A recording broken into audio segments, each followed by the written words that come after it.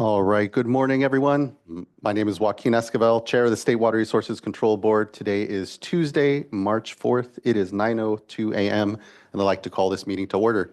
I'll begin by introducing my fellow board colleagues. Joining us remotely is Vice Chair Doreen Diadamo, and here in person we have Board Member Nicole Morgan, Board Member Sean McGuire, and Board Member Laurel Firestone.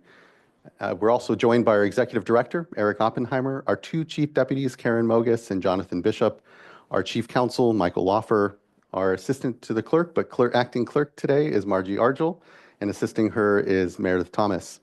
As you can see, this meeting is a hybrid meeting with both in-person and virtual components. If you're viewing us virtually, you're either viewing us through the YouTube Live website or the Cal EPA website. But if you intend on commenting on any of today's items, you need to be on the Zoom platform. There is a link at the top of the agenda with instructions on how to get onto the platform. If you are having any challenges doing so, though, please do email the clerk of the board at board.clerk@waterboards.ca.gov, and she can help get you onto the platform. Once you are on the platform, your camera will be off, you'll be on mute till it's your turn to speak on the item you've indicated. For everyone in the room, good to see you all here. Good morning. We're in Sacramento in the California Environmental Protection Agency building. A few announcements for us as well. Please do observe the exits. If we happen to have an emergency, we'll calmly file out to Cesar Chavez Plaza and await further direction. Also, if you intend on commenting on today's items or in public forum, there is a QR code at the side of the room and a laptop as well to sign up. Once you are at the podium, please do introduce yourself, any affiliation, and lastly, please do silence any phones just so we have an uninterrupted discussion this morning. As we always customarily do, we'll begin this morning with public forum, and I think we have a few public forum commenters, and I think the first person we have up this morning is Mayor Saul Ayon, be followed by Dr. Donna Miranda Begay, and then Marie Scarian. Mayor, good to see you this morning. As you come up, the microphone will probably be cold, so there's just a button there at the base that you need to turn on. Looks familiar. Good morning, Chair Esquivel and board members and staff. Thank you for allowing me to speak this morning and your continued attention to the city of McFarland. McFarland is a small, underserved community struggling to keep its water system operational. Right now, out of the 5 wells, only 3 are working. To serve our residents, we are relying on a 50-year well and a temporary treatment facility that just to meet the demands. The temporary facility was installed in 2024 to remove nitrate contamination that exceeds the state's acceptable limits. This is essential to ensuring safe drinking water for all of our residents. However, it's costing the city nearly $100,000 per month. If my math's correct, it's $1.2 million annually. And that's a sustainable burden to a small community like ours. Our staff has submitted an urgent drinking water needs application seeking immediate funding to keep this facility operational.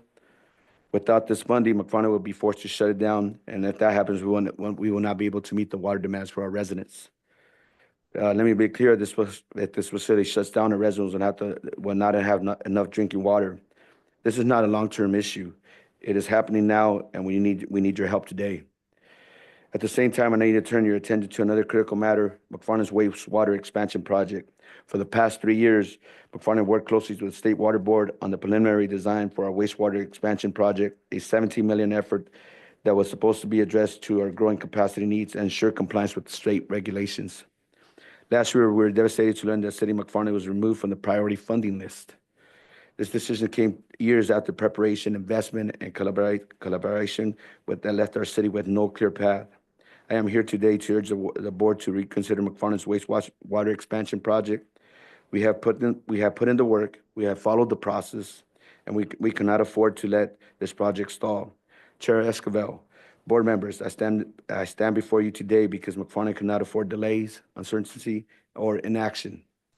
I'm asking the board to take 2 critical actions. Approve McFarland's urgent drinking water needs application so we can have the Brownie Road temporary treatment facility running. Reinstate McFarland wastewater expansion project to a priority list to prevent future system failures. McFarland is doing everything in its power to keep up with these challenges, but we cannot do it alone. We need the board's support to ensure that our residents have the access to safe drinking water and a functioning wastewater system. And like I've said before, it's not an urgency, it's an emergency. And I want to thank you for your time and consideration. I look forward to your support and finding solutions for the city of McFarland. Thank you again. Thank you as well, Mayor. It's good to see you and appreciate how you continue to advocate for the community here. We continue to certainly do our part and appreciate that the urgent drinking water application is in. And importantly, we've approved significant amounts as well for that long term. And so Yes, thanks, appreciate it. And definitely will continue to be a partner here with the community and appreciate your leadership and continuing to elevate the issues. thank you so much. I'm glad that you're doing a lot better. Thank you. Appreciate it. Excuse me, Chair Escobar. Aaron Brando, Chief of Staff to Senator Melissa Hurtado. I'm here with the mayor just to urge your support and thank the board for everything that they've already done. And again, encourage the continued efforts in regards to McFarland's issue. We know water quality is so important in the Central Valley. So we thank you for your time and we really appreciate the board's effort on this matter. Thanks. Thank you as well. And thank you to your boss's efforts on all of this. All right. Next, I believe we have for public forum, Dr. Donna Miranda Begay. Begay.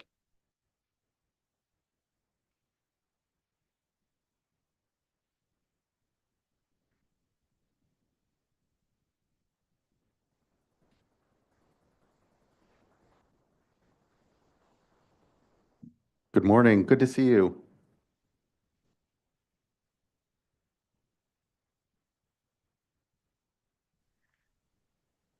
All right, I think I just got ability to unmute. Can you hear me? Yes, sorry about that. Oh, Good morning. Yeah, So good to hey, see you. Good morning. Good to see you all. Yeah, again, thank you so much for the opportunity to provide a public comment. Tuma Duck, good morning, Tuma Duck. State Water Resource Control Board members, I'm honored to be able to make a public statement with you guys. My name is Donna Miranda Begay. I'm a member of the Tabata-Labos of Kern Valley, and I'm a tribal affiliated with Tule River Indian Reservation Tribe, Paiute, and Dene.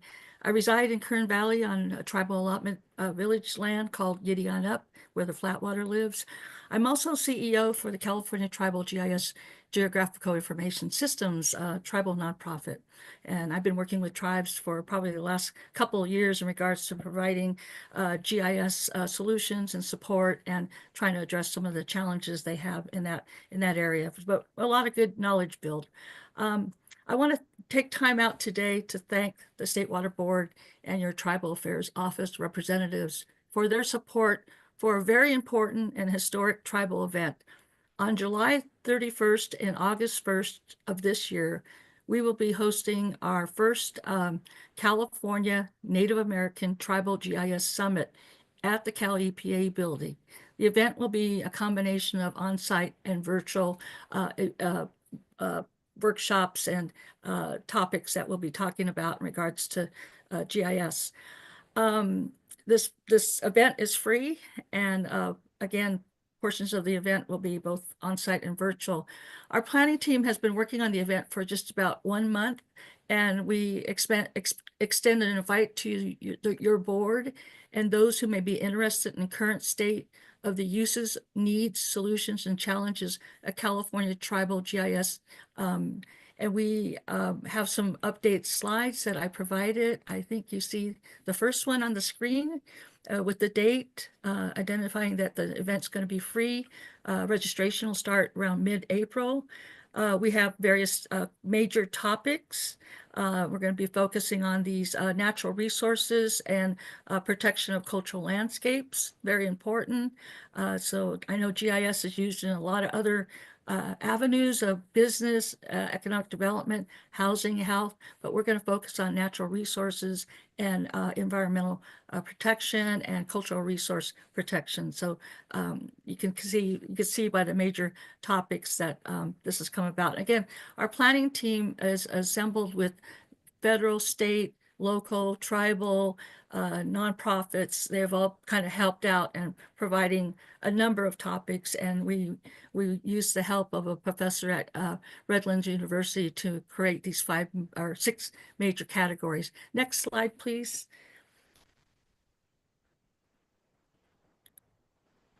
Not sure if they can advance. Oh, there you go. Yeah, so our planning right now, the summit planning, we're pretty much moving forward with this. Let's see, we need some artwork and photos. We'll be working on that. We have a meeting scheduled for next Wednesday. I do make a big call out for folks to join in. And we are looking for proposed presentations. So any topics that folks want to try to cover under those major categories. The categories have a lot of topic areas. If you were to go to the proposed summit GIS web link, you would see a lot more details on the topic ideas. Next slide. Yeah, and just so you know, we're not working in a silo. We're working collectively with a lot of different entities, and these are just the ones that jumped on board right away. I have been for the past couple of years, like I said, networking with US EPA RTOC, Regional Tribal Operations Committee. Just attended their meeting a couple of weeks ago, and I do know that there's a lot of shakiness in the federal government side. We are starting to see some of our data sets disappearing off of the U.S. Forest Service area, U.S. Bureau of Indian Affairs.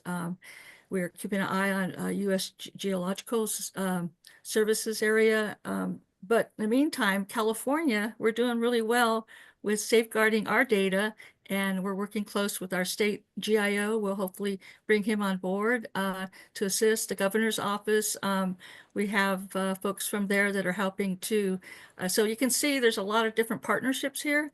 And again, really looking forward to this very unique tribal summit in regards to GIS. And if you have any questions or anything like that, feel free to reach out to me, give me a call. I'm available. I actually am retired from the State Water Resource Control Board about a few years ago, but they brought the tribes keep bringing me back in to help out with these types of needs in the IT world. We're very fortunate that they do, Dr. Miranda Begay. It's really good to see you again here, and thank you for elevating this work and this opportunity to really engage on and in a discussion and with tools that are really critical and front of mind here as we all try to continue to manage the incredible resources of the state and its waters, but in a way that continues to leverage technology and importantly, the knowledge of tribes and communities to be able to continue to do more. And so this is really exciting. I appreciate all the incredible coordination that you've helped to develop here and look forward to participating, and really appreciate you taking the time here to make sure this issue is elevated, the event is elevated, and people are able to come in and contribute. It really means a lot to see you and to see that continued leadership. Thank you. Thank you, Chairman. Appreciate it. Thank you, Doctor. Really appreciate it this morning. Good to see you. Yeah. Next, I'd like to call up Marie Scallon, who will be followed then by Russell Walsh.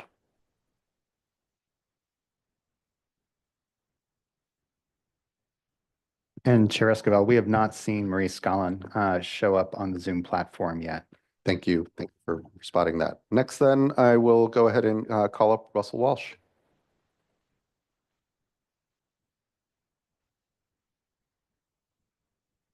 Good morning, Chair Esquivel and members. Thank you for being here, and executive team here. Thank you very much for being here. Can we have my presentation up, please, Meredith?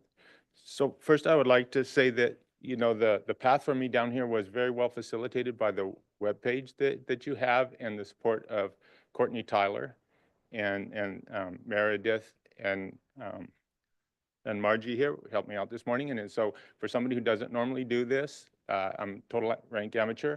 I really appreciate that support, and it's helped me quite a bit. And there's my presentation. So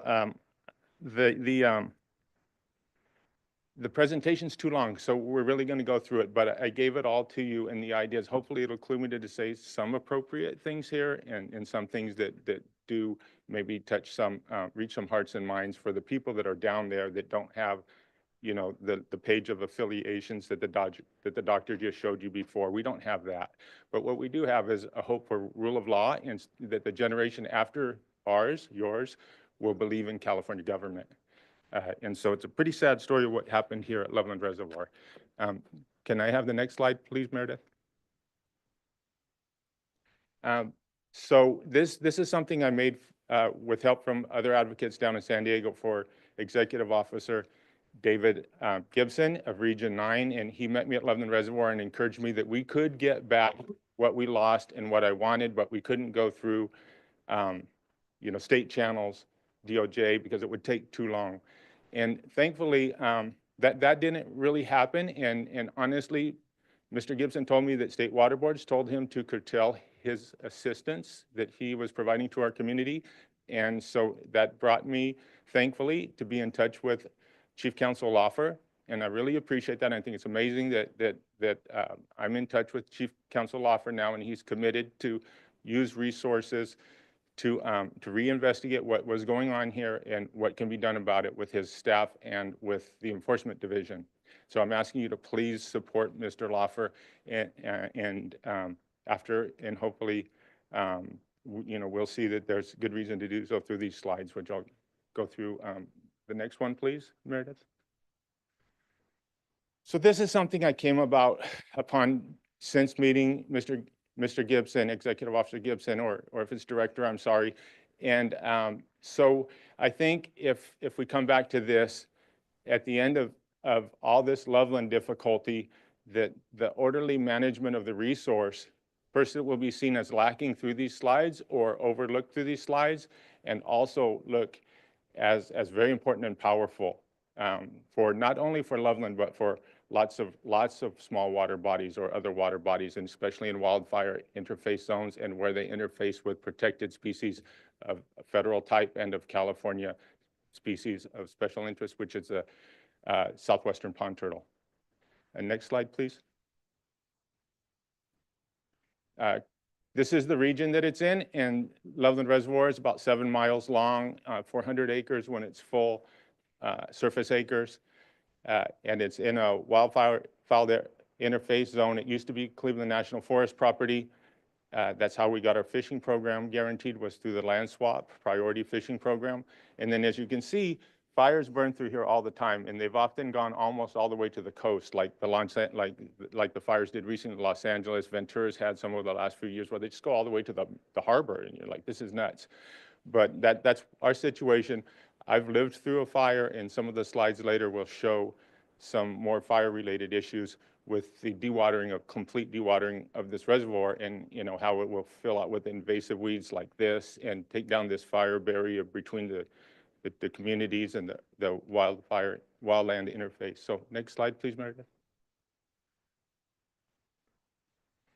This was our, I don't want to dote on this, but this was our priority fishing agreement from 1996, perfect plan, along with the minimum pool, just a perfect plan, very well thought out, going back all the way to the 1984 diversion license, which this fishing program was built on, and it was destroyed.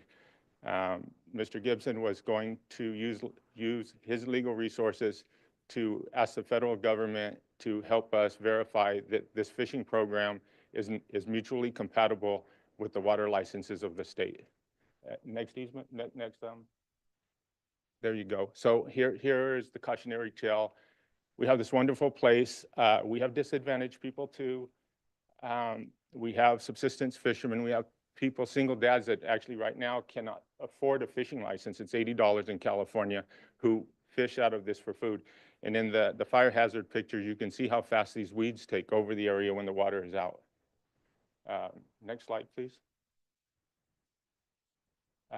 This is what happened, and this was despite my 2020 Cal EPA complaint actually asking for an actionable threat to be considered to the environment and to public trust issues. And a small amount of dead fish here, but most of the fish in the lake were killed. The lake was drained down to 0.5%, 0.5% for the first time in 75 years. That black sediment that you see right there in the left-hand picture went out into the wildlife protection zones that have been invested in for both federally, the County of San Diego with Sandag, and California for over 20 years. Arroyo toads and the southwestern pond turtle. And I have some documentation. It's a lot to get into, and I won't get into that, but this is kind of holding this, it's actually kind of helping support my defense for this lake, this intrusion of this black sand into the wildlife interface zones. And next slide, please. This erosion would never have happened had the minimum pool been in. So here is another example of disorderly management of the resource. This is not the result any of us want here. That was a HUD-funded fishing pier that was funded by Congress, facilitated by Congress about 15 years ago. And this sand is now at the dam at the level of the water outlet, the only water outlet for the dam. And some of it also went out into the downstream area of the river water basin. Next slide, please. This is a retired, very highly skilled member of the environmental community. He was a marsh director for UCI, Mr. Bretz, and he gave this information to a community planning group board that he's on, and it's witness to what happened with the wildlife, the protected species. And again, this is, it's before SANDAG, San Diego Association of Governments, and I'm asking them to take some accountability measurements to help all of us think about what that minimum pool does for everybody, every organization. It just so broadly impacted what good people are trying to do. Next one, please, Meredith. If we need to go to the end and make a conclusion, I'm glad to do that.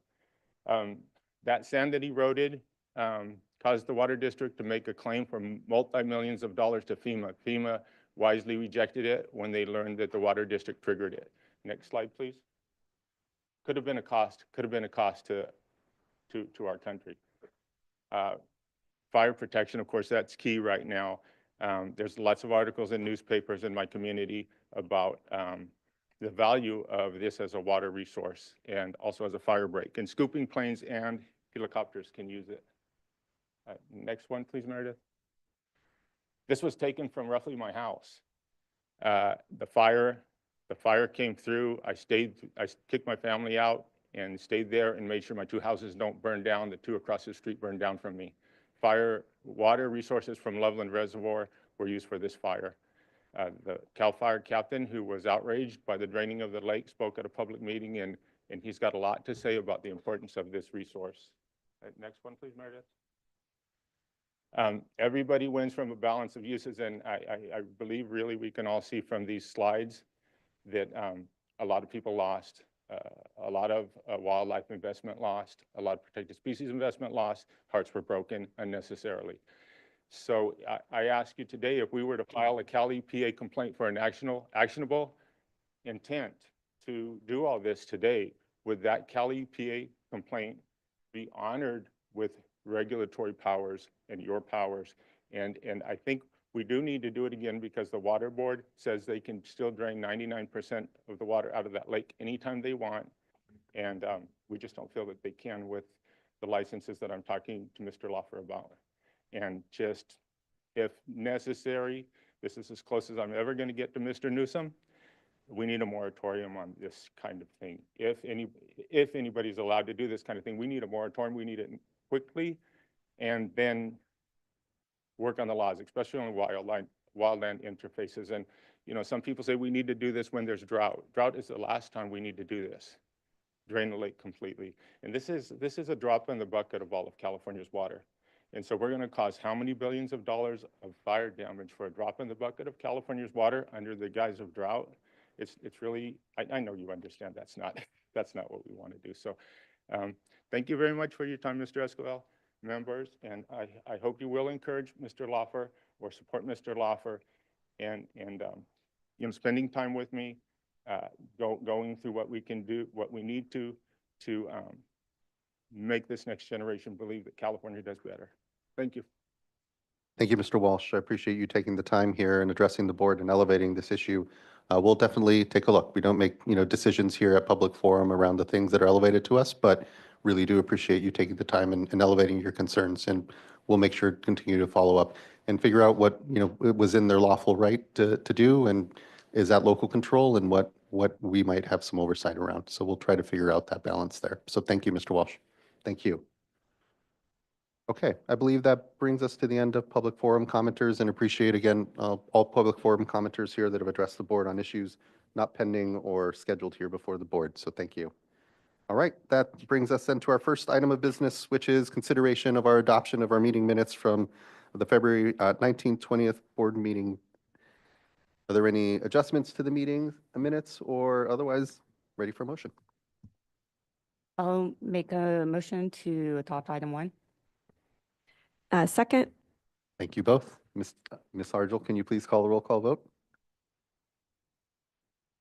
Board Member Morgan, Aye. Board Member Firestone, Aye. Board Member McGuire, Aye. Vice Chair Diadamo,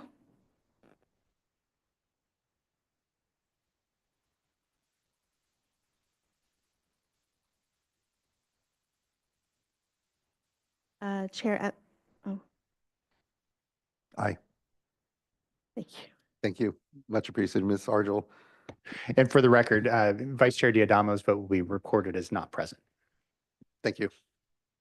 All right, that brings us to our tranche of informational items. The first being an update on current hydrologic conditions and response.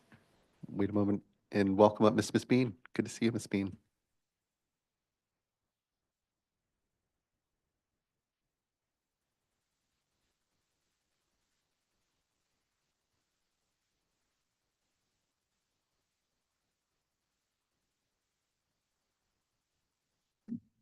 Good morning, board members.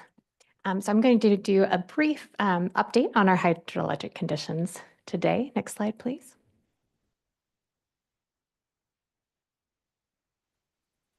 Okay, so we'll talk about the current statewide hydrology, a brief update on the Scat and Shasta rivers, and then water rights annual reporting update as well. Next slide, please.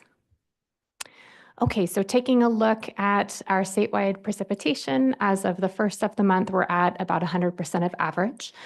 We did get quite a few storms in the beginning of February that brought us up from 85% of average about a month ago. You can see, though, that the precipitation is still spread unevenly across the state. So the blue-green colors up top show a lot more precipitation, and then the warmer red and orange colors show the drier conditions in the southern part of the state. So if we go ahead and go to the next slide, we'll look at the Sierra Nevada precipitation indexes.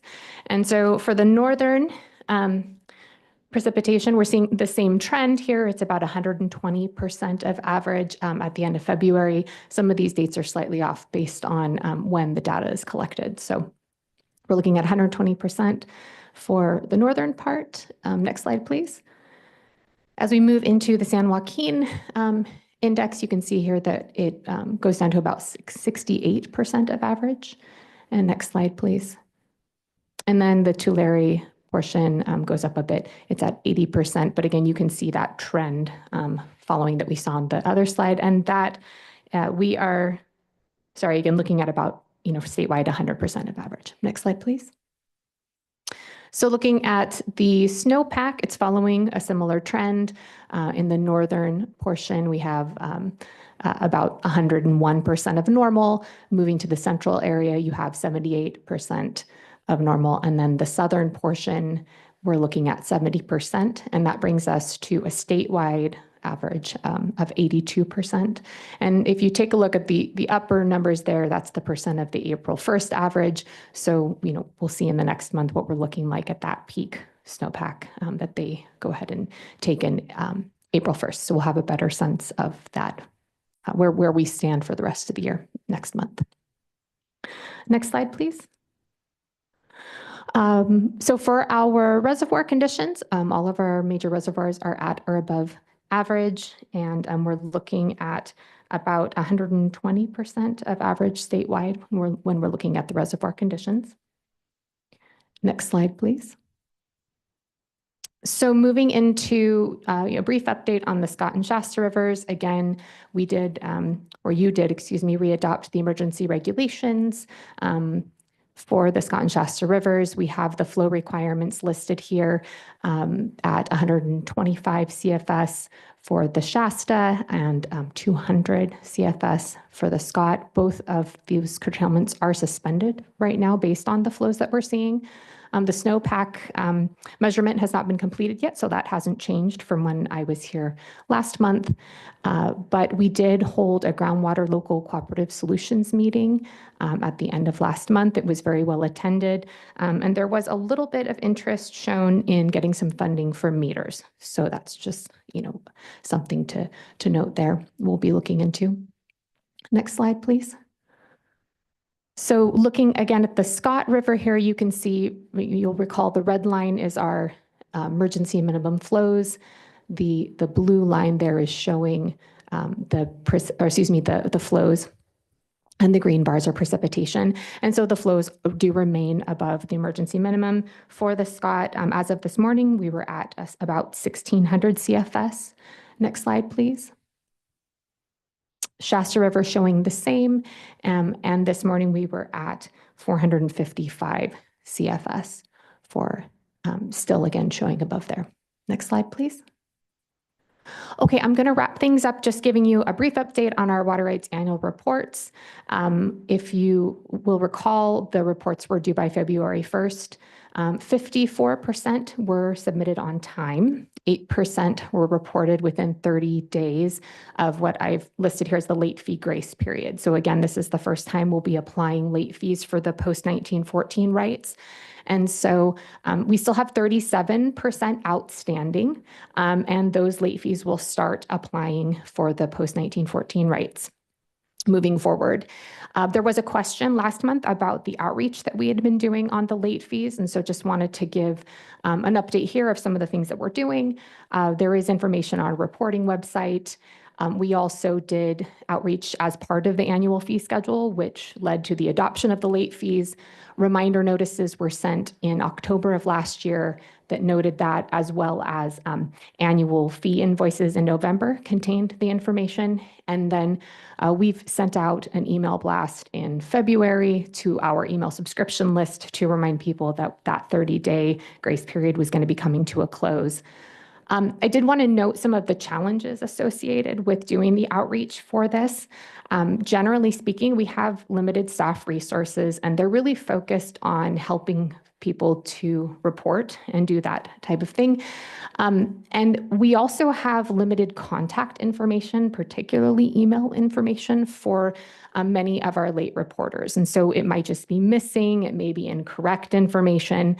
And that's something that in the proposed revisions to the measurement and reporting regulation is something that is proposed to require of folks so that we can have that slightly easier method rather than having to send hard copy mailings out to folks.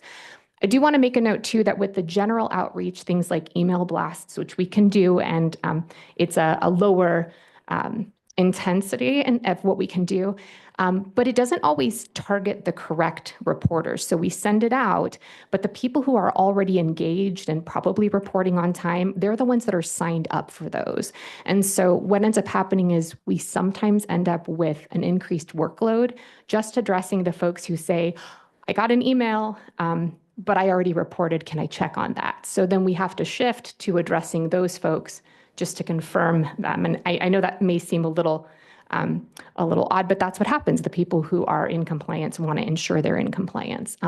So there's questions about how that general outreach actually effectively works towards that. But I do want to stress that when we're looking at these, ensuring we have the correct contact information, and, continuing to send the mailings for folks who are not as engaged electronically is going to be important, but that email information is going to be key as well to ensure we can get information quickly to folks.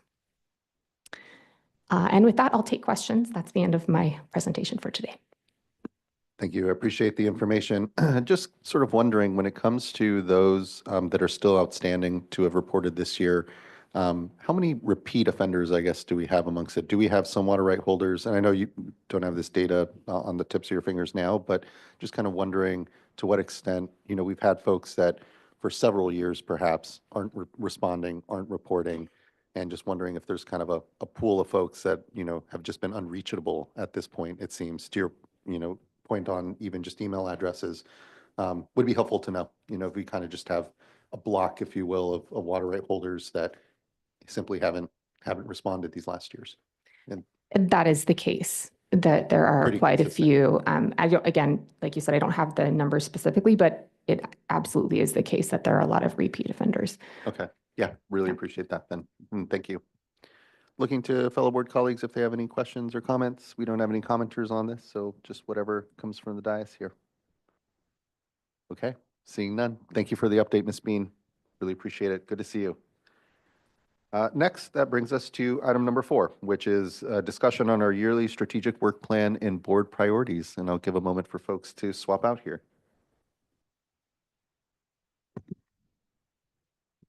Good morning. I don't think there's much swapping out. I think we're going to handle that. Oh, you're going to handle it over there? Okay. Yeah. I didn't know. If, you were James gonna is have here. folks- James Okay. Knockbauer to help as well. Good morning, Chair, Good morning board to you. members. Good morning.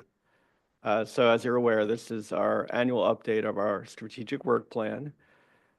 This is a document that you are all, I think, quite familiar with. In fact, we've been updating this work plan since 2020. So this is the 6th update that we've made. It should look familiar from past years. It's still organized in a similar way.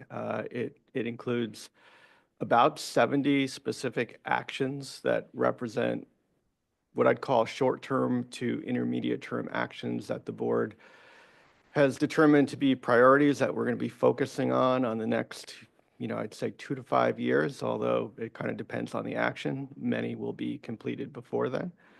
Of the 70 actions in total, there are about 24 that we've deemed as high priority actions among, I guess I would call them the super priority actions because they're all high priority actions, but there's 24 in the report that are marked with an asterisk, and these are the ones that we've identified as either trying to complete in the next year or make substantial progress in the next year. And so I'm going to make a couple opening remarks, and I'm going to kick things over to Chief Deputies Bishop and Mogus to provide an update on those high priority items. As I said, the report is it's similar to past years. It's organized around these 4 thematic priorities, which are essentially protect public health, protect and restore watersheds and marine environments, increase statewide resiliency in the face of climate change, and strengthen relationships, systems, and internal capacity. What the report doesn't include is an expression of our core workload. And so this is really the focused actions that you have identified in consultation with staff as discrete actions that we're going to focus on. And when I say it doesn't represent core workload, it doesn't include just more general work that's very important, but that's ongoing year after year, things like permit writing or inspections or enforcement actions, things of that nature. From my perspective, it's a really important report because I view it as an agreement between staff and the board as to what you want us to focus on to make sure we're spending our resources on the things that you believe are most important and the things that we as staff believe are most important as well. I also think it's an important communication tool to the public for us to explain what we think is important and what we're going to be spending our resources on and focusing on again over the next 2, 3, 4 years.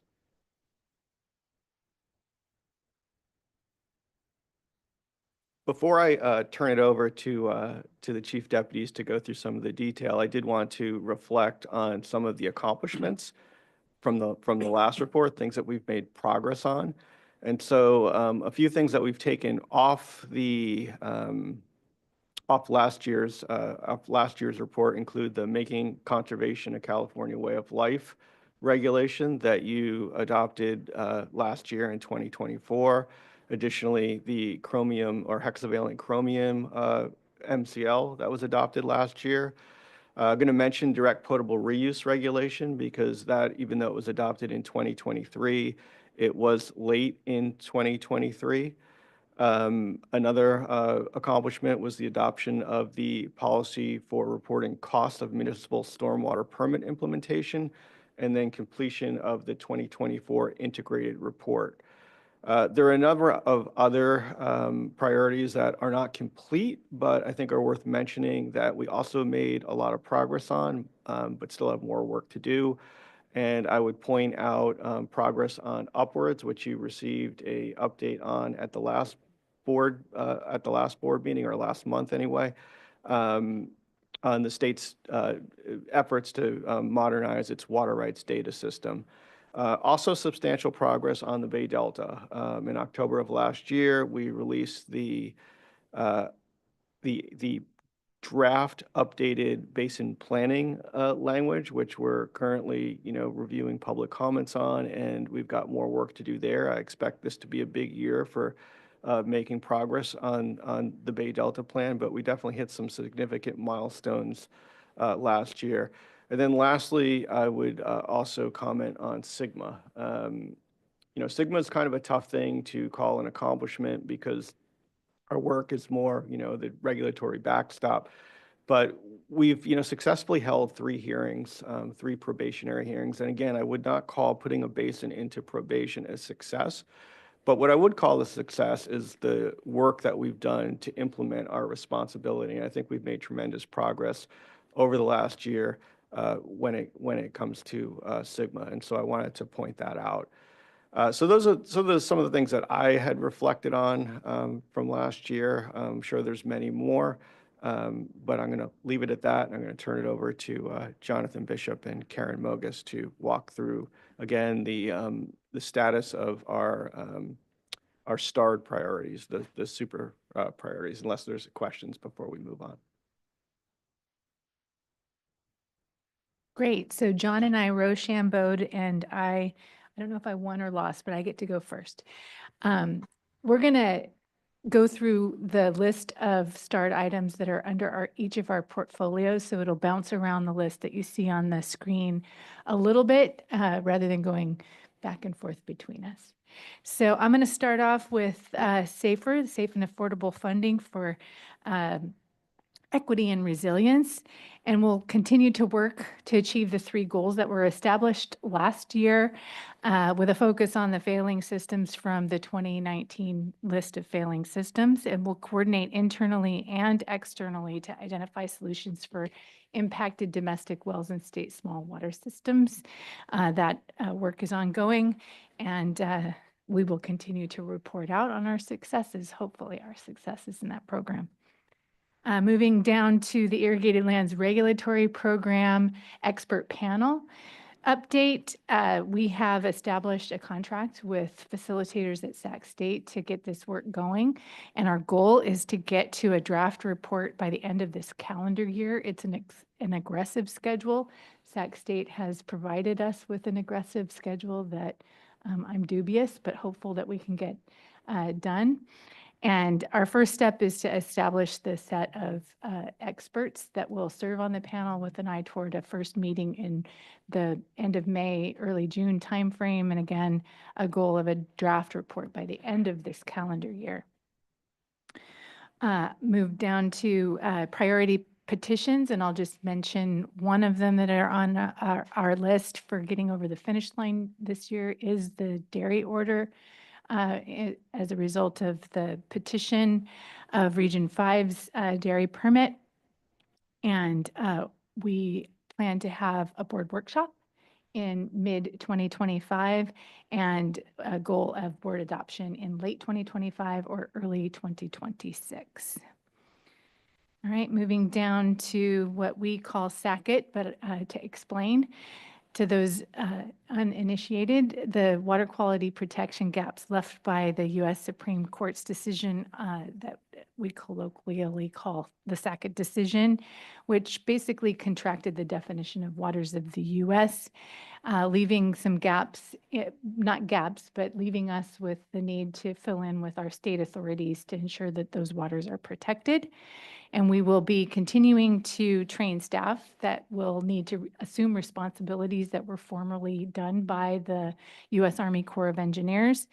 and to develop state authority permits to fill in the gaps, the regulatory gaps under the 401 Water Quality Certification Program, as well as some of our stormwater NPDES permits where discharges are no longer to waters of the U.S. All right, moving down to our utility order. This one is a very timely order to get in place. It's been a while, and so we really do want to get this one over the finish line. This would regulate the activities of the utilities in preparing for and responding to wildfire. We continue to work with stakeholders to streamline those processes because we don't want to be a barrier to those activities, and yet we want to make sure that there are protections in place to ensure water quality is protected. So that one also is a high priority for us, and we're actively working on it and hoping to get this before you for adoption mid this year.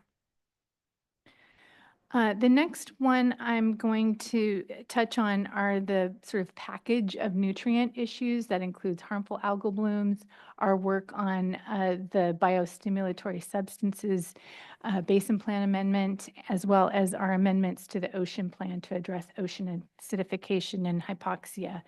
We reorganized those into a single sort of package of nutrient-related activities under one action. And we've committed to work internally among all of our program areas that touch these topics to develop a strategy that would allow us to prioritize our work that will have the most impact with a particular focus on addressing harmful algal blooms. So more to come on that. We will continue to do the work that we've identified in those actions, but with an attempt to really identify what can we get over the finish line in the short term that will have the most impact. Next, I'll move to infrastructure funding. We have a lot of work to do to develop guidelines for distributing the Prop 4 funds that were approved by voters late last year and coordinate across our funding sources and programs to provide support for drinking water and wastewater infrastructure projects, groundwater cleanup, water recycling, and cross-border water quality, with an emphasis on disadvantaged communities and communities that have been disproportionately impacted by environmental injustices, and recognizing that there is a lot of uncertainty around the federal funds that come to us for those program areas. We will be strategizing and developing contingency plans that will allow us to continue this good work and important work in the state. Next one I'm going to touch on is developing water supplies. We will continue to work toward the goals that were set forth in the governor's 2022 water supply strategy to increase water recycling, desalination, and stormwater capture and use projects across the state. Some of the work that is ongoing is we have new resources at the regional boards to make sure that there are resources for the permitting that's required for the recycled water projects. We're looking at amendments to the desalination provisions in the ocean plan to make that process more clear and to applicants as well as to regional boards and other agencies, and coordinating closely with other agencies on the permit, not streamline, sequence for those kinds of projects. So that work is ongoing and continues, as well as our work on stormwater capture and use projects, identifying what is feasible, what amount of stormwater is available for capture across the state, and how can we support those projects. And the last one I'll touch on before turning it over to Jonathan is the Racial Equity Action Plan. You'll hear a lot about this in the next item, so I'm not going to talk too much about it, but we do continue to prioritize our programmatic activities to increase equity internally as well as externally in our actions. And again, you'll hear more about this at the item that's coming up after this. Any questions on those? No? Great, thanks. Well, good morning, board members. I'm going to then start it back towards the beginning of the list and touch on the ones that are in my portfolio and give you a quick update. The first one I'm going to talk about is the PFAS. We had update recently from Division of Drinking Water on their regulatory programs. MCLs for PFAS and PFOA are high on their priority list, and work to get those completed is a priority for them. They'll be working first on the MCL for PFAS and then PFOA. I'm going to jump to the fishery protective flows for the and other measures. We released the start of the process for a scientific basis for the Scott Shasta and the Mill, Deer, and Antelope Creeks are on the list for moving forward with those. This is the first step in that process. We won't complete this process in this year, but we will make substantial progress on it. Next, I'm going to go to the water rights drought planning. I find it.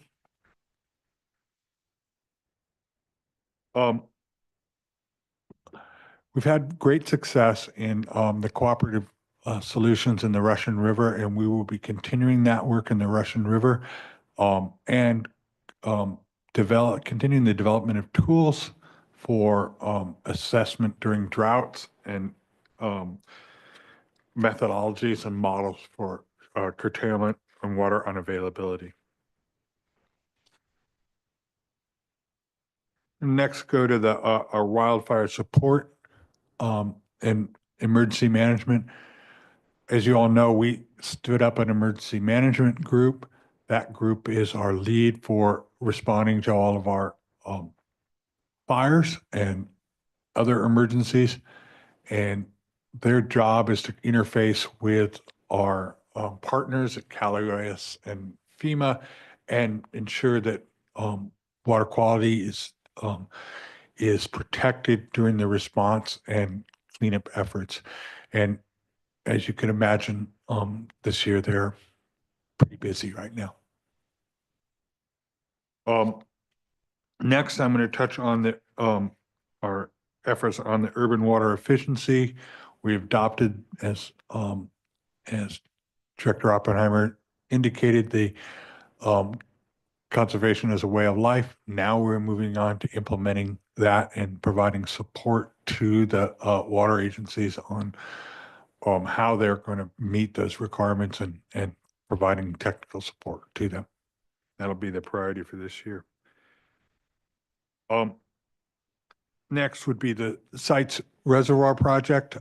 You probably know more about that than I do, but we are on track to move through the hearings with the administrative hearing officer, and I'm recused from it, so I don't actually know the status of where things are, but you all know that it's a high priority to get that done as fast as possible.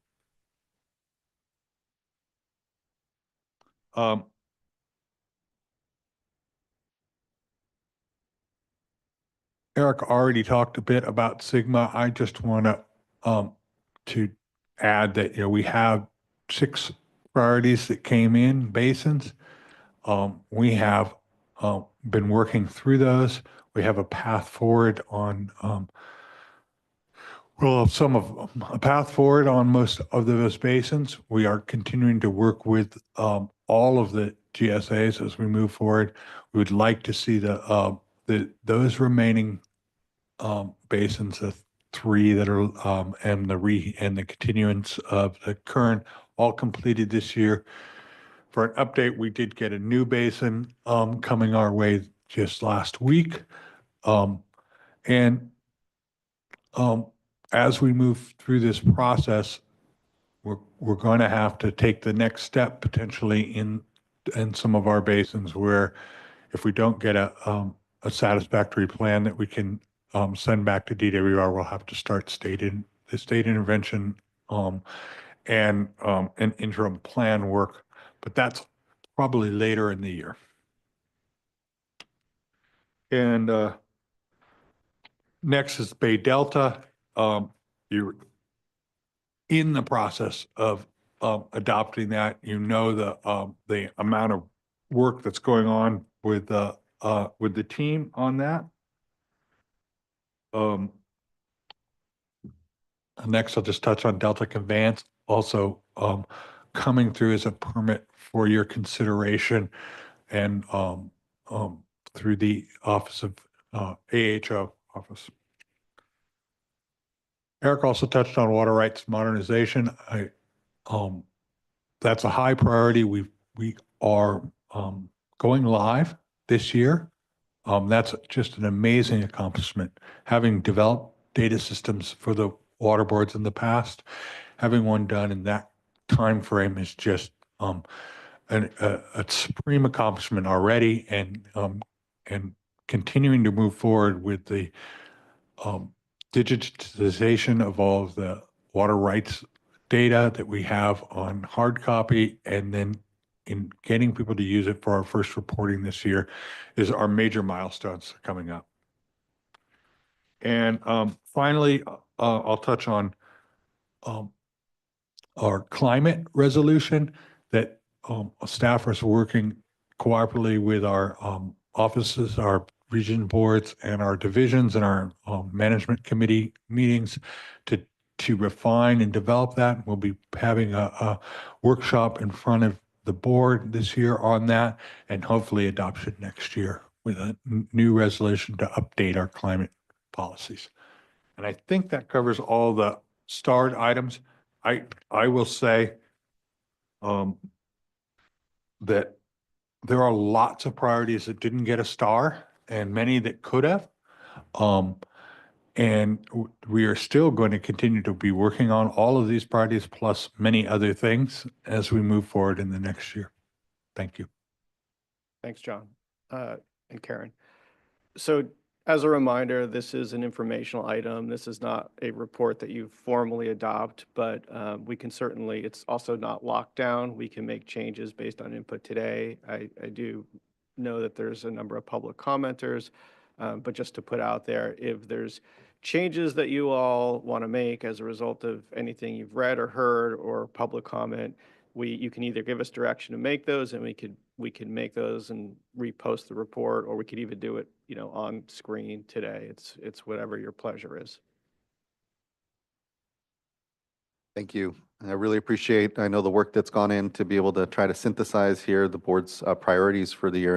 And to your point, Executive Director, this isn't everything. It's impressive. I know the amount of productivity that this agency is engaged in, and just all the pressing issues that are out there. So even if you don't necessarily see an issue that you really care about that are listed here in the strategic work plan, there's likely still work that's going on around it. And so really encourage folks to engage here with the boards and its processes, and importantly, really appreciate having this discussion with everyone, just so that we lay out what our expectations are for the year's work, where our priorities are. And this is coming a little later than usual. Usually we have this in January, but I appreciate the pause a bit because it has been a very busy start to the year. And we've been able to fold into here as well priority around wildfire response, and knowing that that's taking a lot of our time now, and will as LA recovers and as we prepare and respond to other wildfire necessities. It's taking a chunk of time out of our emergency management program and staff, but it's really critical work. And just to really appreciate, again, the opportunity to have some discussion around priority. We do have a few commenters here, and looking forward to hearing feedback on where folks feel we should be adding emphasis or adding items, or otherwise have opinions about the strategic work plan. But looking to my fellow board colleagues if they have any comments and questions off the bat, and look to Board Member Firestone. Thank you.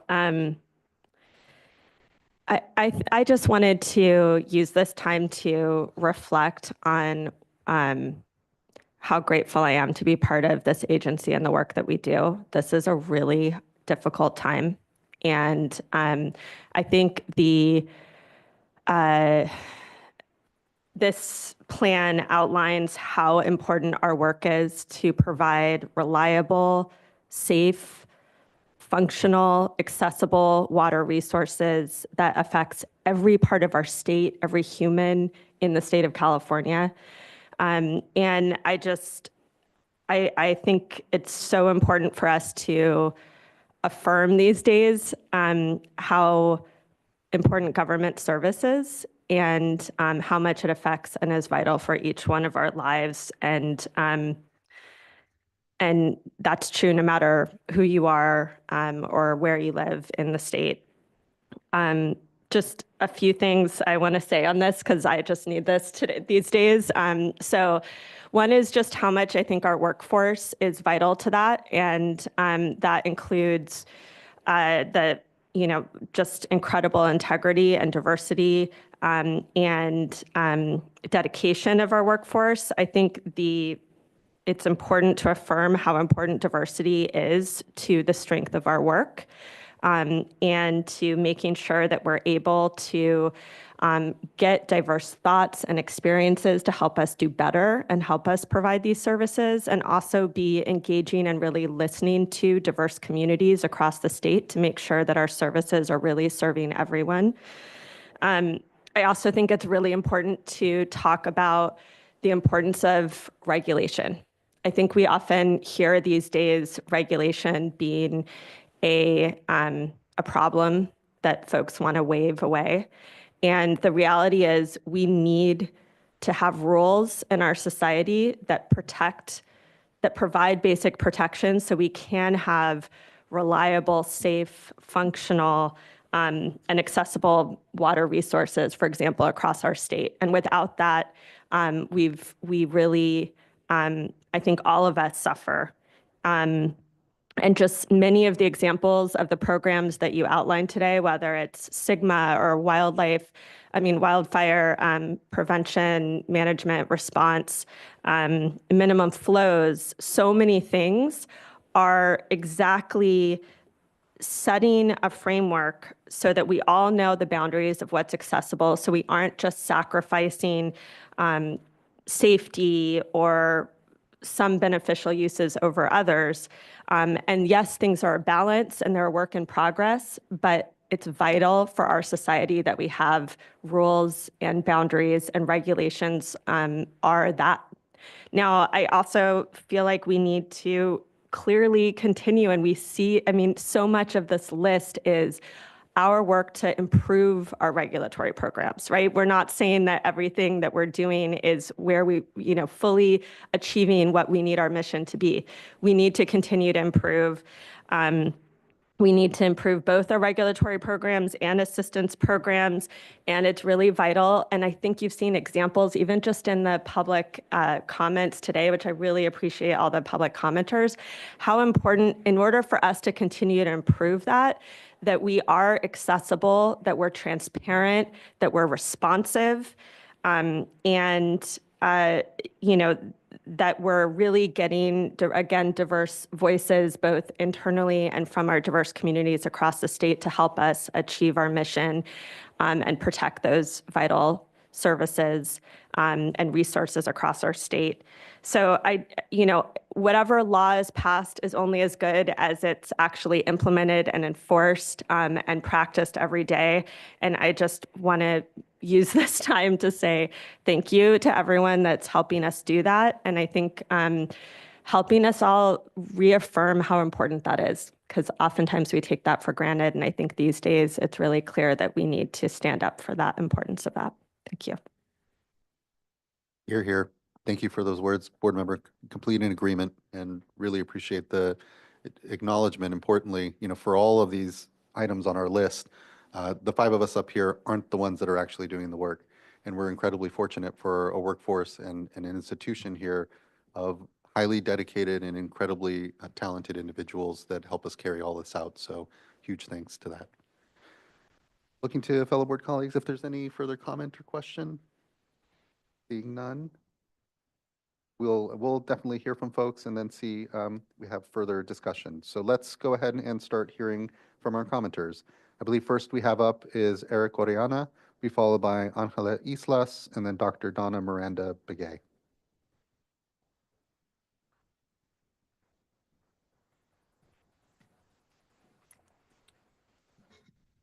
Good morning. Good to see you. Hi, good morning, Chairman and board members. Good to be here with you all today.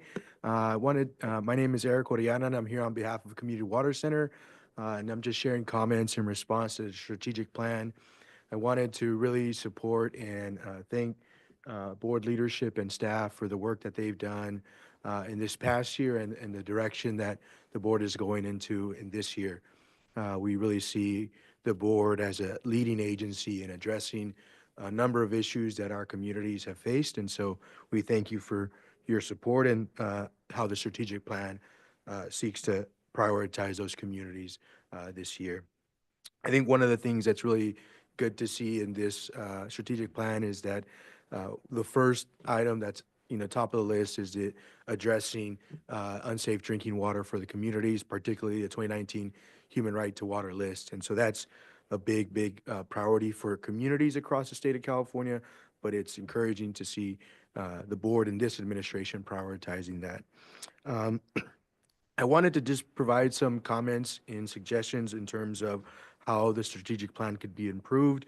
And one of the ways that we wanted to do that is to share, just to ensure coordination and alignment with the Safer Fund Expenditure Plan that was adopted this past year.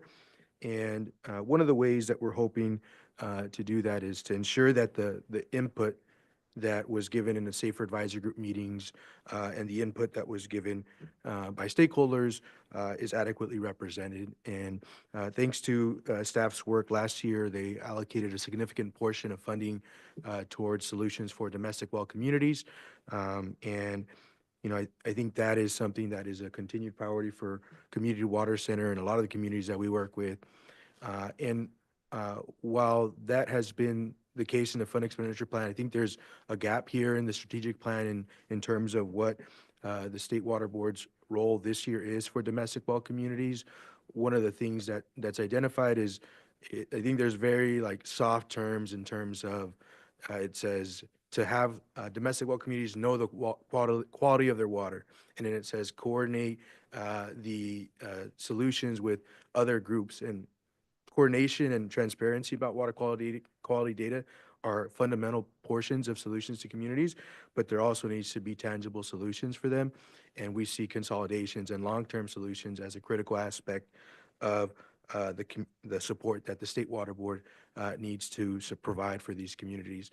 SB 200 was clear in directing the State Water Board to consolidate domestic well communities as well. And so we really feel like that would be a way to better improve this strategic plan, make it more clear and concise that domestic well communities and long-term solutions for them are a priority for this year. In addition to that, just wanted to also flag that there's been a ton of great work from stakeholders, Mike Downey, DFA, and others as part of the SRF Stakeholder Advisory Group.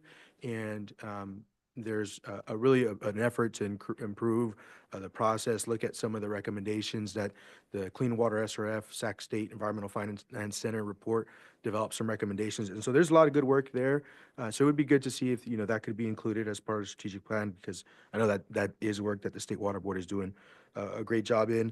And then also, I think one thing that was missing or that I didn't see too clearly was in the board's role in AB 805 implementation, and that is something that the board has already began to work on, and so we're thankful for the board's direction and leadership there, but to also include that as a priority for this year in the strategic plan to ensure that communities who don't have access to their human right to water, which includes access to basic sanitation, is aligned in the strategic plan. So these are just some comments we had. I'll open to any comments or questions, but thank you so much for the opportunity to comment. Thank you. Thank you, Mr. Oriana. I appreciate those comments and suggestions and continued engagement around all of this work. Really appreciate it. Next, I'd like to call up Angela Islas, be followed by Dr. Donna Miranda Begay, Sean Bothwell, and then Rosio Cortez. Hi, good morning, Chair Esquivel, board members. Angela Islas here, Water Projects Coordinator with Central California Environmental Justice Network. Thanks for the opportunity to be able to comment on this informational item. And I do want to second my colleague Eric's comments and want to emphasize very heavily around the language to include domestic well protections for the long term, and especially to prioritize domestic well consolidation. In the case of one of the communities that I am supporting on the ground, Perry Colony, which is in Fresno County near Raisin City, this community had received some unfortunate news that this year their project was not prioritized. And, you know, that's understandable. We know that last year's funding expenditure plan had already made some kind of already decisions around high priority projects. And, you know, that is out of respect, like, you know, we understand that decision. But many of these residents really were, you know, struggling to really try to understand the long term in terms of their project not being prioritized for this year to look into consolidating with Raisin City.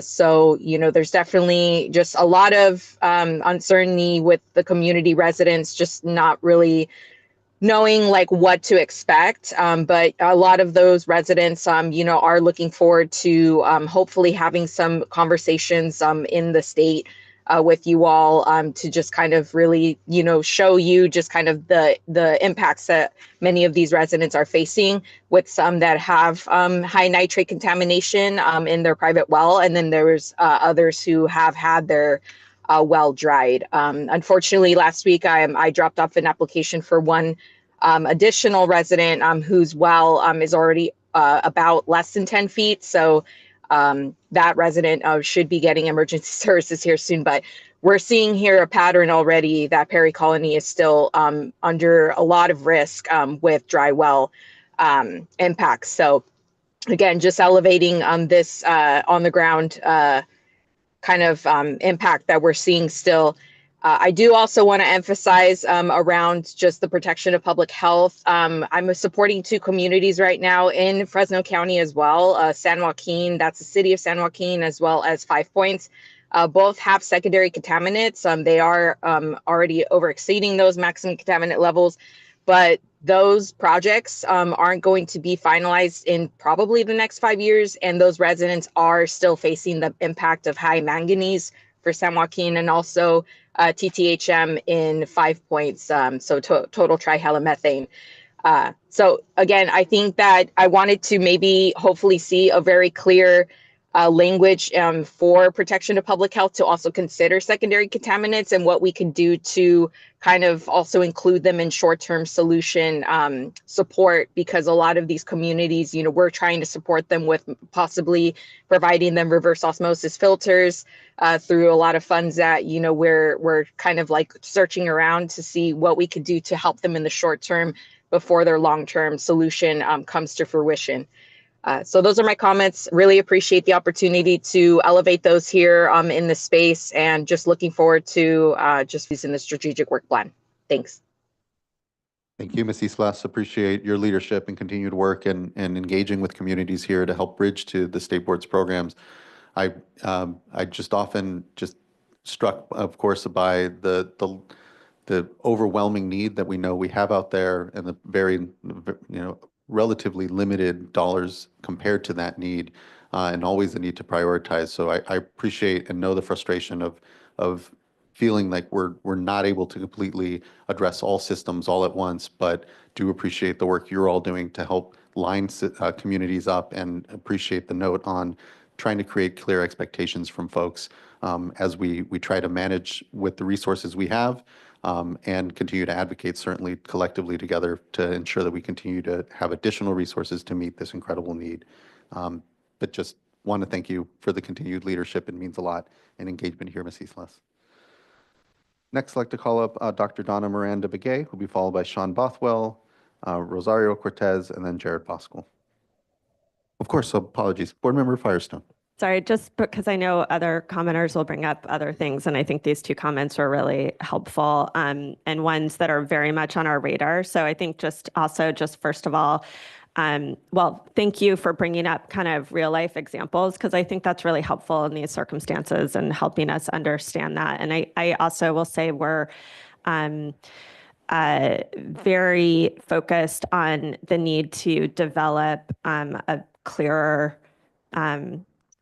goal and expectations and strategy around priorities for domestic wells. And I think that we are committed to doing that over the next few months and in the fund expenditure plan. So whether or not that's in the exact language in this, I just want you to know that we are. There's many things, as they said, that aren't enumerated, including, for example, the wastewater administrator, different things that we are doing and committed to, and not all of those are perfectly articulated here. But and I'm open to changing that as needed because but I also just want everyone to know that that's something that we committed to in the last fund expenditure plan adoption, is that we weren't ready to adopt specific priorities and goals for private wells, and we were committed to doing that over this year, and we remain committed to doing that through a more transparent process. And I think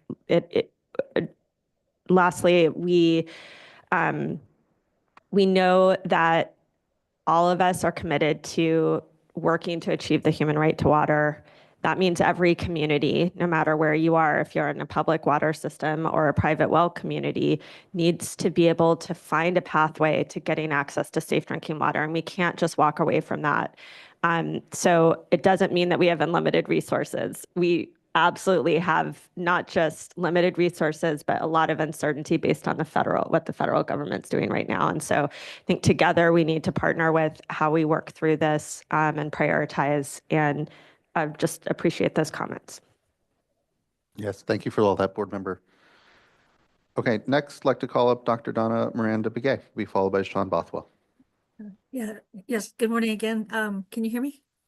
We can, thank you. Oh, Good to see great. you. Yeah, I had a chance to look over this is according to the Public Code 65092 and also the Cal EPA Tribal Consultation and Communication Policy. You want to make sure that those are capitalized, tribe and tribal. I like the idea. My comment is good idea on the tribal consultation dashboard. I think that's a really great idea.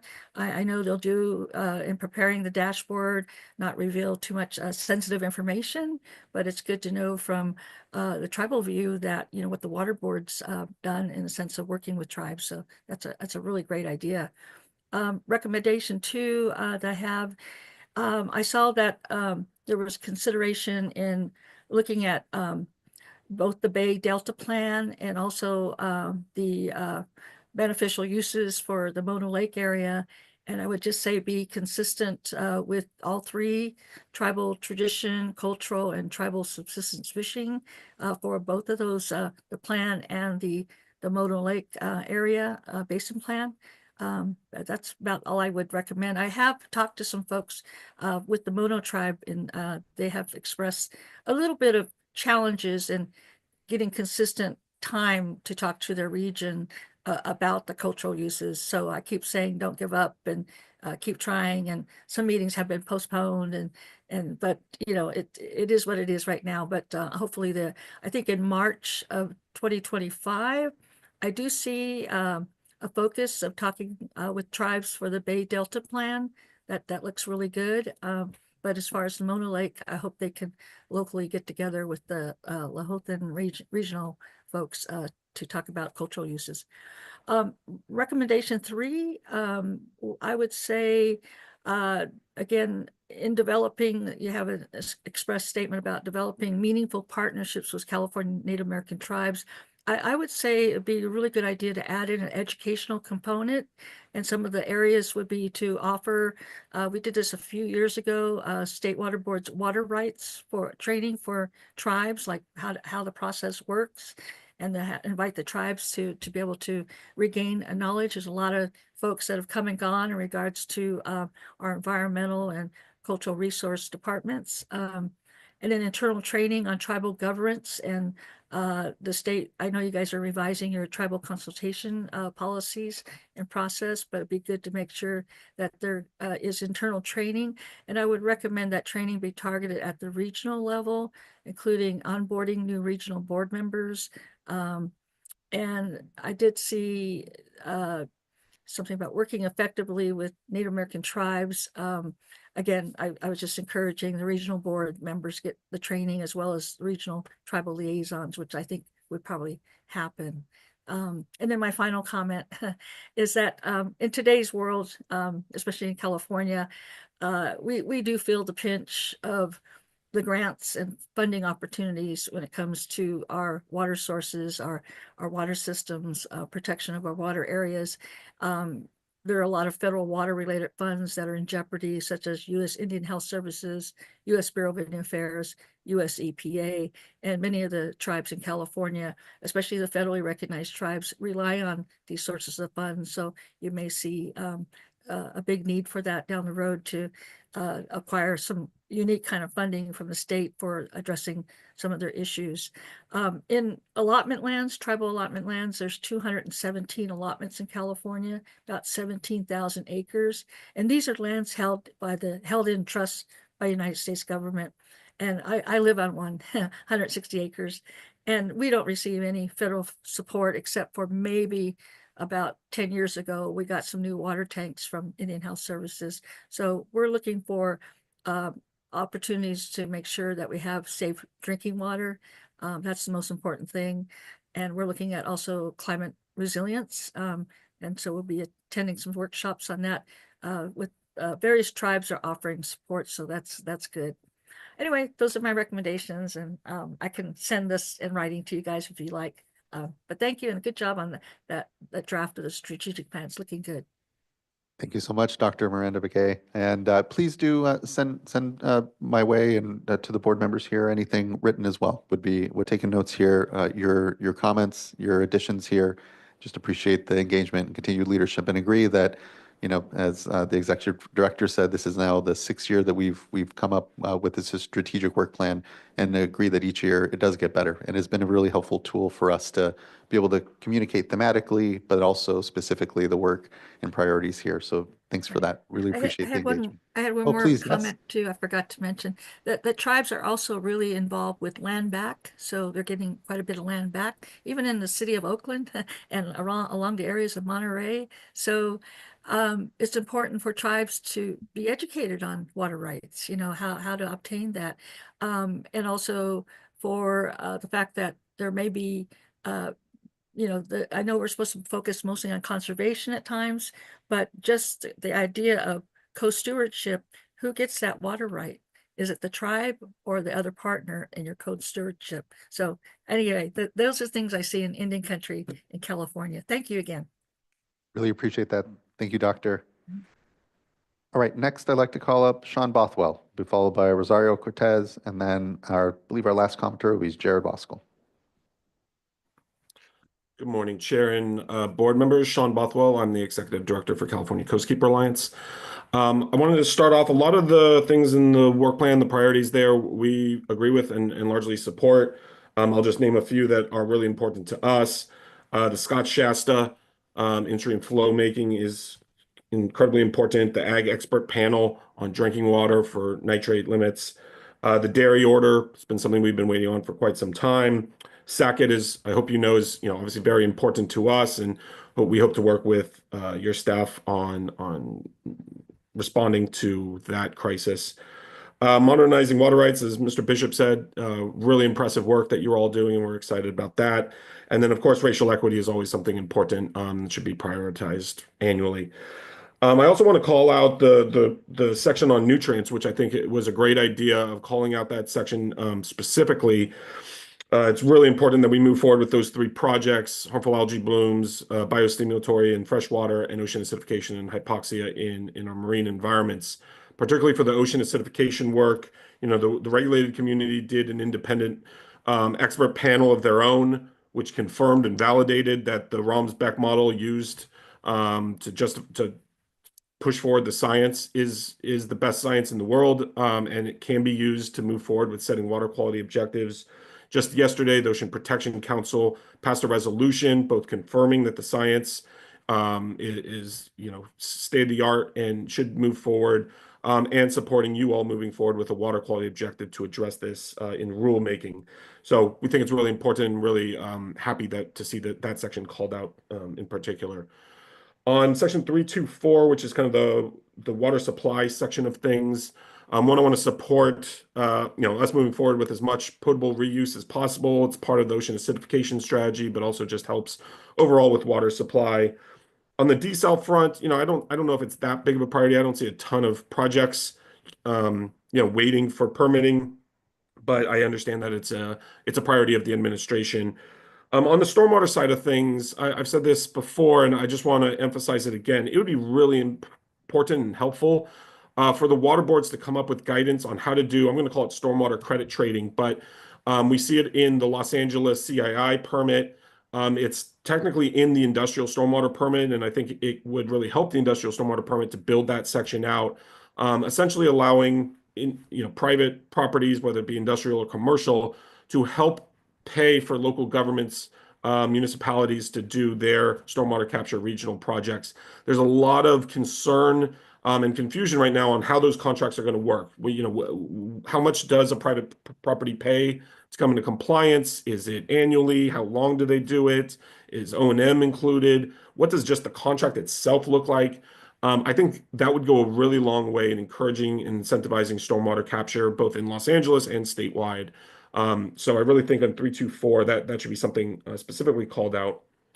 The one section I do have disagreement with, though, is section 3.4, the stormwater section.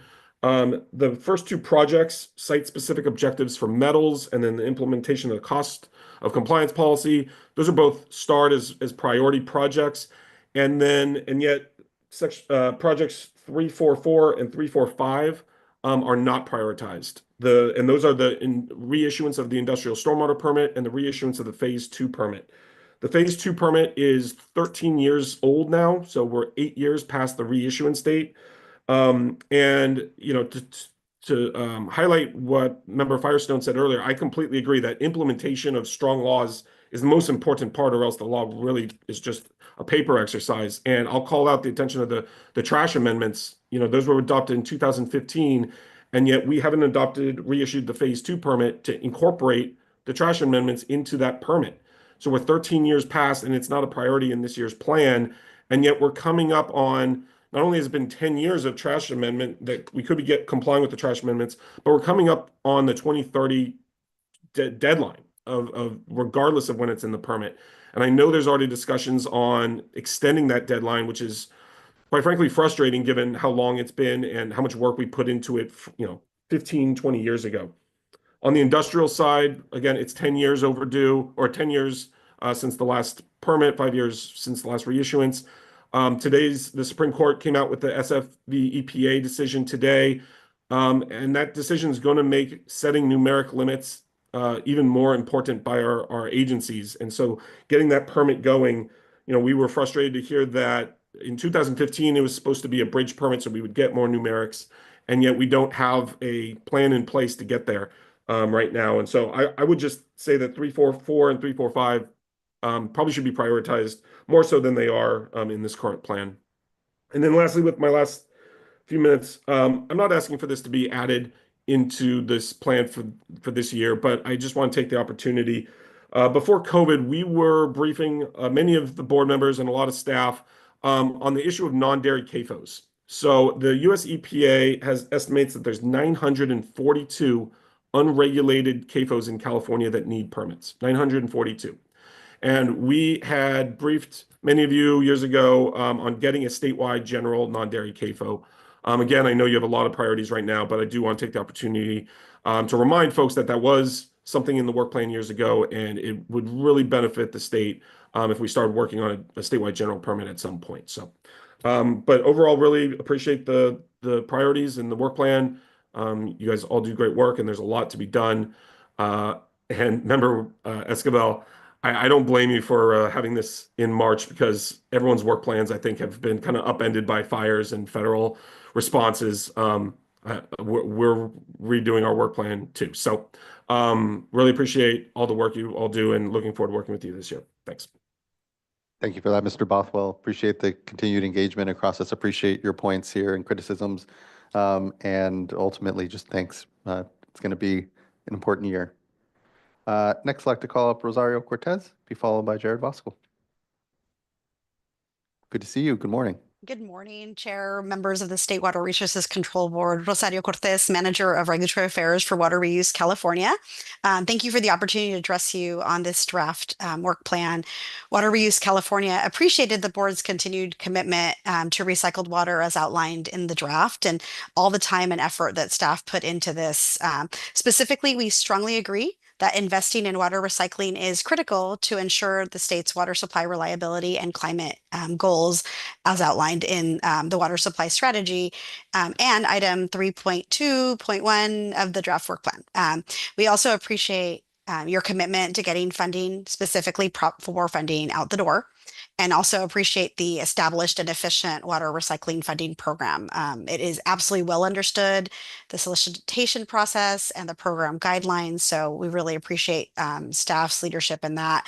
We also stand ready to be partners to continue to work to resolve any permitting and funding obstacles for planned recycled projects. And we continue to support the development and implementation of a statewide constituent of emerging concern CEC program to prioritize and manage CECs.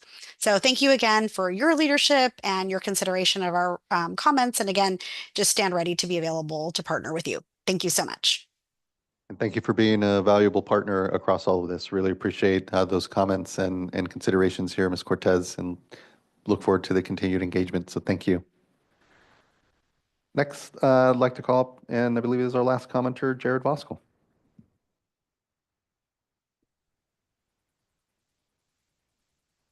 Hi, good morning, board members.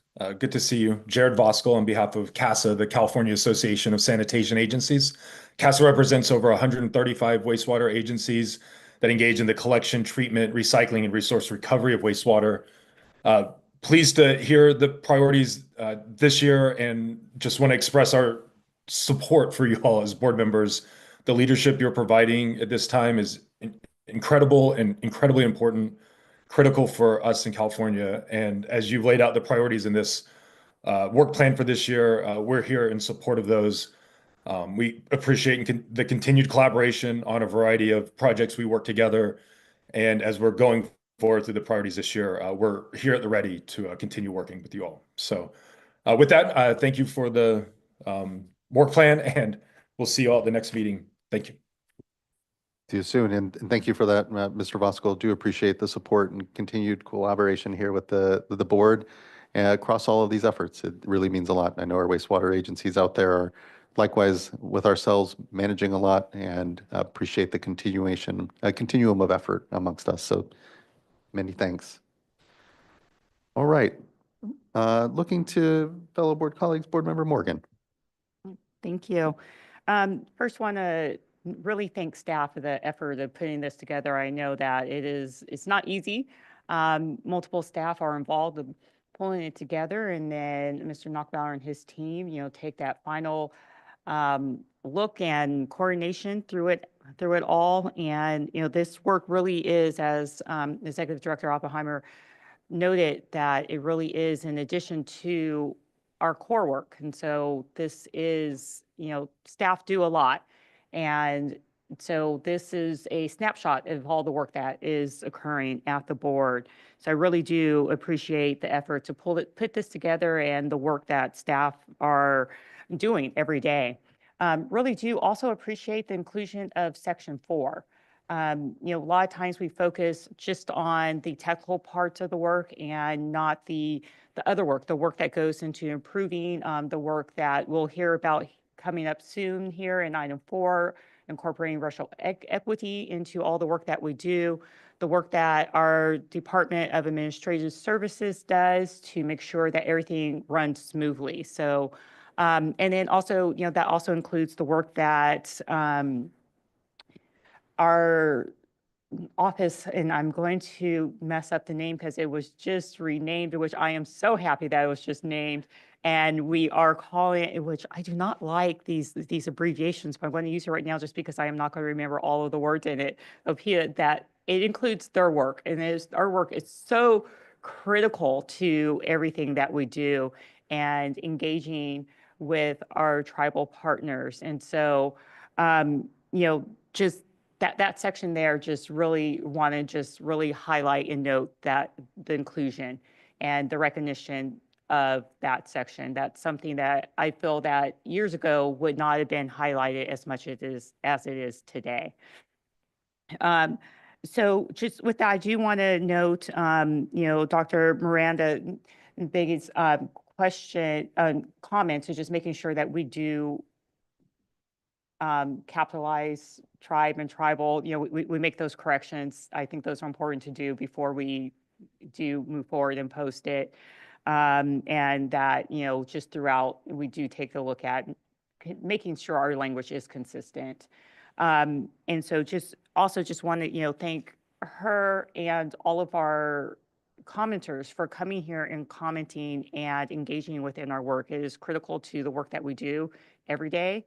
And the commenters that we have that were new today, earlier in public forum, and those commenters that have been coming in front of us for years, Mr. Bothwell and others, Mr. Oriana, you've come in front of us consistently for years. It helps us to stay on track. It helps with our historical knowledge. It helps to remind us of things that perhaps when we start getting into certain details that we forget. This is just a snapshot of what we're looking at to do this year and next year. And we also have to remember to keep our eyes forward and think about those things that are coming up and those other items that are on that never ending list where we have to remember to keep moving forward and making sure that we are looking out ahead, and whether it's something to incorporate next year within our work plan, or it's something that we're incorporating perhaps within another plan, as Board Member Firestone brought up earlier. And so I just want to, thank everyone for their efforts in keeping us, making sure that we're transparent and we are continuing to move forward and keeping our efforts going. So thank you. Appreciate all of your engagement today. Thank you so much, board member. Completely agree on all those points and just really appreciative of everyone's continued engagement with us. We couldn't possibly be anywhere near the decision makers we need to be without that engagement. So it is really appreciated. Board member McGuire. Definitely echo the thanks on the engagement and the participation in this process. It's really critical for me as well as a decision maker to have this input. And I look forward to this discussion every year. This is a really important document. I use it often, refer to it often throughout the year because, even for me, this is my full-time job. It's hard to keep track of all the priorities and important areas that we work in on a day-to-day basis. And I read through every one of these and I look and I say, yes, absolutely, we need to be doing this and more. And it's hard because we have limited resources. We're all a small community, the water sector really. And it takes us all to come together to find solutions to these problems. That said, I'm just thinking about 2025 and the urgency that we have in so many areas. I know a lot of these projects take multiple years and a lot of effort, long processes. A lot of these are actually carryovers from, I think some of them have been on the list all 6 years. Actually, I know a number of them have. And so I just want to say from my standpoint, if I were to pick 2 of them that maybe are deserving of multiple asterisks, I know we don't really have a ranking system, but I thought I'd just share from my perspective. And that would be safe drinking water, safe and affordable drinking water every year, year in, year out, should absolutely be at the top of that list. I think we all agree with that. And I just wanted to emphasize that from where I'm sitting today, that's top of mind in everything that I do every day. And the second item that I just wanted to elevate, because of the importance of this year and a number of the, a lot of the focus is on the Bay Delta watershed. And so if I had to if I had the opportunity to issue some additional asterisks this year, it would be on the update to the Bay Delta Water Quality Control Plan and ensuring that process is finished. It's been 15 years in the making on an update that's incredibly complicated and incredibly controversial for a reason, because it's so critical to our water supply and to our ecosystem in the state. We're already in March, and so it's not lost on me that the year is quickly ticking by already, and there's a lot going on. And so I just wanted to take this moment to emphasize how important it is, even potentially at the expense of maybe some other important efforts. I really do think it's that important to make sure that we have the resources and that we as a community and as a state are standing up to finish critical planning processes. Because I agree with you, Board Member Firestone, in terms of the need for rules, clear expectations, and regulations where appropriate. Because without those, we're not going to have a system for future generations. We're not going to have an ecosystem that's thriving. We're not going to have a reliable water supply. So all these things are very important. And this is the moment, I would say, to lean in on that and ensure that we're doing everything that we can to finish that process. Now, there's a lot that needs to happen, but nonetheless, I'm all in on prioritizing those two items for this year.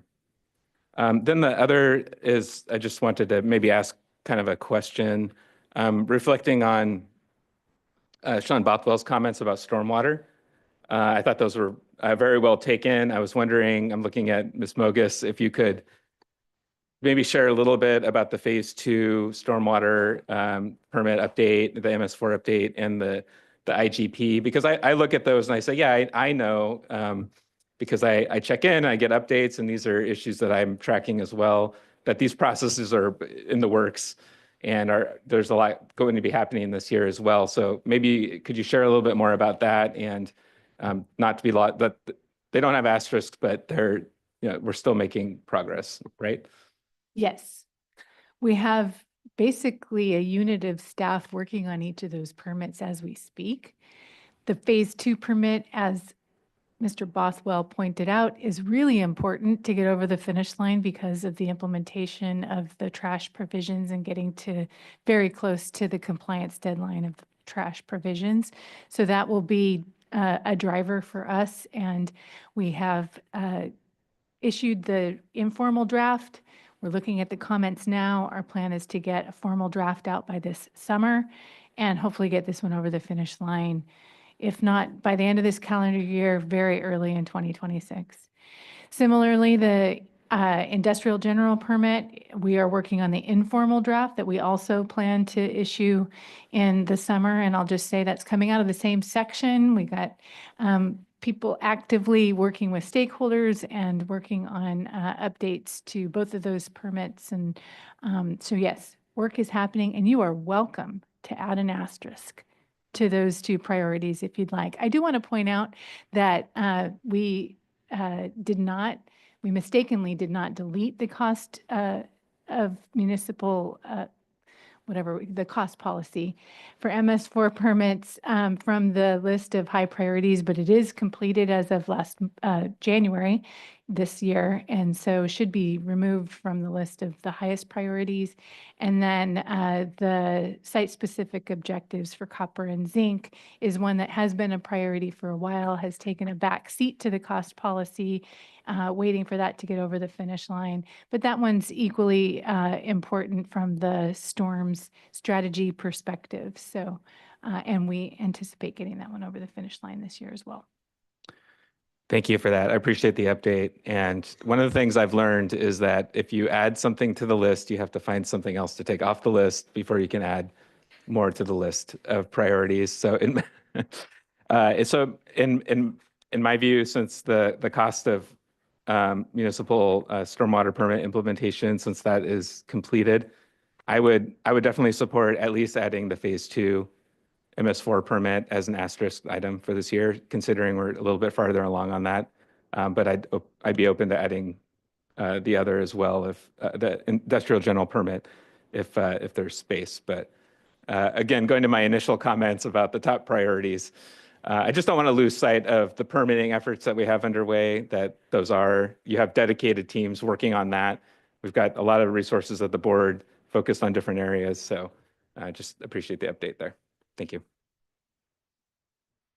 Thank you, board member. Appreciate all that and agree that among, if we could prioritize our priorities, certainly clean drinking water and the Bay Delta plan really come front of mind. And support, I know, we try to keep a rule here where if we are adding priorities, we have to take something out because if everything's a priority, then nothing's a priority.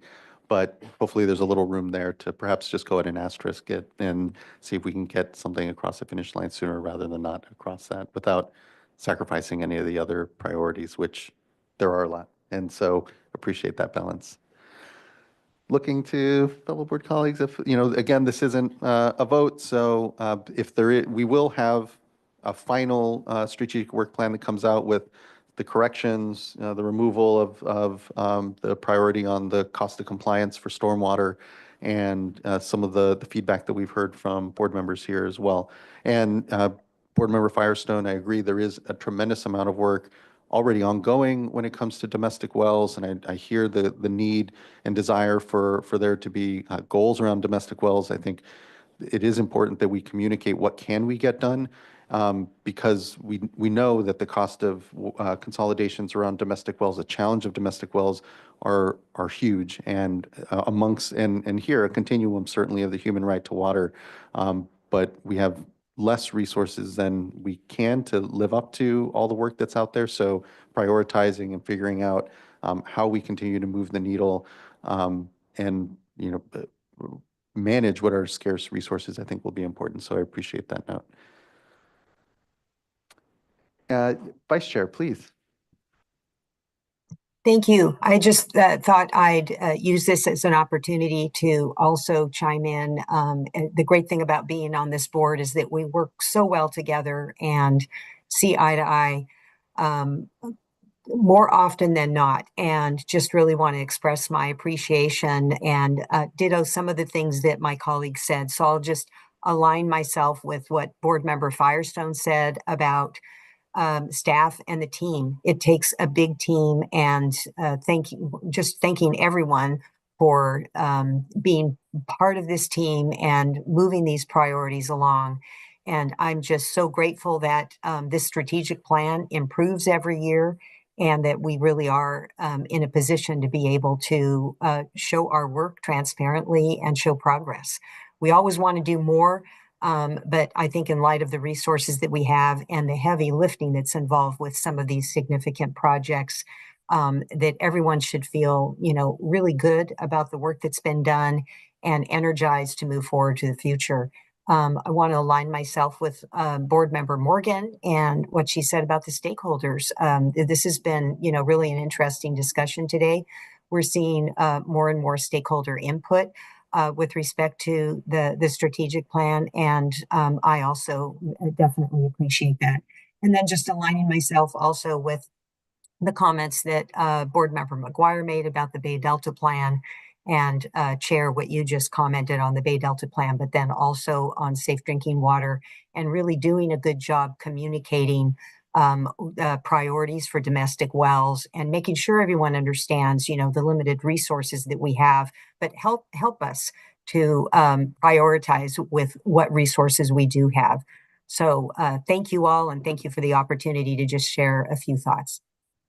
You're here, and thank you, Vice Chair. Yeah, I'm completely and continually reminded how fortunate we are in this space. I know that there's often questions sometimes from the public, is government working? Are we being served? Are our interests being reflected? And just very fortunate for this very transparent, open, and public discourse that this board always has around very difficult discussions and decisions, but with that engagement to continue to build that public trust. And so just feel very fortunate to be part of the leadership here amongst you all. Okay, I think with that, we can wrap this item and actually importantly pivot then to an even more important item when it comes to our racial equity work and outgrowth here of certainly the board's priorities. And so let's give ourselves a quick 10 minutes. I know we have interpretation services for our next item, and so just want to be able to provide a moment for folks to transition. So let's bring ourselves back here at 11 a.m. after a 10-minute break, and we'll continue on to item number 4, which is our Racial Equity Action Plan Annual Update. All right, thank you, everyone. See you here in 10 minutes.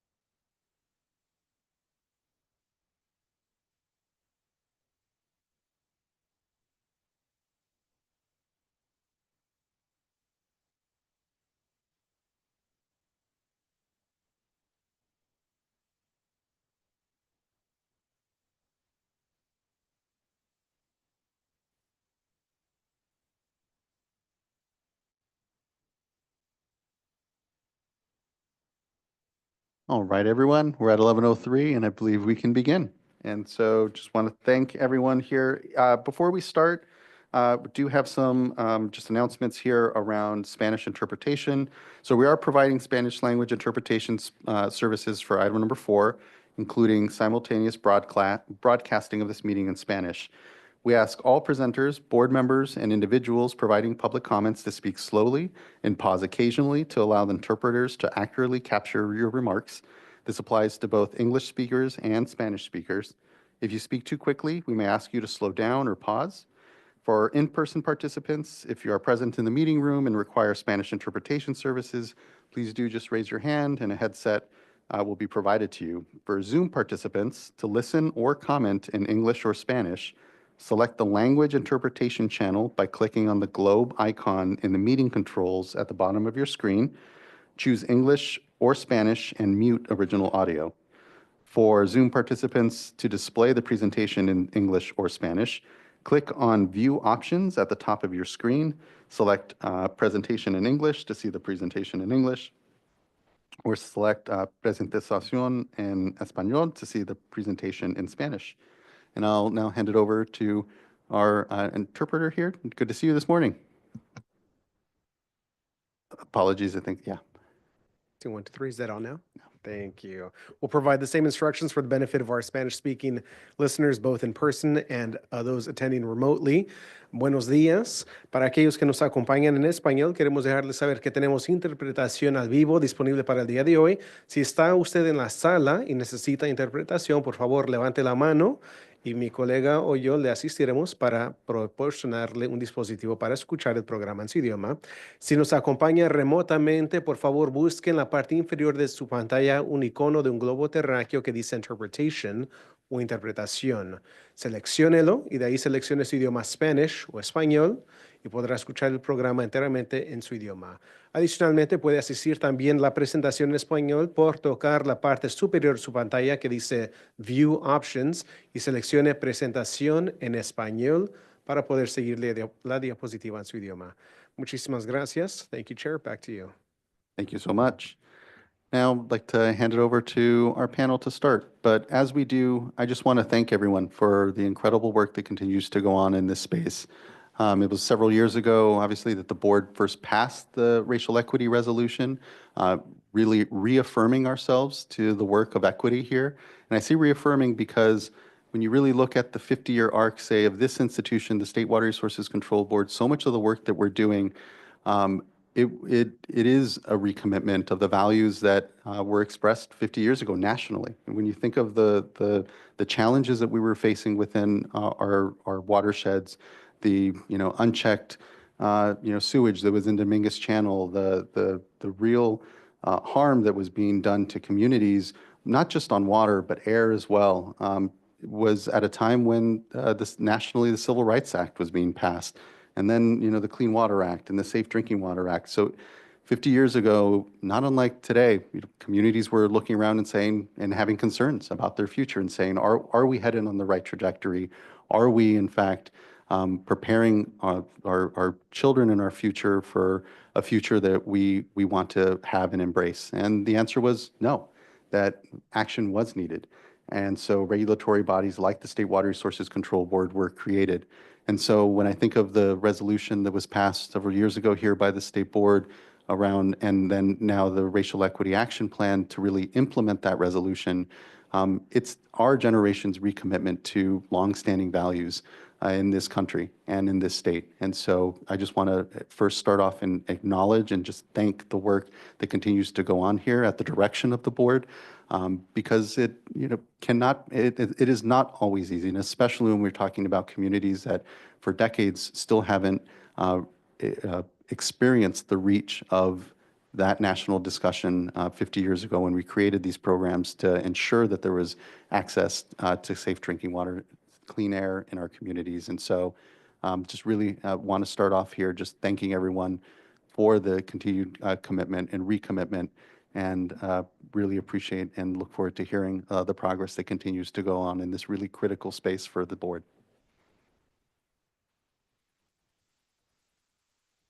Thank you, Chair, for those opening remarks. Appreciate that. I'll just kick things off by starting with stating the obvious that this work is really important. I'll go even further and say I believe it's really critical to our success as an agency. And what you're going to learn today and hear today through the course of this presentation and this update is that there's been a huge amount of progress on implementing the tasks and actions within the work plan. Of course, there's always more to do, and we are committed, as you say, to making good on the resolution and our commitment to advancing racial equity. One of the things that I wanted to highlight, and Board Member Morgan mentioned it in the last item, but it was the reorganization and retooling of what was the Office of Public Participation this last year into what now is the Office of Public Engagement, Equity, and Tribal Affairs. So from OPP to OPITA. That was that to me, that's a change in more than name only, because we've added resources and capabilities to that office, namely increased, at a high level, increased staff focused on and increased staff and expertise focused on tribal affairs, focused on racial data equity analysis, focused on workforce equity. And so I do believe that reorganization does affirm our commitment to advancing this work. And, we are in a time of a time of budget reductions, and the office, OPITA, the Office of Public Engagement, Equity, and Tribal Affairs, we did our very best to preserve those resources. In fact, I don't believe we made any staffing cuts to that program. However, there are substantial staffing reductions as a result of the budget situation we find ourselves in, substantial staffing reductions through our organization statewide. And I think it's important that we acknowledge that a lot of our work around racial equity, addressing environmental justice issues, improving tribal relationships and tribal affairs, a lot of that work happens within OPITA, but even more happens by necessity throughout the organization, and it's distributed. And that's how this work becomes effective, is to incorporate it into our conventional work and distribute that work. But again, we are in a time of budget reduction, and so I think it's important that we acknowledge that. And some of our functions, including this function, will see challenges due to these reductions. And so I wanted to point that out, and I want to now turn it over to the panel. And we have quite a comprehensive update on the work we've done over the last year for you. Thank you very much. Good morning, Board Chair Esquivel and board members. My name is Jenna Lynn Guzman. I use she, her pronouns, and I am an environmental scientist with the Office of Public Engagement, Equity, and Tribal Affairs. I will be the first of many presenters of the 2024 annual update for the State Water Board's Racial Equity Action Plan. With me is Adriana Renteria, Director of the Office of Public Engagement, Equity, and Tribal Affairs. And you will hear from several division and office leaders and leaders of racial equity work throughout this presentation. We also have Michael Soul and Mark Gutierrez, whom you heard from earlier, interpreting this item into Spanish. Next slide, please. We want to start today's presentation by expressing a huge thank you to everyone who has been on this journey with us and shared their thoughts, time, resources, and effort to develop the Racial Equity Resolution and to develop and implement the Racial Equity Action Plan. It took many people to get us here today, so thank you to the many individuals, organizations, and tribes that have engaged on specific actions and those that are here today. Thank you to the staff that are leading and implementing these actions every day.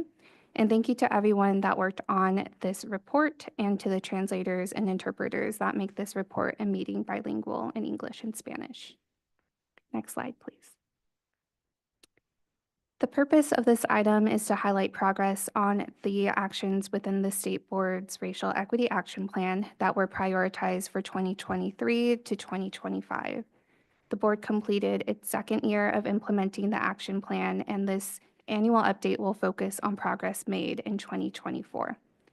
The board is not taking formal action on this item. It is an opportunity to reflect collectively on implementation during 2024. Many of the actions and projects discussed have their own separate public engagement processes that we will not go over today. We will start by giving an overview of the action plan, followed by highlights from 2024, where we will share brief summaries of key accomplishments of divisions and offices and a handful of specific actions. And we will end with any discussion and questions from the board and public comment. Next slide, please.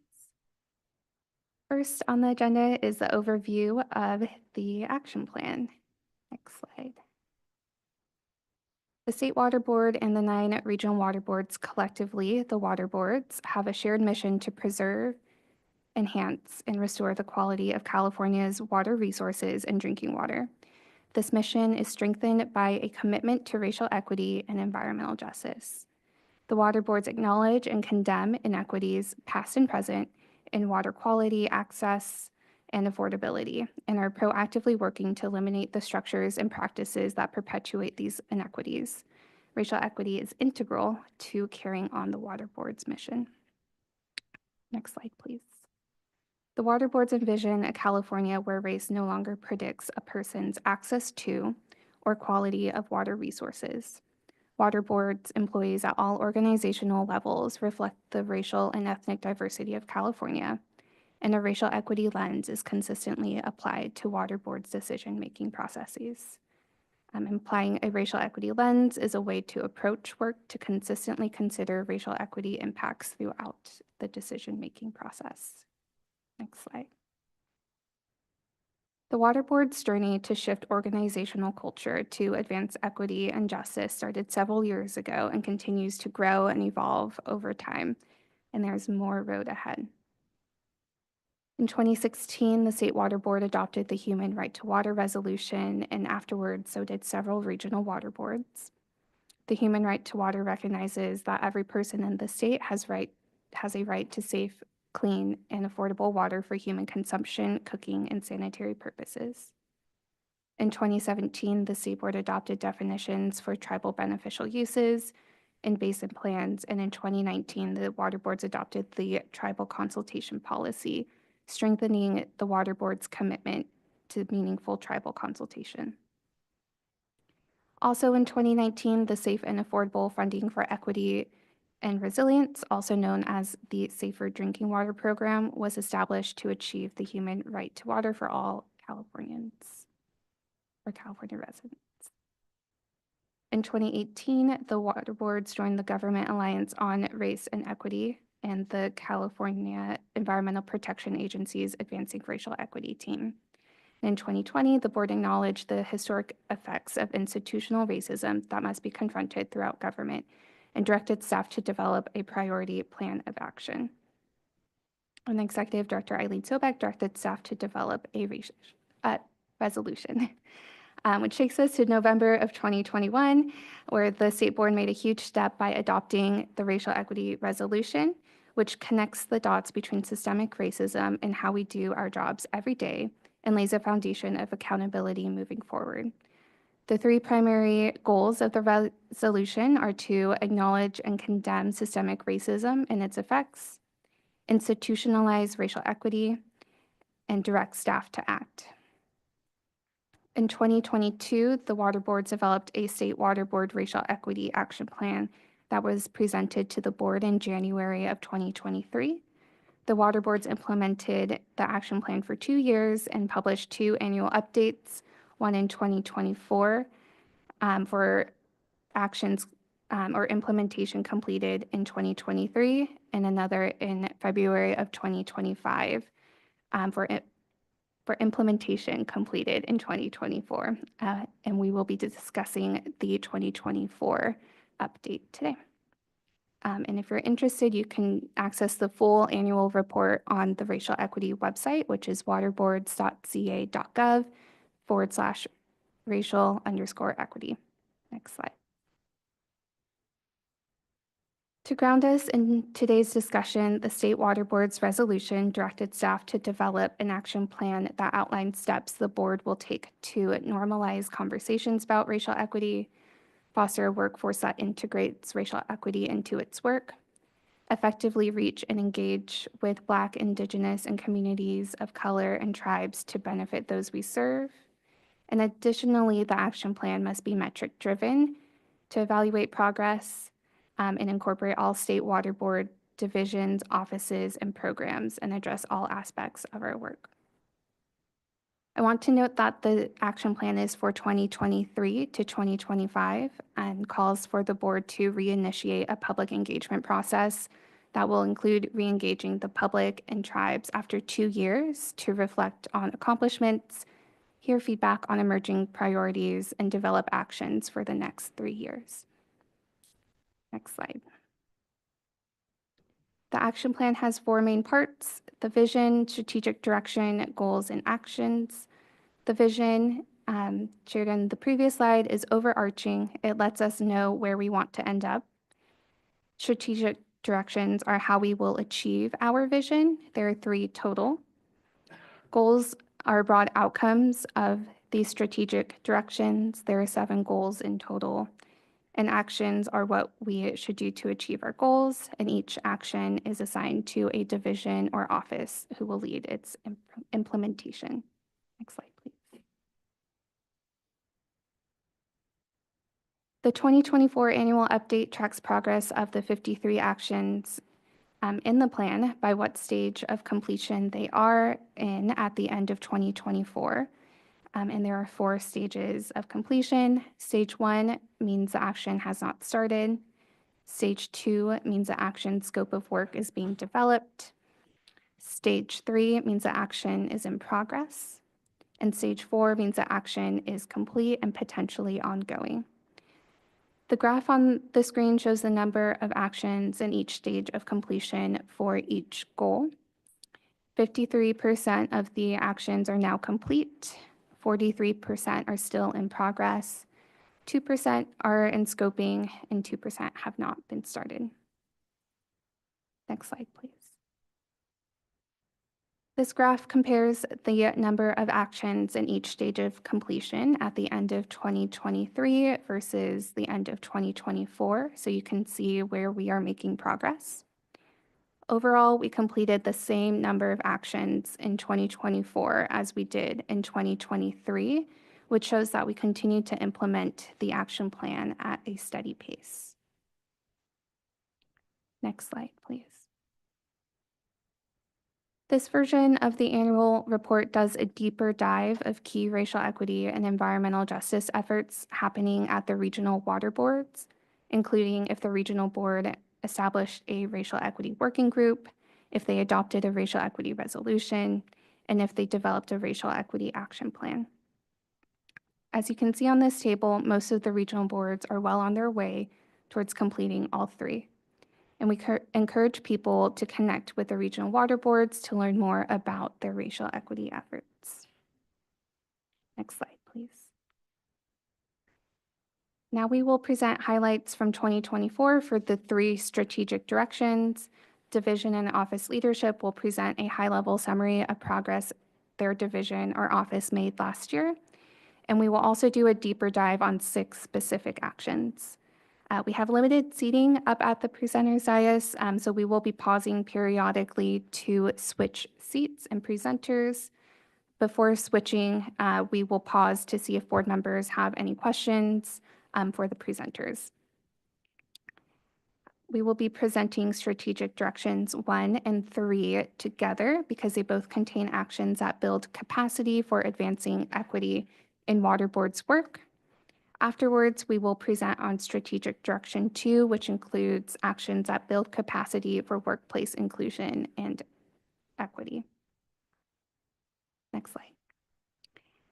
So to start, strategic direction 1 is integrating racial equity, measuring impact. It aims to infuse racial equity throughout the water board's policies, programs, and practices, and measure progress toward goals and adapt when necessary. There are two goals under this strategic direction. Goal 1A is water boards data are accessible, equitable, and culturally relevant. Goal 1B is programs and policies are evaluated and realigned to address racial injustices. And the 22 actions between these two goals generally explore using data to identify inequities in water quality and incorporating equity in water boards' policies, programs, and practices. Next slide, please. Strategic Direction 3, Activating BIPOC Community Wisdom and Sharing Power, aims to foster open communication with voices of Black, Indigenous, and other communities of color. Share power with these communities by cultivating authentic relationships and partnering with them. Offer education and resources to raise awareness of the water board's work and incorporate their wisdom in decision-making processes. There are 3 goals under this strategic direction. Goal 3A is engaging with BIPOC communities by providing effective language access services and accessible communication.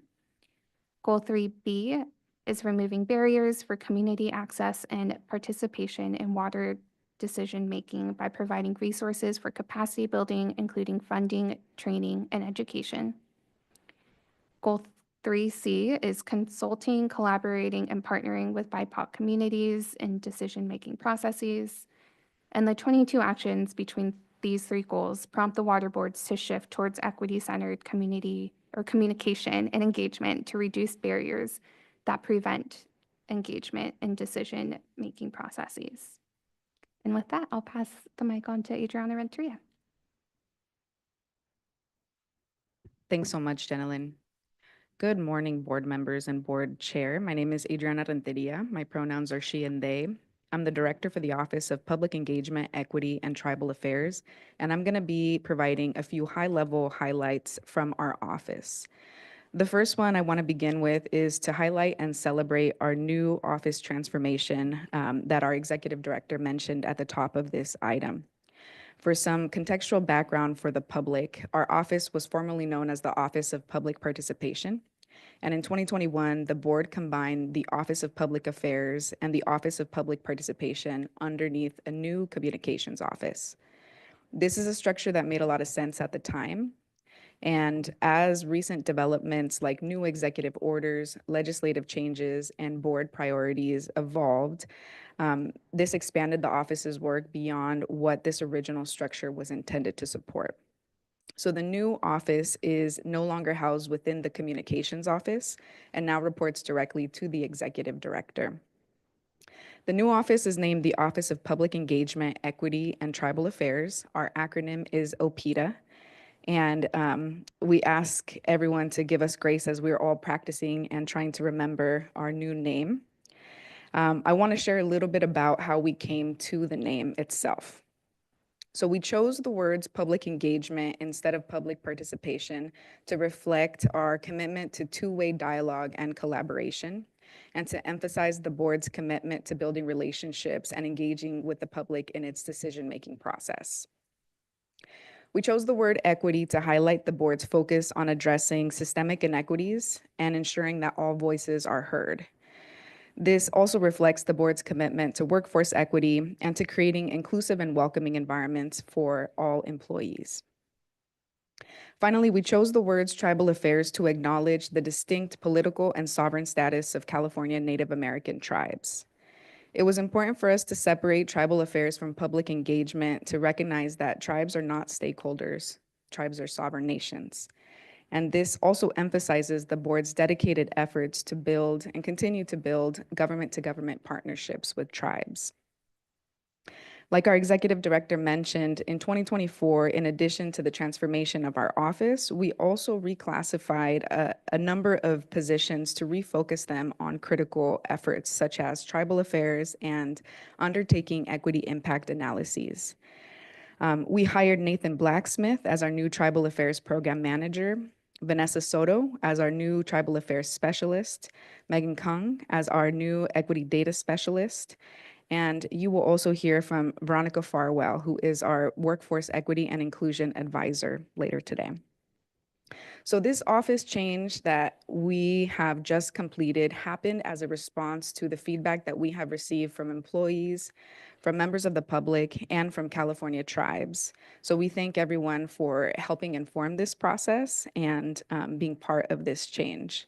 And like our executive director mentioned, this change in our office reflects an overall transformation in our agency's culture, and it helps reinforce the board's commitments to environmental justice, public engagement, workforce equity, and strengthening tribal relations. So it's a change we're really excited and really proud about. An additional accomplishment I want to highlight here is the updating of our public engagement websites. So this was done in order to make it easier for the public to learn about the water boards and engage with the water boards. We added, in addition to updating the web pages, we also added a video series that covers the history of California water landscape, the history and structure of the water boards, and how the water boards works with Californians. And these are a video series that are intended to help the public understand the history and role of the water boards. Both the web page and the videos are available in English and Spanish.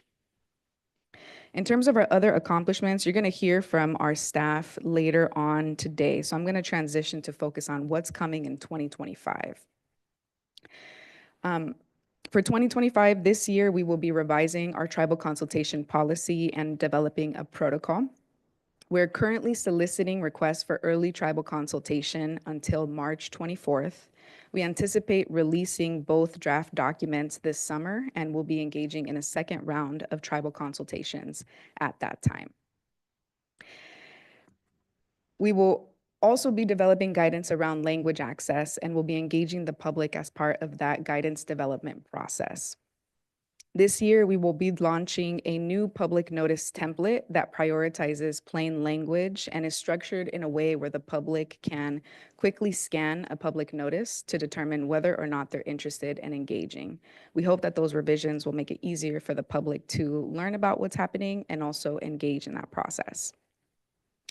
We'll be engaging the public on draft equity-centered decision-making resources, as well as getting early feedback on what the future of this racial equity action plan could look like.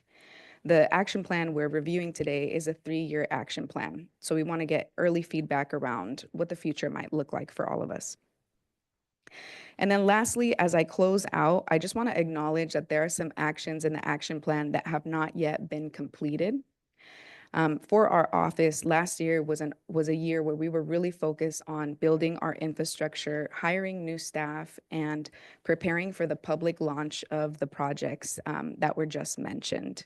And we're confident that by the end of our action plan process, we will have made significant forward progress on those projects and those goals.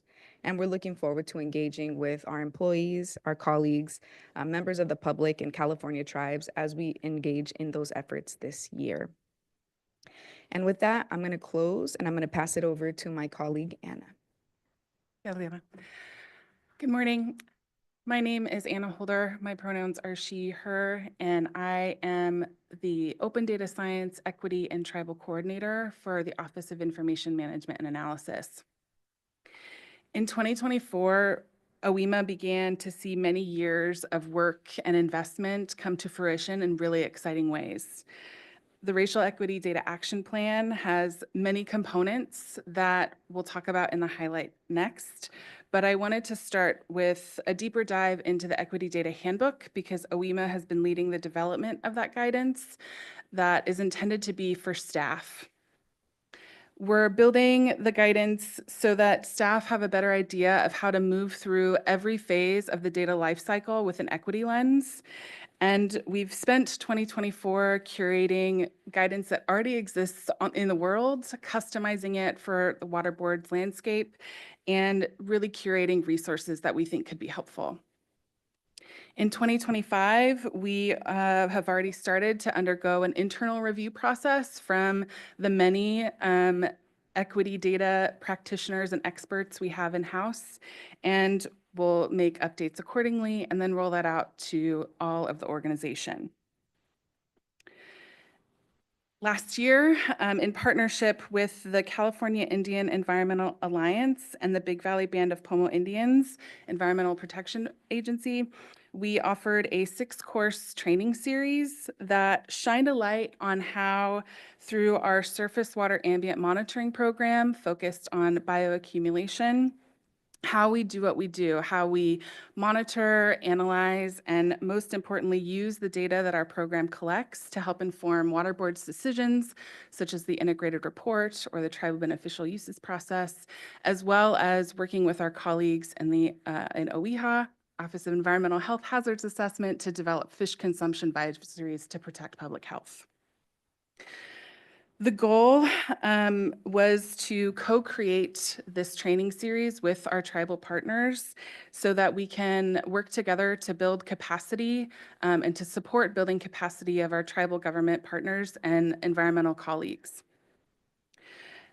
Additionally, as a tribal coordinator, a key goal for me was to develop relationships, find opportunities for partnership, and open discussion on how we can work together. Over 75 individuals representing 50 tribes engaged in the series in some way, and many folks attended and contributed to multiple courses. The recordings and slides of these trainings are available on our website, and so we hope that more folks, tribes, communities, others interested in bioaccumulation monitoring will continue to benefit from the resources that we've provided. Next, our tribal water data map, which is a little bit of a misnomer, and I'm open to rebranding ideas. The map does not show tribally stewarded data. Rather, it provides many curated data sources that are of interest to California tribes in doing their own environmental work. Again, a very close partner of ours, the Big Valley Band of Pomo Indians EPA, has been a co-creator from the beginning of this and has helped us coordinate and receive feedback from many other tribal governments in California. And what's exciting about this resource is its development, and we push it forward through the use of OEMA interns and fellows.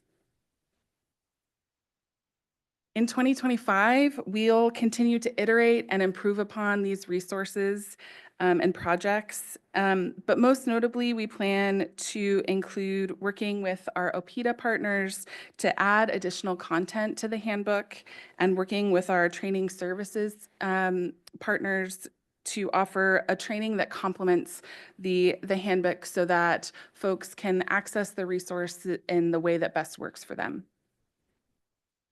Additionally, OEMA is in 2025 a part of the Cali PA Community Science Team as part of its steering committee and staff participating in its working group.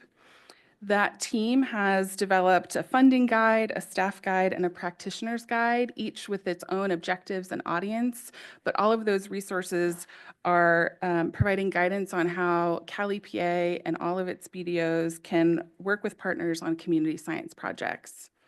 OEMA will be involved in the review process and supporting that, as well as the development of training modules to complement those guides.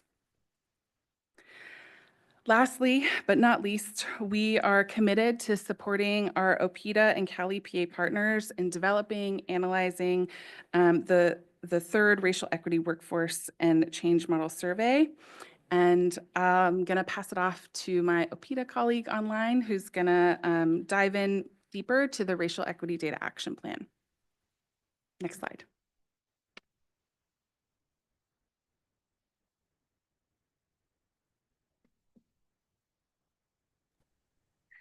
All right. Thank you. Can you guys hear me? Okay. We can. Thank you, Ms. Williams. Perfect. Thank you. It's good to see everyone. Good morning. My name is Molly Williams. I use she, her pronouns, and I'm also from the freshly renamed Office of Public Engagement, Equity and Tribal Affairs, which we know is quite a mouthful, also known as OPITA. And I'm also working on the Racial Equity Data Action Plan. So Anna just touched on the Equity Data Handbook, which is one of the products we've been working on this year. And in addition to that, another tool we've created is the Data Resource Hub. So This is a collection of internal and external resources that are all hosted on a GIS platform that are useful in understanding equity-related impacts of our work. And the concept here is really that having all of these relevant tools in one place will allow our colleagues to visualize geospatial data that's relevant to their projects much more easily. And in 2025, we'll be doing an internal rollout of this platform, and the idea is to continuously update the platform with new resources as they become available and relevant, whether they're external or created internally. All right, and the third concept here on our slide is another exciting endeavor that we're working on, which is the Racial Equity Data Subcommittee, which I get to co-chair along with Anna. And this group evolved from the data task force that started in 2023, which was outlined as one of the goals in the Racial Equity Action Plan. And this past year, 2024, we transitioned the group to a new subcommittee, the only subcommittee of the EJ Roundtable, the Environmental Justice Roundtable group, that brings together folks from all of our regions, divisions, and offices. And the idea there was to get more exposure and involvement from all of our staff across these different RDOs. And the purpose of the subcommittee is to really create this working and sharing space for staff throughout the agency that are working on equity-centered data projects. And during our meetings, we share tools and approaches that use an equity lens in the data-intensive work that we're doing, with the eventual goal of helping to operationalize it across the agency. And this year, we're going to delve into how these resources we've developed, like the handbook and the hub, will be used in practice along with the equity impact analysis guidance. We'll use the space to document our understanding of impact so that we have a record of how we've used these tools in practice and what we found from using them. And as I said, continue to iterate on the resources to advance the goals of the action plan. All right, and I'll pass it back to Anna, who we're so excited to have on board with the subcommittee to talk a little bit more about the culture that we're working to build within that space. Thanks, Molly. So contributions to the items from the Water Board staff outside of OEMA and OPIDA on these resources is largely voluntary. Many of us, as we've talked about today at many times, are doing this work in addition to very full workloads and are operating at the limits of our bandwidth and capacity. Doing this work can be logistically, technically, and emotionally very difficult. And in situations and times like these, morale and work and team cultures are critical to people wanting to make time, space, to opt in to contributing to this work in meaningful ways. And Molly and I really want the subcommittee to be a positive and productive space where we discuss hard truths and find solutions together, so that we want to be explicit about our guiding principles and expectations of folks all throughout the water boards that participate and engage with the subcommittee. And those principles include inclusivity, kindness, reusability, learning, and longevity. And with that, I will pass it off to the next presenter. And as we transition, I just want to come in just to say how foundational and incredible the work that you are all doing is in this space. I really want to thank you, Ms. Holder, Ms. Williams, Ms. Renteria. The work between OPIDA and OEMA on the data is so foundational. We know that throughout all of our decision-making, that data is so foundational to us being able to see communities, see the challenges that are out there, and be able to make them actionable. And just want to have to highlight and acknowledge just how incredible the work is that you all have been doing, and how critical it is to being able to even have any of these conversations. And given the attacks on information and data we sometimes are seeing out there from other government agencies or organizations, our commitment to making sure that data is available, transparent, follows fair and care principles, but importantly, how it is just the foundation to so much of these discussions. I just want to acknowledge and just thank the leadership, because to your point, It's not like we have a lot of extra resources. This is all being done in an incredible way and is not just, really technical and important, but there is the human and emotional side that comes with it too. But had to note and interrupt and just say thank you for that work. It is so foundational. I also want to note, I'll be passing the gavel over to Board Member McGuire here in about 10 minutes. Unfortunately, I have to go over to something at about noon, but I will be coming back thereafter. But just wanted to make that note as well for folks as we continue on. Thank you. Nick. Thank you, Chair. Next slide, please. My name is Nick Martirano. I use he, him pronouns. I am the newest Assistant Deputy Director for the Division of Water Quality. And while it's my pleasure and honor to talk about some of the accomplishments in DWQ, I just want to be transparent. I had no direct influence over a lot of this great work. But I do look forward to supporting and the continued and intentional efforts to center equity within the culture of the Division of Water Quality. Along that vein, one of the big key accomplishments was the establishment of a Division of Water Quality Advanced Racial Equity Subcommittee, which consists of staff and management across all levels, with the goal of facilitating operationalizing equity within our programs and our work by creating guidance and tools, including developing tools and materials to support racial equity and environmental justice discussions within our roundtables, which is our main venue for coordinating across the regions and within our own State Water Board program staff, and trying to really create a brave and safe space for staff to discuss the opportunities and barriers to operationalizing this work at a program-specific levels, and just learning from that process. Another big accomplishment was we developed, and through a lot of coordination with the Division of Administrative Assistance, developed a racial equity and environmental justice related duties for our duty statements. Let's begin incorporating those across our division-wide classifications, and are working now to also tie those duties into our desirable qualifications and our interview questions so that we ensure that we are creating as diverse and equitable a workforce as we can. So those are two big accomplishments from the division. Looking forward, we are looking to complete a list of contacts for division staff to implement AB 2108, which is the 2022 effort to engage in equitable, culturally relevant community outreach. It says completed tools and materials. It's not really accurate. It's more an expanded list of tool sets and materials available for racial equity and environmental justice discussions. The work's never complete. It's just always evolving. So just a little, actually my notes are different than the slides. That's good. And then also to kick off additional projects to support capacity building, especially related to engagement and outreach with communities that we haven't historically done a great job of engaging with. Building additional tools and resources with my colleagues in the Office of Information Management Analysis and Office of Public Engagement, Equity, and Tribal Affairs, and providing input on training resources, and then just tracking our progress and reporting back to you all and learning from our wins and our losses in the space. And next slide, please.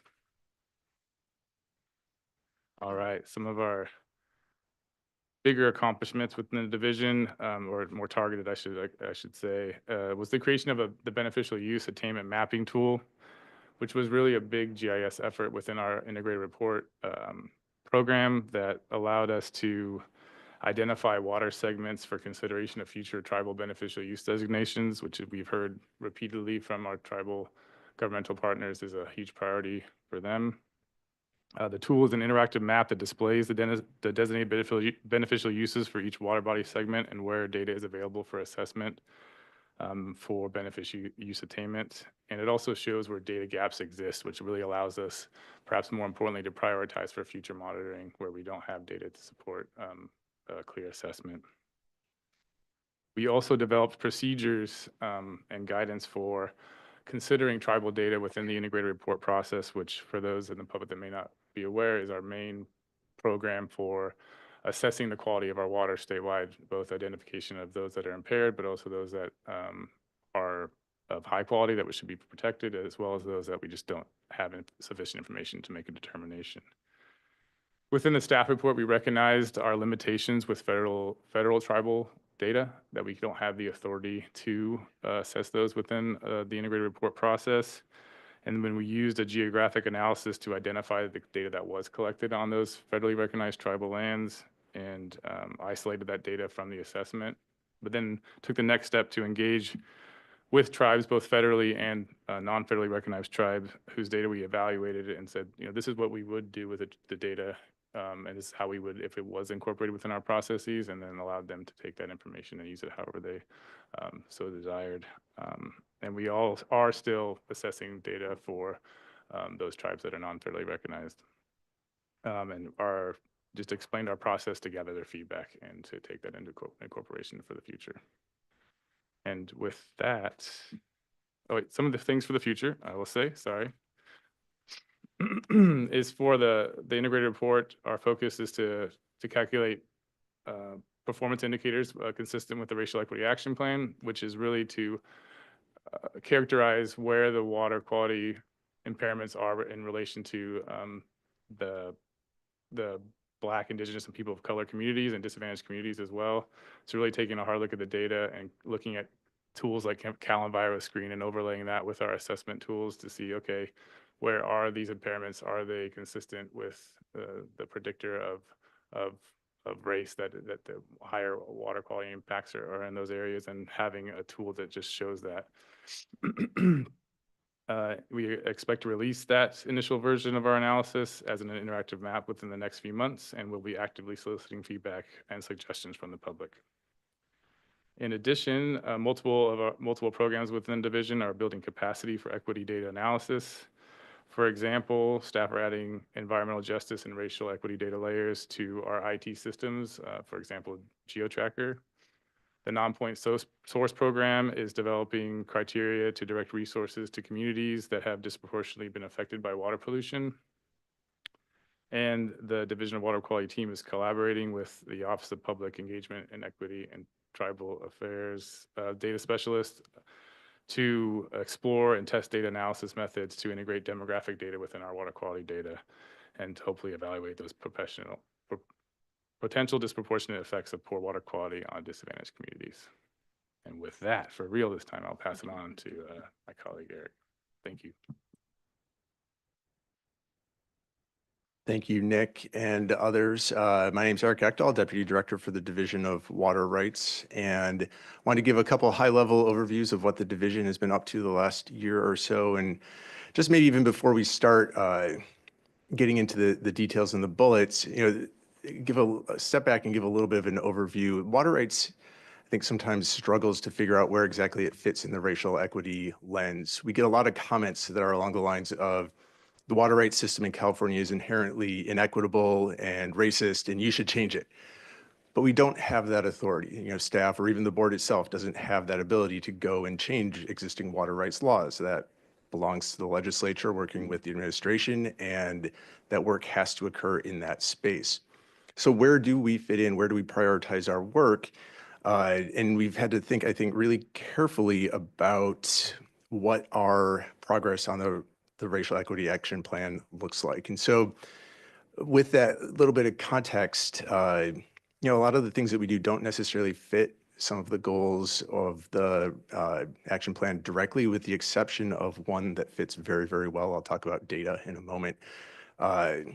And instead, the division has really looked at where we prioritize our staffing workload. Making sure that we're considering racial equity, environmental justice as specific key things that we evaluate if we're going to engage in a new work project or even in existing work projects.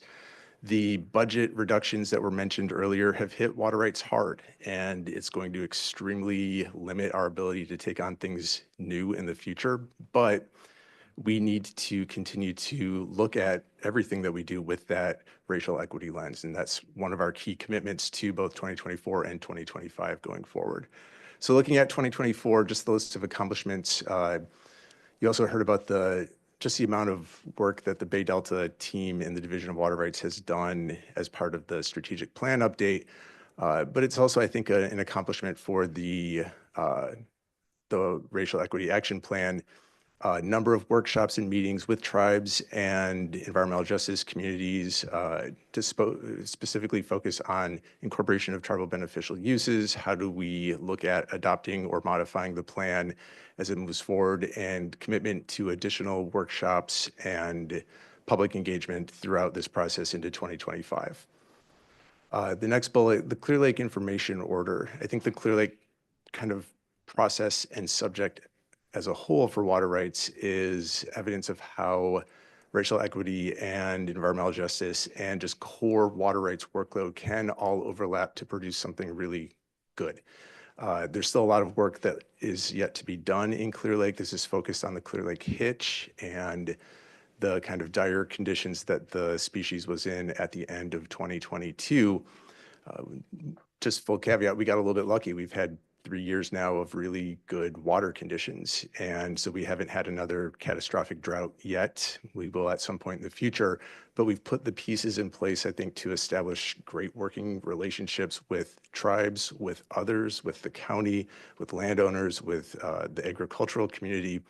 And it, I think, in a sense, provides a model for how water rights can look at other watersheds or other topics in the future when we have the right combination of willing partners and resources to do so. And a huge acknowledgement to the tribes in the Clear Lake region for, one, just facilitating the initial tribal summit at the end of 2022, but also working both with us and the community to highlight that the hitch is an important issue and prioritize it for everybody.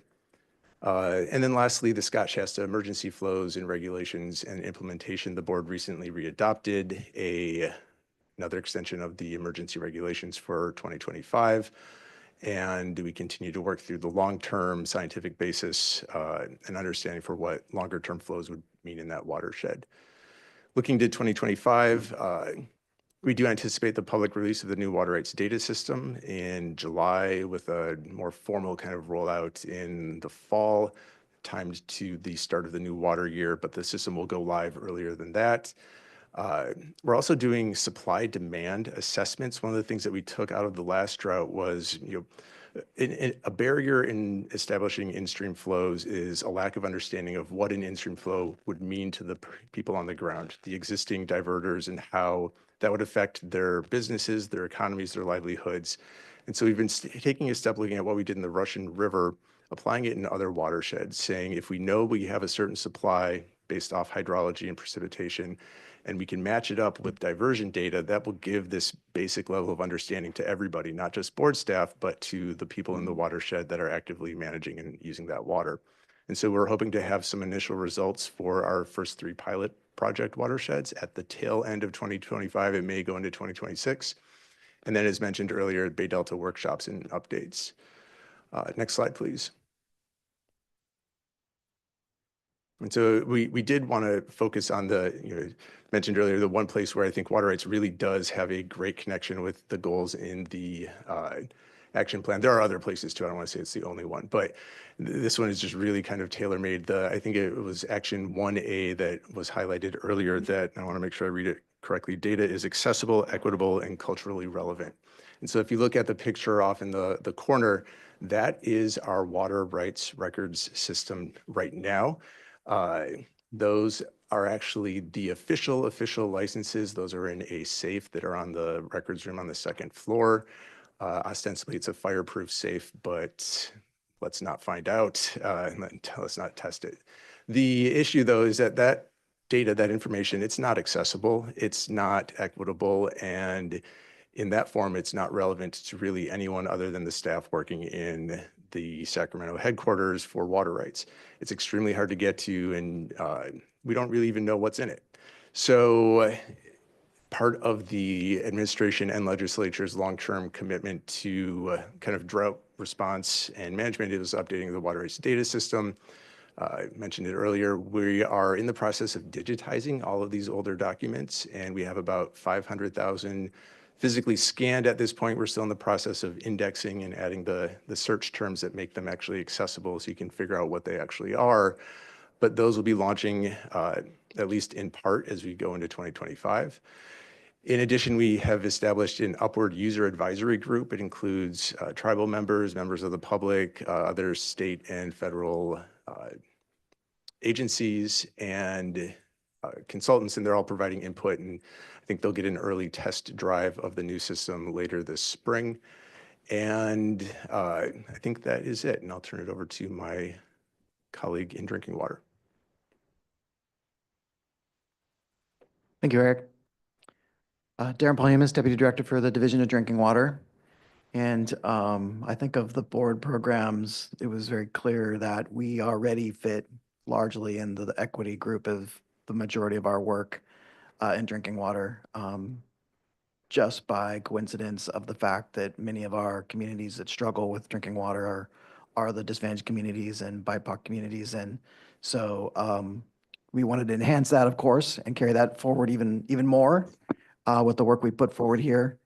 A couple accomplishments that I kind of want to talk about, which are really more, we've accomplished a lot of work in it, but I don't want to pretend like they're done by any stretch of the imagination, is our SAFER program, which of course was conceived some time ago, but fits very nicely with all our work associated with equity and inclusion, and was kind of built on that foundation in its original guise. And while we've done a lot of work there, we know we can continue to refine that, and we're able to include assessments in the needs assessment component that were enlightening, but not completely satisfactory, and we will continue to strive in that area. Another one that's we've been working on, which is another one of our major function, of course, is setting regulatory limits that we impose on water systems and protect the public health of the people throughout the state. And we were able to make some significant progress there with the aid of, let me make sure I get our person's name right, Dr. Pacheco Oremus, who did a fantastic report for us that actually was eye-opening and will provide direction for us going forward, because it really pointed out that we were probably looking in the wrong place for how we move forward with considering equity in our regulations. And that we really, instead of thinking about it in a particular MCL setting, we should contemplate it actually in which MCLs we are pursuing in the future. And that's one of those aha moments that you're like, oh, yeah, that makes total sense. And we will proceed in that fashion. So that is outstanding work. It is a paper that we've posted on our website for people that are interested in that to look at and go forward. So with that, where we're heading in 2025 is the further inclusion of that.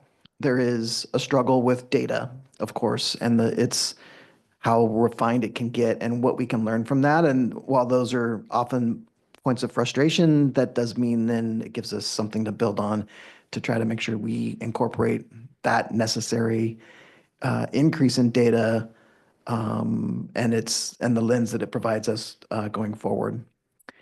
And then one I'm excited to bring forward as well is the initiation of our manganese program. And if I could go to the next slide to highlight that a bit for us. I think anecdotally, we've all seen that have worked in the area of drinking water that manganese has disproportionately impacted communities of color. We then, of course, wanted to make sure that we could back that up with data, and that gets to be a bit difficult, not because it's not obvious, but because our data sets are not really prepared for managing it in that aspect. So we've undertaken some work to try to further get a better understanding from the data we can collect, and then realizing which data we need to move forward with to further characterize that. So this project is really important for us to move forward. It advances into an area which our regulation is weak, which is in the actual distribution system. So much of the Safe Drinking Water Act is premised on the fact that once you've cleaned the water to water quality standards and then put it into the distribution system, everything's honky-dory and there's nothing to worry about after that. And that's not completely true. While certain characteristics you can count on don't change within the distribution system, other ones do. And manganese is particularly problematic that way. You can be at a really nice level of manganese at the well and the source, but because of its characteristics, its ability to precipitate out, and then if not maintained in the distribution system adequately, can be a real problem and form color water issues. I think also problematic about manganese for many years was that it was considered just non-health impact, but a characteristic of which would be contribute to undesirable color and maybe damage your laundry, but not be health impactful. And we now know from building evidence that that may not be true, and are moving to bring that forward, that it is likely health damaging, especially as a developmental toxin. And so based on all of those things, this project that we want to do is to establish a clear understanding of that and move forward with that. So we're excited about this, getting this kicked off. It'll be some time to get results from it.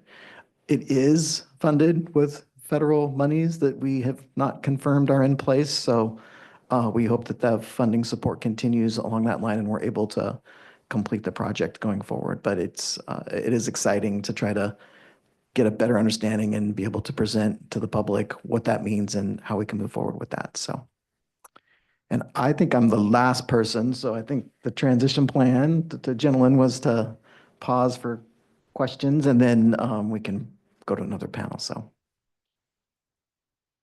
Yeah, that's correct. Board Member Morgan. I just really want to just thank Mr. Palimas for this last slide here. With manganese, as you're aware, this has been a great concern of mine, and really do appreciate your work on this. And my hope is that we can continue to work in this area. Also, just want to acknowledge and thank you for including the calling for communities of color, going beyond just adding the disadvantaged communities and small disadvantaged communities, just really calling out communities of color. As you know, this has also been a concern, that manganese is something that really does impact communities of color, regardless of the size of the community and the drinking water system. So just really do appreciate your work in this area, where this here, as you were describing, is an area where it was just thought to be, the water's just colored. And I want to say, I know personally that if I turned on my faucet and the water came out brown, I was not going to drink it, even though intellectually I understood the science and the thought behind it at the time. There were additional studies that your staff looked into and found that yes, there are impacts. And this here is a constituent that greatly impacts communities of color, regardless of the size of the drinking water system and the community. And developmental impacts, which is definitely concerning. And it, beyond dyeing clothes, people are not able to, they're not drinking their water. So there's great impacts to the, to the individuals, to the community, with health, financial, and just more than, we can probably even just imagine, with this one constituent being within the distribution system. And this really is aging distribution systems. And with the Safe Drinking Water Act just turning 50 here in December, we have more and more communities that are going to be impacted by aging distribution systems, lack of maintenance. And so I see this as something that is probably going to get worse before it gets better. So really do appreciate just not, and what I'm going to say, not with, there's a lot on your plate and there's a lot to look for. And there's a lot to concentrate on, but this is where I say, when we're really looking at what does racial equity mean, and there's a lot of misunderstandings of what does it mean. This is an area of, to me, that's dear of what it means. It's to take that step back and look at the bigger picture of, what is the latest science telling us, and where do we have additional concerns, and how do we address those concerns? These are real health impacts that are impacting communities, and how do we address these real health impacts? And so thank you for this work. Yeah, I appreciate that, Board Member Morgan. And I always found it completely unacceptable that, there's perception that since it's secondary and it's not a problem, that we're going to accept it in certain communities, and that is completely unacceptable. We now enforce it as if we do anything else. We've always had authority, but we've tried to amp up that and trying to, now discover more about it and how we're going to address it is very key. Thank you for those comments. Any other board members have comments? No? So I think we can hand it back. Thank you to this panel of presenters. We'll take a moment to transition to the next set of presenters. We will have Mike Downey, Jackie Carpenter, Yvonne West, Natalie Stork, and James Knockbauer.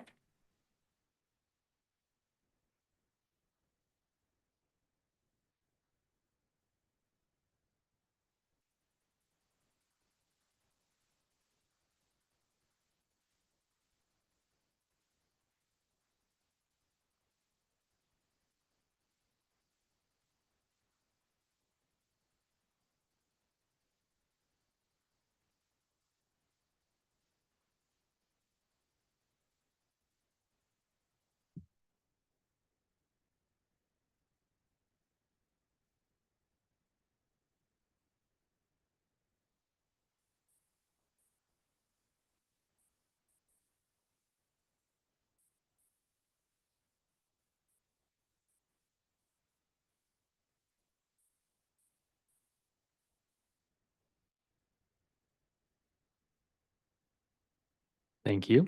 My name is Mike Downey. I'm representing Division of Financial Assistance here today, one of the Assistant Deputy Directors.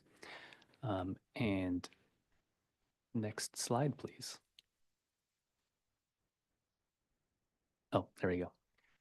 So the Division of Financial Assistance has been operating their racial equity working group for a number of years now, and happy to report out on some of our accomplishments. And like many of my colleagues have mentioned, some of these accomplishments are also what we're looking to enhance in the coming years and continue to build off of. And I'll talk about some of those. So for our SAFER program, I want to carry on what Darren had mentioned, the safe and affordable funding and equity resilience. We're in the fourth year of summarizing racial and ethnic demographic information in the fund expenditure plan. And so that plan comes before the board annually, is both a look forward and a look backwards for multiple funding sources that are used to focus on primarily small and disadvantaged communities. And so that information has continued to be included, and our hope is that it continues to evolve in both the comprehensiveness and also just the consistency, and really looking forward to continued collaboration with OPEDA in its hopefully final form here. Another aspect of our connection with the Racial Equity Action Plan is some of our other existing reports. And so two of those are the Clean Water State Revolving Fund and Drinking Water State Revolving Fund programs, and the annual reports that we do as part of our compliance with EPA, but also just reporting out on our own goals and metrics for the year. And so this is one area where we have begun including demographic information in those annual reports, not quite as neat and tidy as the SAFER focus, which has a more comprehensive data set it looks at. As you might imagine, looking at what we're funding in all of California versus what we could fund in all of California has proven to be a challenging analysis, and really looking to further evolve what that analysis might look like in the coming years. But the normalization of including that reporting data in existing funding program reports is really a great step that we've been able to take, and I think will also help guide as we continue to utilize new funding sources. Prop 4 comes to mind, and how we'll be reporting out on those types of programs. And then for both the Orphan Site Cleanup Fund and Site Cleanup Fund subaccount program, in the cleanup fund. We incorporated ranking methods and prioritizations for disadvantaged areas and environmental justice areas as designated, and that was a new step for those two programs. Again, recognizing that the correlation, some of this demographic information and communities that are designated as disadvantaged, small, or marginalized, there's not a direct one-to-one correlation, but is a good representation of some of the historical misalignments in funding and disinvestment that we've seen over the years.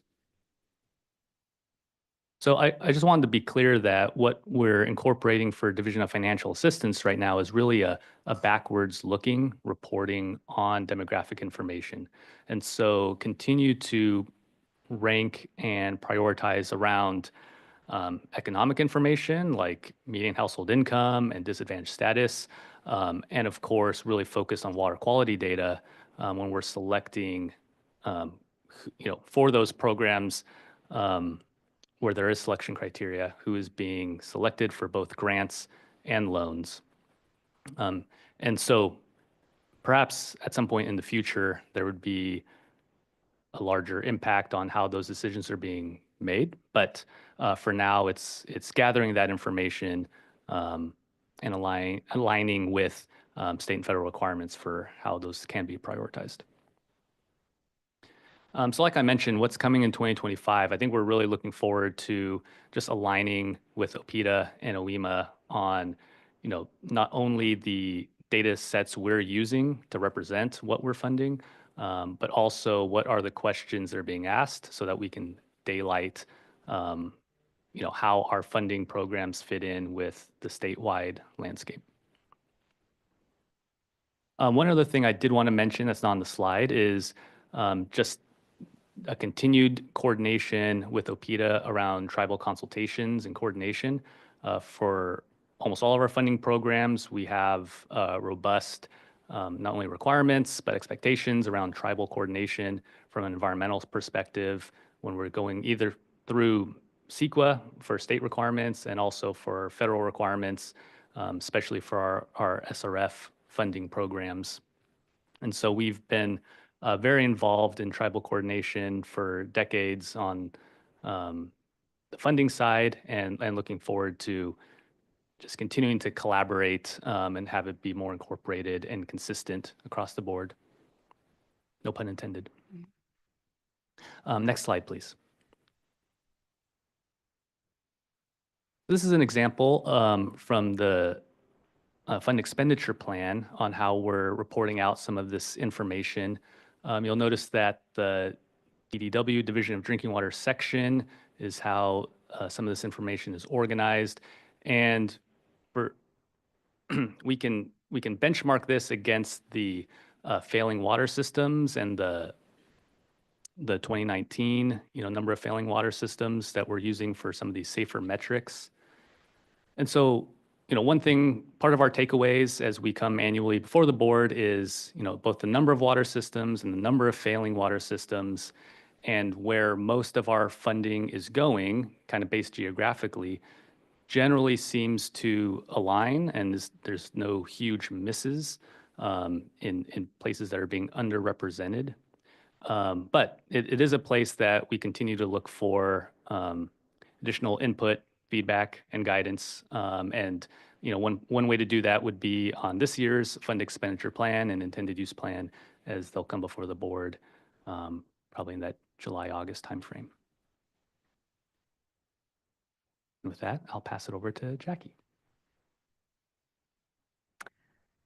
Good afternoon, board members. I'm Jackie Carpenter, Communications Director for the State Water Board and leading the Communications Office, which just was restructured, as you were hearing earlier from my colleagues in OPITA. We're responsible for all external communications for the State Water Board, but also all 9 regional boards. So it's a rather broad portfolio. And I just wanted to make a general comment at the beginning that part of our office, we're a support office. So we're really supporting all of the divisions, regions, and offices in communicating about their work and integrating how they communicate about racial equity as well in their work. So trying to make sure we mainstream that into the external communications we're already doing. So I'm happy to say that one of the main things that occurred last year for our office is that we got 3 new positions: a dedicated social media, dedicated writer and editor, and also a dedicated position to the Sustainable Groundwater Management Office that is bilingual. So by expanding our capacity in general, we're also expanding our capacity to support racial equity goals in particular. So to carry on there, I just wanted to say that part of what we've been doing this past year is carrying on what we started in the first year, which is outreach to local and ethnic media. We're seeing a little bit more, I think, results from those efforts. I have a few headlines there in the slide, mostly with local media, and it's kind of a continual effort because the turnover at these outlets means that there's a regular need to be constantly updating, constantly engaging. So that is kind of part and parcel of working with this community of media. But we are seeing, especially in our financial assistance promotion, which we've really geared up over the last couple of years, and which spotlights, disadvantaged communities and communities of color, especially with access to safe drinking water. We have seen a lot more coverage of that happening. And that's together with partners who've been doing events and wanting to promote those milestones in their communities as well. So I'm feeling like we're seeing some good impact there. And also part of that is communicating what the impact has been on these communities to not have safe drinking water too. So it's not just celebrating, but also educating about what the overall sort of situation has been and continues to be in many communities. So we're continuing to move that ball forward. But we're also trying to, at this point, consolidate the communications office because, as you heard, we're restructuring, we've gotten some new positions, and that means developing our protocols and procedures, updating them, and also integrating racial equity, consciousness and concerns into how we do our work, not just the output. So that's also ongoing. As part of that, we've drafted an editorial style guide. This is something the new writer-editor has worked on. And also as part of that, there's an inclusive language guidance. So we have a draft of that. Our goal is this coming year, as you'll see, to finalize that and to, of course, consult with our colleagues to finalize that. So that's a kind of an example of some of the sort of, foundational sort of work we're doing to build and consolidate the communications office and make sure that racial equity concerns and promotion of racial equity goals is part of that work and how we go about it. So I'll just go ahead and move on to the next slide, if that's okay. So part of that, as I said, with these new dedicated positions we've had, because we haven't, before we had a social media, but that person was also doing about 2 or 3 other jobs too. So now we have a dedicated social media position.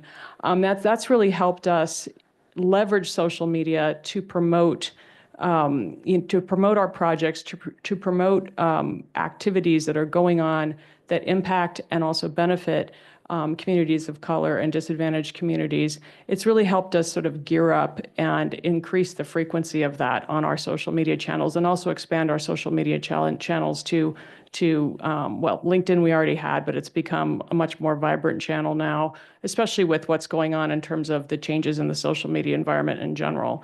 But it's helped us sort of, promote different things that have gone on and different initiatives by the State Water Board and also get,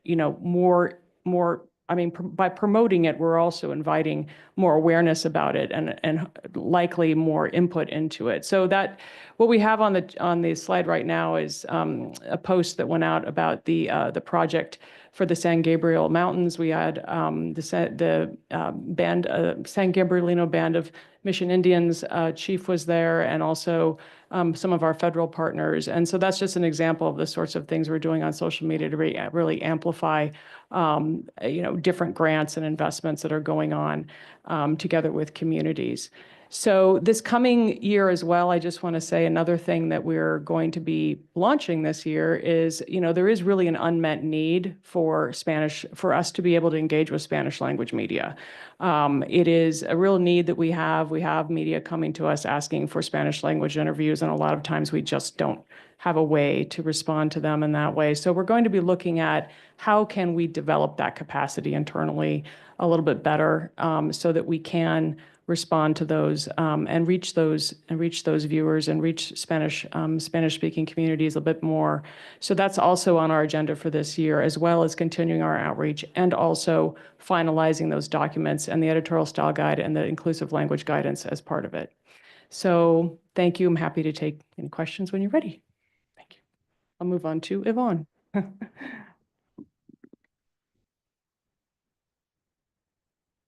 morning, board members. Yvonne West, Director of the Office of Enforcement. I was fortunate enough to be able to come before you in February and talk a lot about our environmental justice efforts in the enforcement context, and these are going to be highlighted here again today, some of these on a higher level. In 2024, our office was able to achieve a number of accomplishments related to environmental justice and racial equity. We finalized the update to our water quality enforcement policy, and in doing that, we were able to add environmental justice and disadvantaged community considerations when it comes to prioritizing enforcement and encouraged more engagement both with communities and tribes in conducting enforcement. In fact, the enforcement policy was one of the first policies that had to comply with some new community engagement requirements that we're now subject to, and we're able to go out to the community to talk about our policy in a number of different forums. We, as an office, through our environmental justice task force liaison, Selena Cole, and our section lead, Brian Elder, were able to participate in over 70 community and agency meetings focused on community concerns. These are traditionally underserved communities, EJ communities, and listen to what they had to say and what was raising concerns for them, not only on waterfronts, but from all media and all of the Cal EPA BDO's perspectives of what these communities were concerned about. In response to these concerns and engaging in these conversations, we completed a number of multi-agency inspections in these communities, in economically disadvantaged communities and EJ communities. Coming out of those efforts, we were participated in the execution of one of its first of its kind, a memorandum of understanding to respond to some acute and chronic community concerns with radius recycling in West Oakland and with the West Oakland Environmental Indicators Project. That is a new process that's coming out of the Environmental Justice Task Force efforts, looking at how we can engage in collaborative and creative problem solving for these communities that have been subject to longstanding concerns and impacts from various industries. So that's just a quick rundown of some of the accomplishments in 2024 that our office has been engaged in. And looking forward into 2025, again, the Office of Enforcement provides support for all of the Water Board's program areas, and we're engaged in those programs. I was really super excited to hear about all the different data being developed throughout the Water Board program areas, and really look forward to using it similarly in the way that we've used Cal EnviroScreen or other databases to target our enforcement efforts and to look to areas where we can improve our engagement and how we triage. And so in 2025, we'll be implementing that updated enforcement policy that I referenced that calls for adding environmental justice and disadvantaged community concerns when you do triage your enforcement and your enforcement resources and cases, and determining where to focus our efforts. And all those new databases as they come online will really be essential to that. Being able to understand the communities and understand the impacts on their water in those areas will help us implement the enforcement policy in a way that makes sense for elevating our racial equity concerns. So we'll be implementing the updated enforcement policy, engaging more in communities with tribes, and triaging our cases as we proceed to support all of the office's divisions and regions within the water boards. We will continue our environmental justice task force commitment with our staff that are dedicated to those efforts by attending those additional community meetings, maintaining a sustained engagement with those communities, hopefully with a consistent presence to develop those relationships. And again, responding with inspections when appropriate and investigations into those concerns when there are violations within our jurisdiction. We'll be continuing those efforts.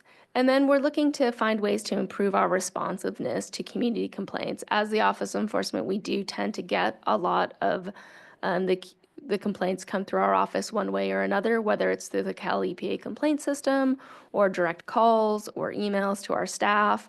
And we're looking at our internal procedures on how we handle those complaints and hold ourselves accountable to those complaints to report back out to those communities, and hoping to develop some internal guidance documents that we can then provide out to other offices and divisions as examples of ways to improve that responsiveness to community complaints and concerns.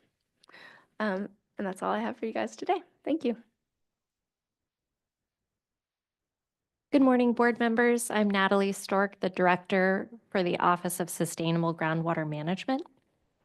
The Office of Sustainable Groundwater Management, which implements the Sustainable Groundwater Management Act for the State Water Board, is committed to upholding the board's resolutions on racial equity and the human right to water in our daily work and in our larger efforts.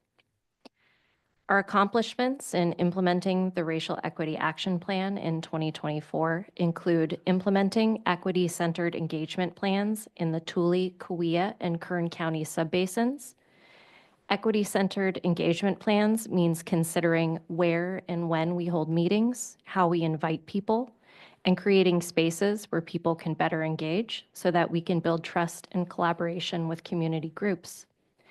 Other accomplishments include providing multilingual materials and interpretation in Spanish and Punjabi languages. We hosted 7 public workshops with hybrid meeting options, including one specifically for Punjabi American farmers. And we included equity considerations in our analysis of groundwater sustainability plans. For example, whether under plans, wells might go dry, water quality may be impacted, and consider who will be impacted and where the impacts may be felt.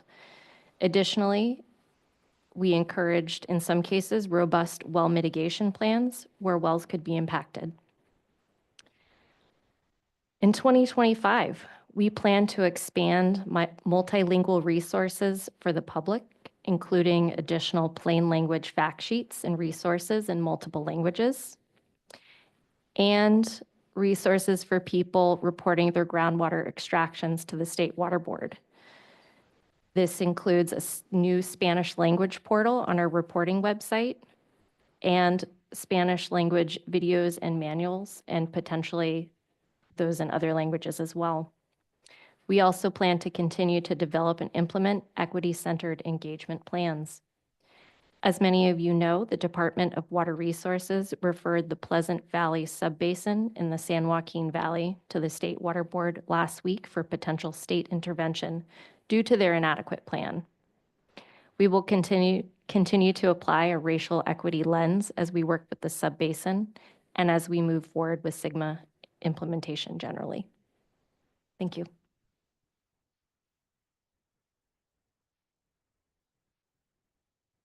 Hello, board members. I'm James Knockbauer. I'm the Director of the Office of Research, Planning, and Performance, and I use he, him pronouns. I'm going to talk a little bit about our external topics first. We cover in ORPP water use efficiency, several aspects of the regulatory process. We do economic analysis and also facilitate the scientific peer review of regulations. And we work on emergency management and climate change. So as you can see on screen here, we have a 2024 accomplishment. This relates to the board's action in 2024 of adopting the water use efficiency, making conservation a way of life regulation. The action for us in the action plan here was to assess potential equity impacts of the proposed urban water use efficiency regulation. And we did that assessment. with an analysis of costs and benefits and with coordination and discussion with many interested parties and entities that would be regulated. Following that assessment and that engagement, the board included provisions that relate to equity in the policy. For example, urban water suppliers serving disadvantaged communities may qualify for an alternative compliance pathway. We also worked to elevate the clear evidence that water conservation can improve water affordability. We're now into implementation. We are providing compliance support to suppliers with a focus on those serving disadvantaged communities. And we are tracking water use and reg implementation, including any disproportionate impacts. Let me pivot here. Looking ahead, we are working on the climate resolution. This is following up an action item in the action plan, which was to develop a plan to identify climate change impacts related to state water board authorities and how they may potentially disproportionately impact BIPOC communities or interests. We made some progress on that specifically, but we've actually launched this larger related effort to update the 2017 climate resolution. And we'll be proposing a new resolution as soon as we can. We are still developing this, but a core in that work is considering and addressing both our internal processes and the unequal effects of climate change and related policies. I've focused so far on external elements of the office's work. Before I finish, I want to emphasize that we have many important internal roles as well, including strategic planning, coordination, and employee training. And on these specifically, Ms. Evans in the Office of Research, Planning, and Performance will be speaking to you soon in our next section.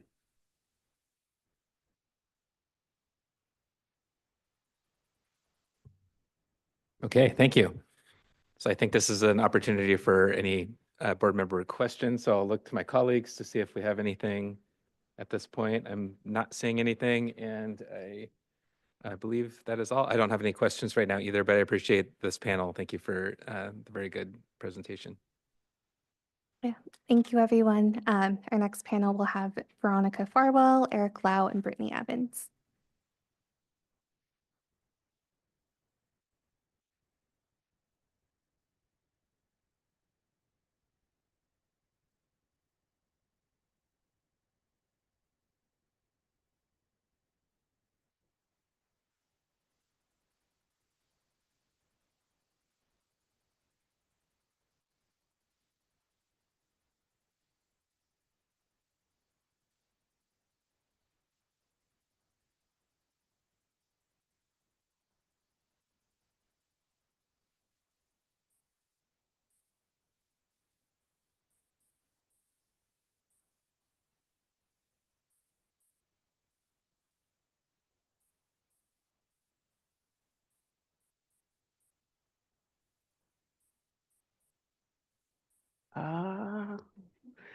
Good afternoon, board members, colleagues, and everybody within the sound of my voice.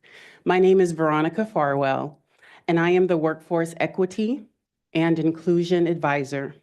Strategic Direction 2 centers on fostering an inclusive organizational culture where all employees understand and are affirmed that they belong, which is nested in Goal 2B. In my time here at the Water Boards, I've been afforded the privilege of teaching, learning, and listening to the experiences and concerns of hundreds of employees.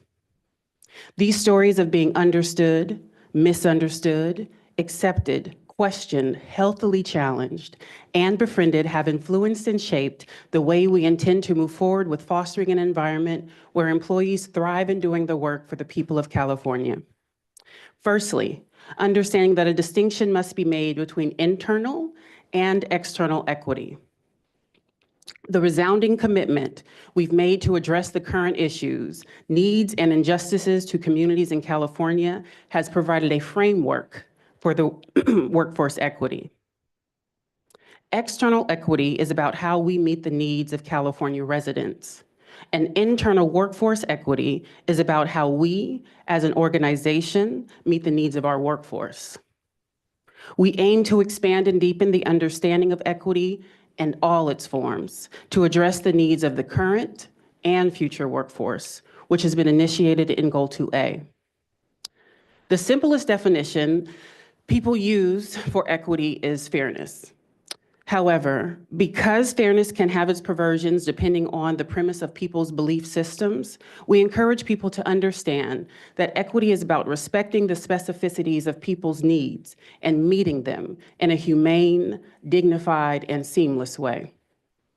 The Workforce Equity and Inclusion Program and my colleagues who hold the power and the positions to foster this work understand the benefits of remaining collaborative.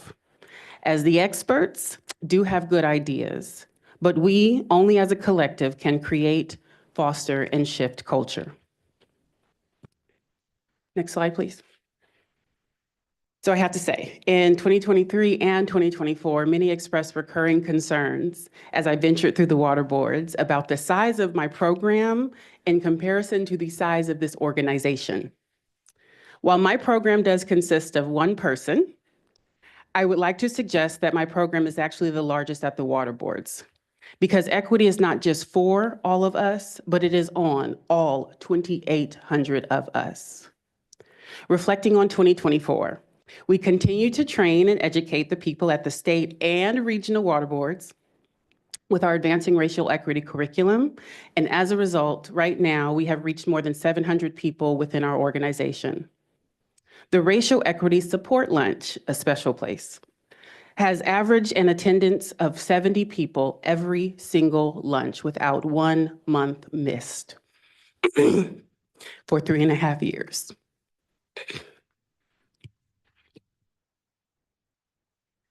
It is coordinated by a group of 12 incredible individuals.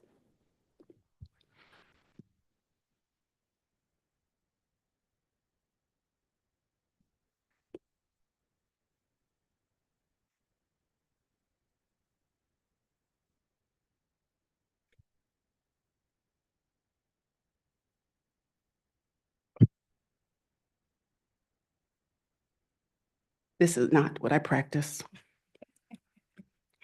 Okay. I have to recognize that I am deeply moved by this work. It is human work, it's people work and paperwork, and it is something, as you can all imagine right now, that is hitting deeply, not only to the work that I do for you all, but the identities that I hold. So the Racial Equity Support Lunch creates a space for so many at the water boards to have critical conversations about culture and connection. And lastly, I do want to highlight the welcoming equity into the workplace. This was a workshop that we put on for supervisors that provided guidance and a space for discussion to support supervisors as the workforce transitioned into a hybrid schedule. This initiative was greatly supported and by a measure of not only attendance, but by the request for additional series. In the future, in a moment, I will share with you some more about our Workforce Equity Inclusion Plan, but for now, I will be able to pass the mic to my colleague, Eric Lau. Thank you so much, Ms. Farwell. Good afternoon. Can you hear me? Okay. Good afternoon. My name is Eric Lau. I'm the Assistant Deputy Director in the Division of Administrative Services. DAS provides support to the Water Board and regional boards on recruitment and workforce development. In 2024, we released the 2024 Workforce Development and Succession Management Plan. This plan was shared with the California Department of Human Resources, also known as CalCHAR. We posted a document in our WaterNet in August. This document includes information that highlights the Water Board's racial equity plan.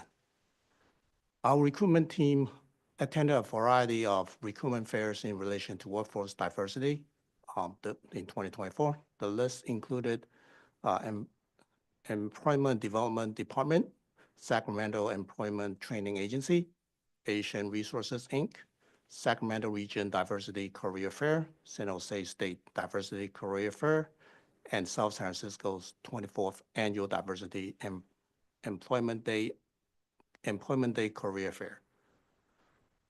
We have consistently updated the Water Board's employment webpage to provide resources for prospective applicants. This includes links to our current vacancies, how-to tutorials on state applications and examinations, as well as upcoming recruitment events and internship programs for our students.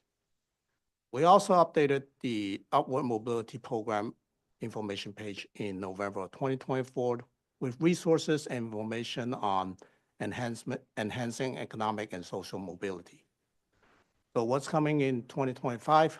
Our division's recruitment team is currently collaborating with CalHR to determine new workforce data and identify diversity gaps, and have regular meetings on recruiters roundtable, mentorship, upward mobility, and workforce planning succession management. Our recruitment team is aiming to attend a higher number of career fairs related to workforce diversity. The next event in 2025 is the 2025 Spring Diversity and Inclusion Career and Internship Fair at UC Berkeley on April 9th. We are collaborating with regional offices to partner with educational institutions for recruitment and career opportunities to improve the Water Board's brand and provide a more diverse candidate experience. And lastly, we are revising the Water Board's mentorship program to include frequent cohorts that allow employees all different backgrounds to connect with others regarding coaching, career growth, and also advancement. This program will now have a 6-month cohort standardizing questions, exercises for mentors and mentees. That's all I have. Thank you.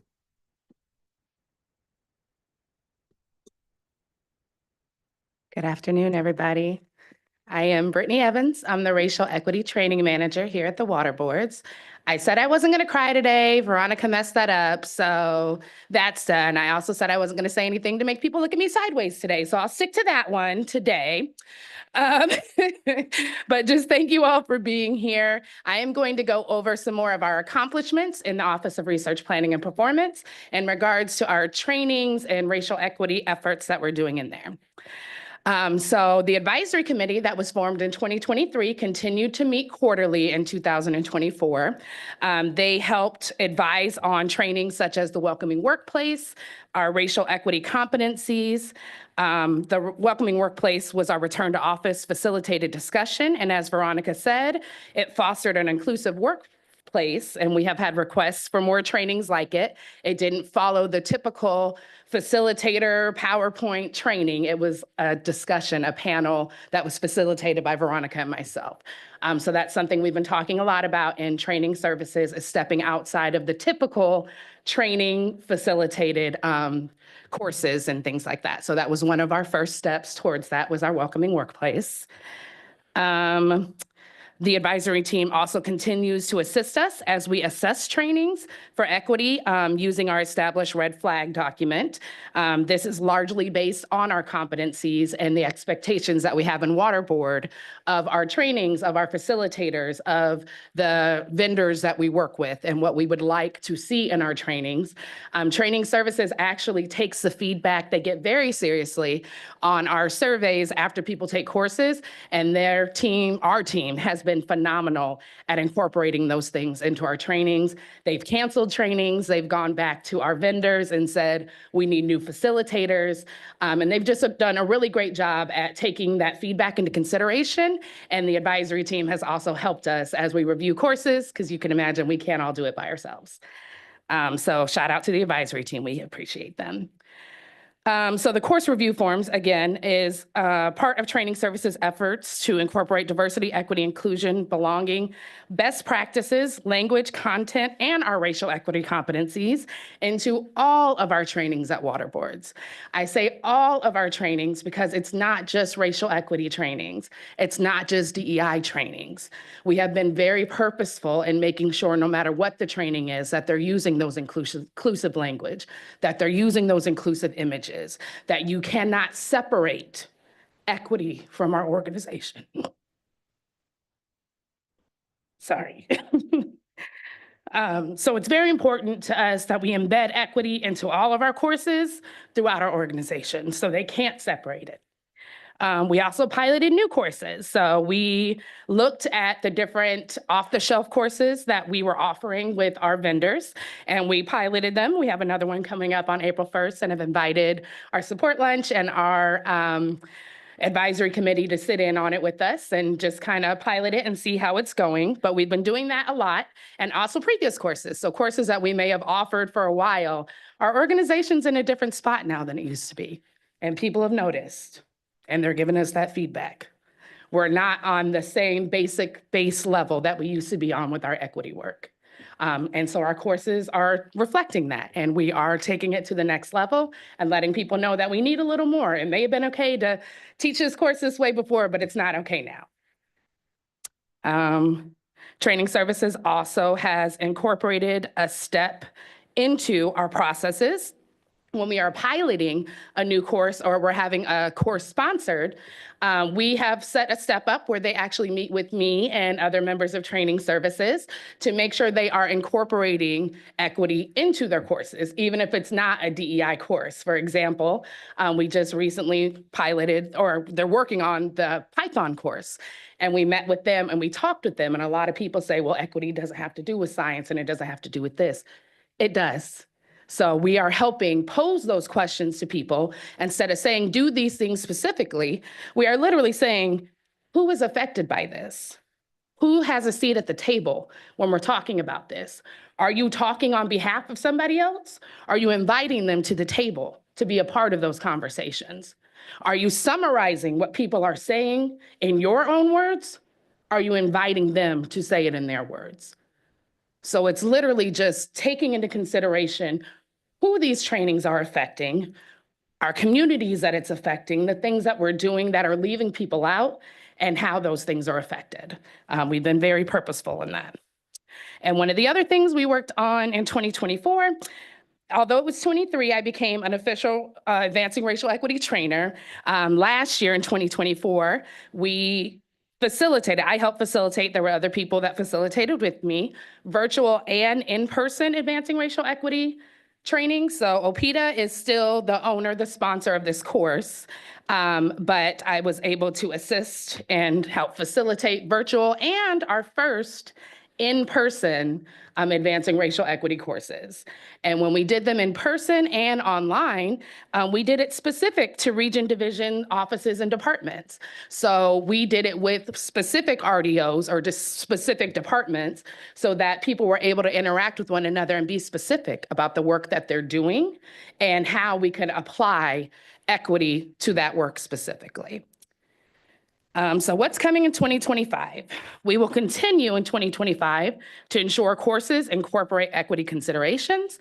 We are currently creating playlists and categories in Cornerstone, our learning management system. So shout out to Lindsay and Training Services, who has taken on that very big job of incorporating the learning management system into water boards, and shout out to the whole Training Services team as we all work together and talk often about creating new topics and new competencies so we could try and have playlists. So when people are looking for something specifically, they could type that in now and it pops up everything that has to do with it. But we're hoping in 2025 to have particular playlists where if you're looking for something, it could be our suggestion if you're looking at that, what courses you take in what order. And we also have new topics and stuff such as our new tribal affairs and tribal relations category in Cornerstone as we continue to work with OPEDA on, what our next steps are and what are the right things to do as we navigate this adventure. And then we will also be utilizing our staff and their expertise through our Train the Trainer program. So that includes advancing racial equity at water boards. It also includes new courses like the Katrina Kennedy Train the Trainer course. Both of these teach water board staff how to be facilitators. And the importance in these courses is what we're finding is a lot of courses that are given off the shelf by vendors, even if they incorporate some water board things into it, are not quite water board specific enough. So if we are utilizing our staff and their expertise in these spaces to be facilitators and be trainers, then we will be able to spread waterboard specific information a lot more. We'll be able to do more succession planning and continue those things that are sometimes lost when people retire or they're no longer with the organization. So we want to utilize everybody's experiences and expertise because waterboard is full of experts. And that's it for upcoming 2025 for me. Thanks.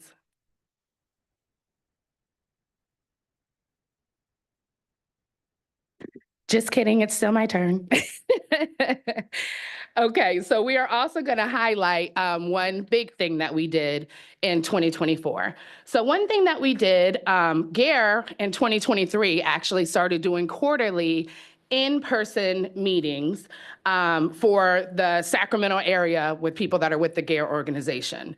We volunteered to host one of those meetings here at Waterboards. It was done in the Cal EPA building, and the topic was creating spaces for conversation. This was about our support lunch.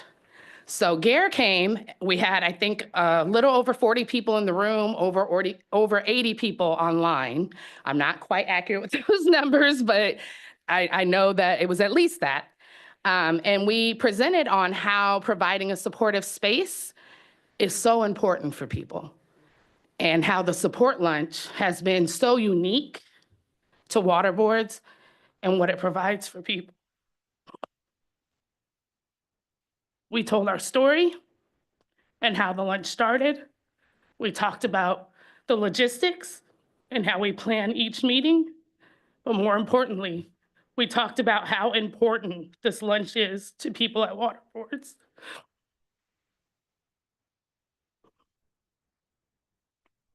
I would just like to ask, if you're in the room and you've ever gone to a support lunch, will you please raise your hand?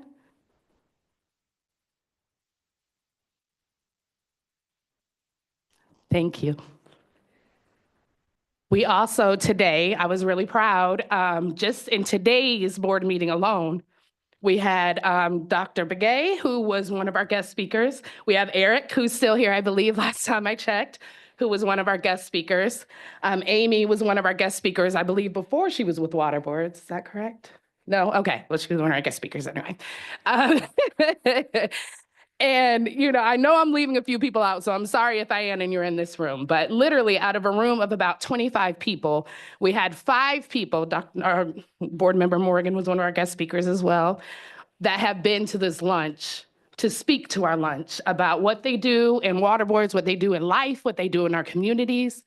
So this space just provides such an important part to Waterboards. I'm not sure if you haven't actually been to it, if you understand how much that means to the people that attend in this organization.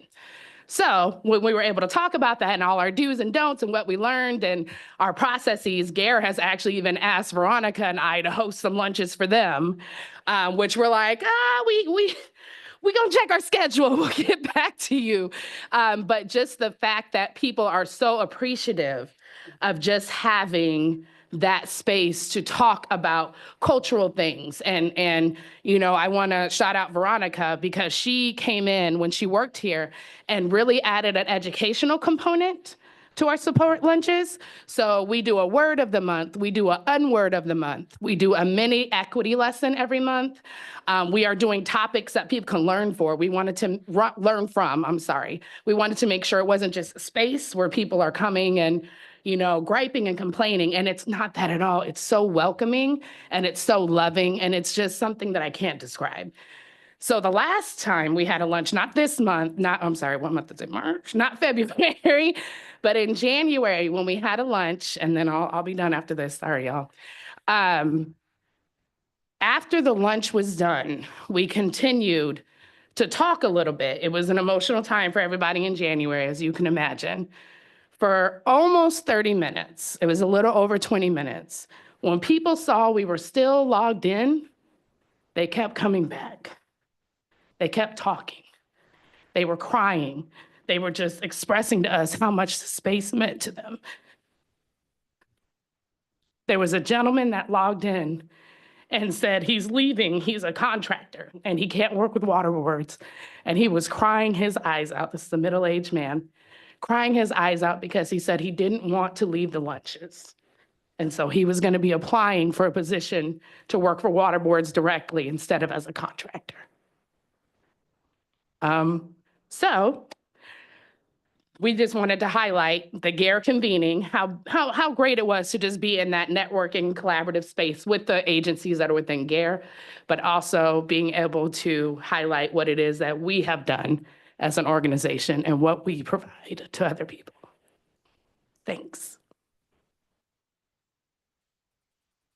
I just have to say, um, I know there's a lot of folks that are responsible here and part of the progress and work. And truly, when I think of the passage of the resolution and what our expectations were then and where we are now, there's been incredible growth and progress and still a lot to do that we know. But I know a lot of the folks that are part of this work and make it possible. Brittany, without you, Veronica, without you, so much of this wouldn't be going on in the way it is. And so I have to just thank you for carrying out the expressed wishes of this board in a way that I couldn't have imagined that we would be where we are now in the progress, and just the importance of this moment of that work. And we're committed to this. It continues on. And it is incredibly personal. It isn't just a matter of getting the data right or the words right, but getting the people component right. And when I see just the leadership that both of you have been able to express and grow into, I'm just very fortunate. And I'm very fortunate because I know it comes at personal cost. It's not it is not easy work, and it is incredibly emotional and personal, but it's seen. And I just have to thank you and acknowledge you both across all of this. Thank you. Thank you, Chair Esquivel. Oh, I said about 150 times yesterday, I'm not going to cry, which should have been my cue that I was going to cry. And I always cry. I have normalized tears as much as possible in OPEDA. And so, yes, and I never apologize for them. I have just nothing else to give but the tears. And some more words for you if you want them. Next slide, please. Thank you. Thank you, Britt. Thank you, Eric. So now as we close out our strategic direction 2, one of our highest priorities for the next year is to develop the Workforce Equity and Inclusion Plan. The Workforce Equity Inclusion Plan will allow us to institutionalize practices that support the principles of equity and recognizes that creating a diverse workforce renders responsibility for us to create a space that is welcoming and ready for that workforce. There's a quote from Dr. Martin Luther King that says, "Darkness cannot drive out darkness, only light can do that. Just as hate cannot drive out hate, only love can do that." In times like these, we must recognize that the work we are doing of equity and inclusion and wanting to have a space that affirms the definition of people has always been marginalized work. In 2020, it became popular and entered the mainstream. And now, not only is it being pushed back into the margins, but it is experiencing an era of erasure. The actions that have affirmed people need a space where they belong still matter. It still holds true that there are individuals who have a racialized experience while at work.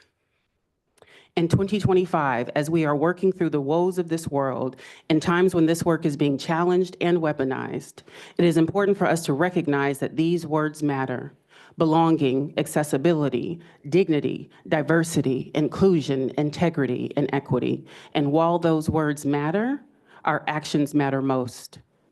As people wonder, can we still do this work? Is it okay to remain engaged in discussions and practices of inclusion? And with the barrage of questions and concerns that I and my colleague Britt have received, in the words of Austin Channing Brown, I'm still here. I am still here. And as we move forward in whatever this world has to offer about equity, inclusion, diversity, dignity, integrity, belonging, and accessibility, it is important that we not only move together, but we move forward with the leaders in mind who are positioned and hired to do it. Thank you.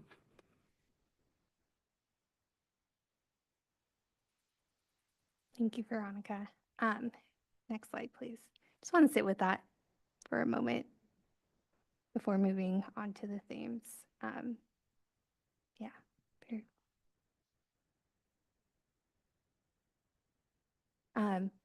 So before, I guess, wrapping up with the themes, we can pause and see if board members, if you have any questions or reflections or comments for this panel of presenters.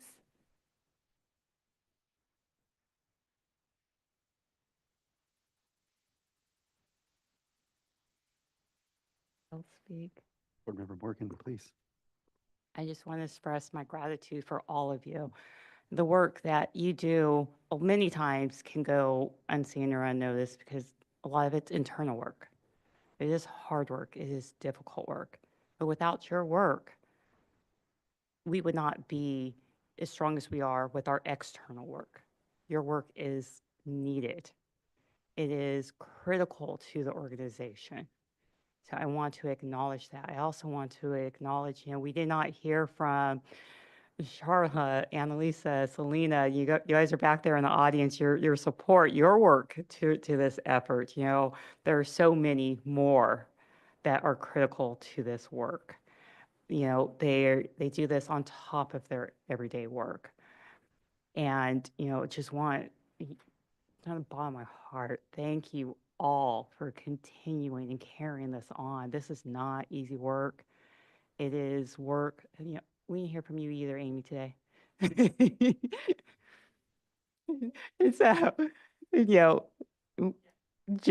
also want to recognize you. That it is just truly remarkable how much you all have done and continue to do. I just truly just don't have the words when I think about, like images and career fairs and getting out there and speaking to those that may want to come to work for the water board. I just want to like take a picture and just say, here, that this is the water boards.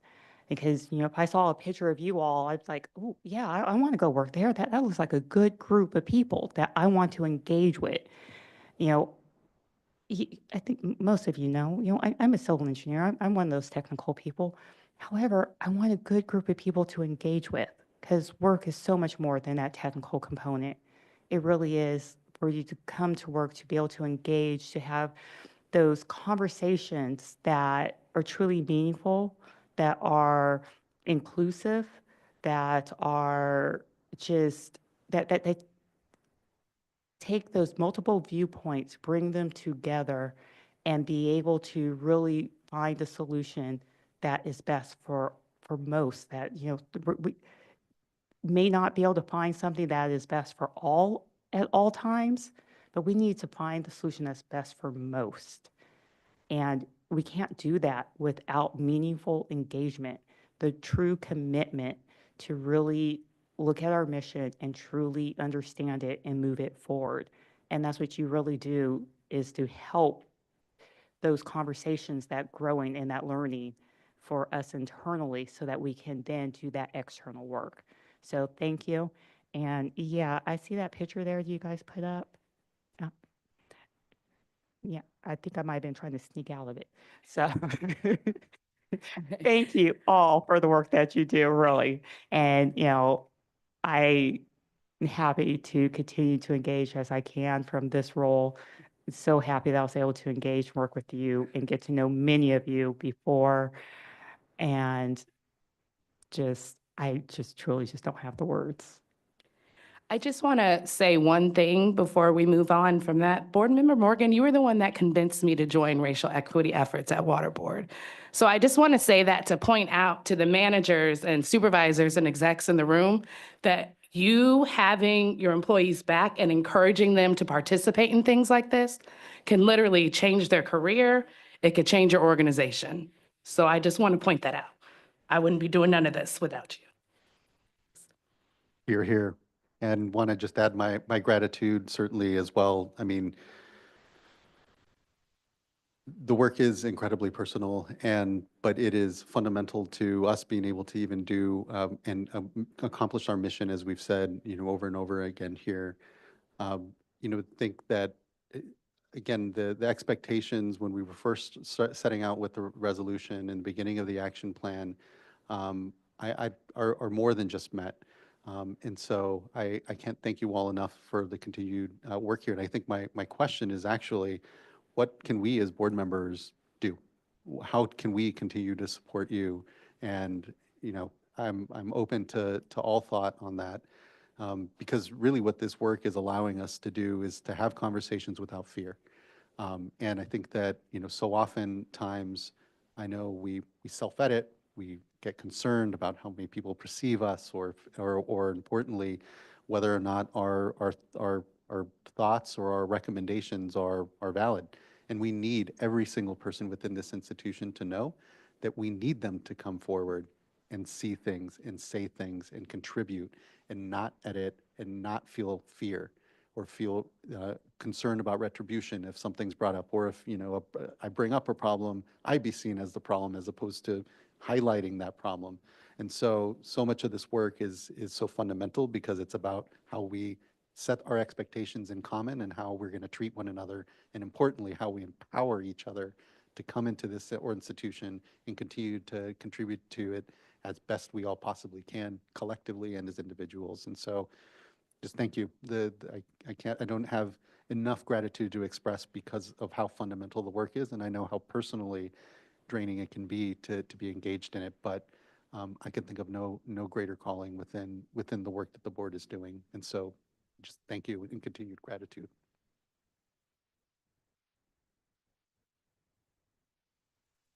Board Member Firestone. Thank you. This is really, I mean, I just so echo and just appreciate the words and leadership from both Board Member Morgan and Chair Esquivel, and just all, and appreciating the leadership of the folks here and throughout the boards that aren't, that are making this work. I actually wanted, I wanted to see if, Ms. Farrell, you could just say again, because I think your words on what equity is, and I think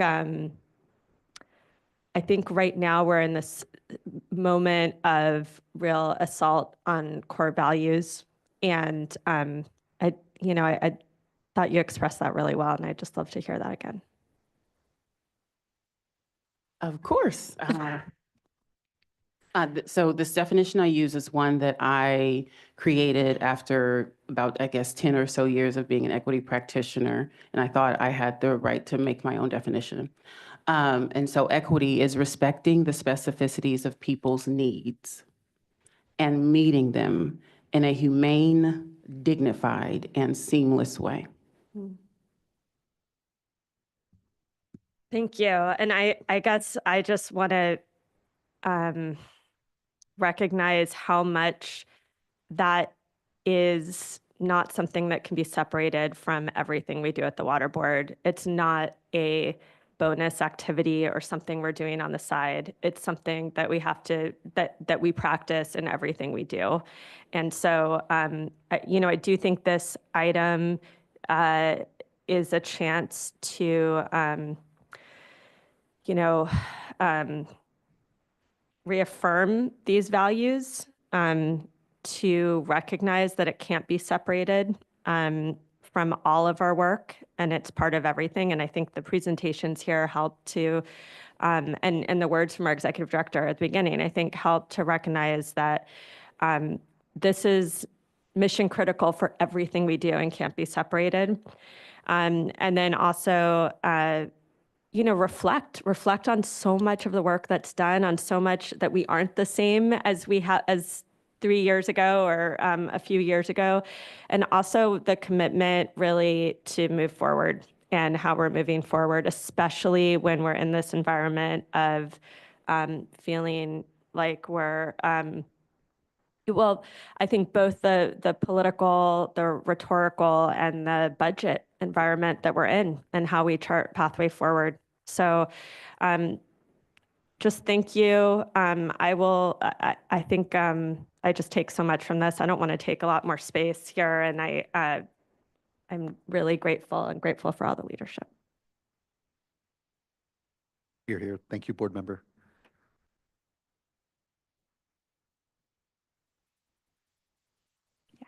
Thank you, everyone.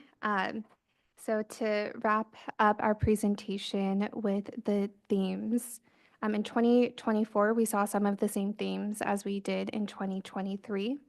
We continue to improve our coordination and alignment between regions, divisions, and offices throughout this presentation. It came to mind how many times I've heard we're going to continue coordinating with this office or that division. So we're really just continuing to strengthen that coordination and alignment with each other. We're also continuing to build internal capacity for advancing equity through training, creating these forums for discussion around racial equity, creating guidance for using racial equity tools and applying a racial equity lens to our work. And we continue to think critically if processes are equitable and lead to outcomes that benefit everyone in our existing programs. I want to recognize that while many of the actions are complete, meaning that the deliverable that we mentioned in the action plan was delivered, there is still a long journey ahead. And as we continue on this journey, our understanding of what equity is, what it could look like in the Water Board's work, and what it could look like in the Water Board's workplace continues to grow deeper. And the water boards have been building the infrastructure for equity-centered work for the past 2 years and beyond, and will continue to do so as we wrap up the last year of implementing this racial equity action plan and look towards the future. Next slide, please. So to wrap us up, I wanted to mention that we do have an interactive version of the 2024 annual update. It's in a dashboard format, and you can filter it by goal or by division or office, either by clicking on the goal number or division or office name, or by using the check boxes, depending on if you're looking at the graphs or the data table. So that's available in English and in Spanish. Next slide, please. And lastly, if you're interested in providing comments outside of this board meeting or would like to request formal tribal consultation, you can always do so at any time by contacting us at racialequity@waterboards.ca.gov. If you're interested in reading the 2024 update or staying informed of the Water Board's racial equity work, you can subscribe to our email subscription list at the racial equity website, which is waterboards.ca.gov/racial_equity. And with that, I'll transition to Adriana. Thanks so much, Jenilyn. I will be brief. I just wanted to wrap us up by extending gratitude to all of our colleagues who joined us here today for today's presentation. And I also want to extend gratitude to all the colleagues who weren't able to join us today, but are doing incredible work to move this forward. So thank you. I also want to give gratitude to the board and to our executive director for prioritizing this work, for your leadership and your guidance throughout this whole process. And then finally, as we wrap up, I wanted to take a moment to express gratitude to Jenilyn in particular. Jenilyn has recently accepted a position leading environmental justice efforts at the Department of Pesticide Regulations. So she'll be transitioning out of her role within the water boards in a few weeks. Over the last 6 years, Jenilyn has been an incredible driving force leading environmental justice and racial equity work.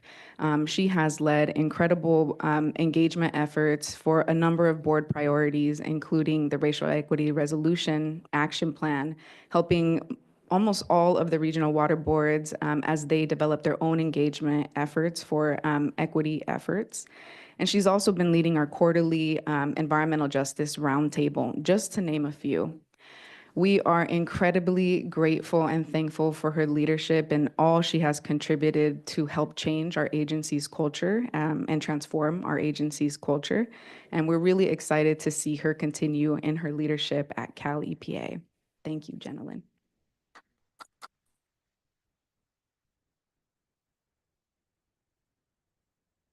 And with that, I think that wraps up our item. I pass it back to Chair Esquivel. Thanks.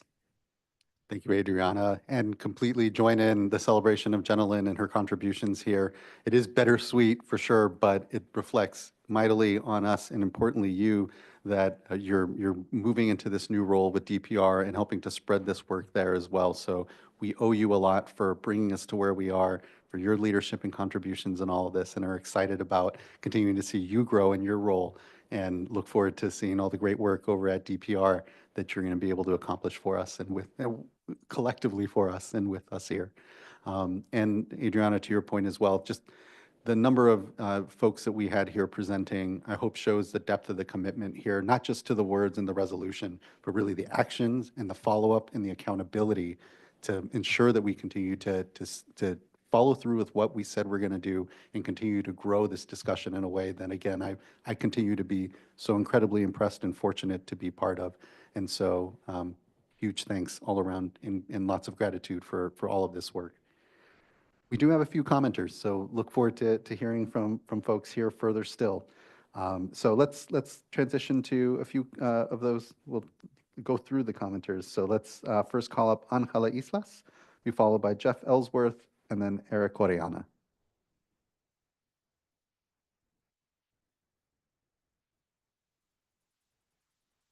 Hi, good afternoon. Chair Esquivel de nuevo, board members. Angela Islas here with Central California Environmental Justice Network.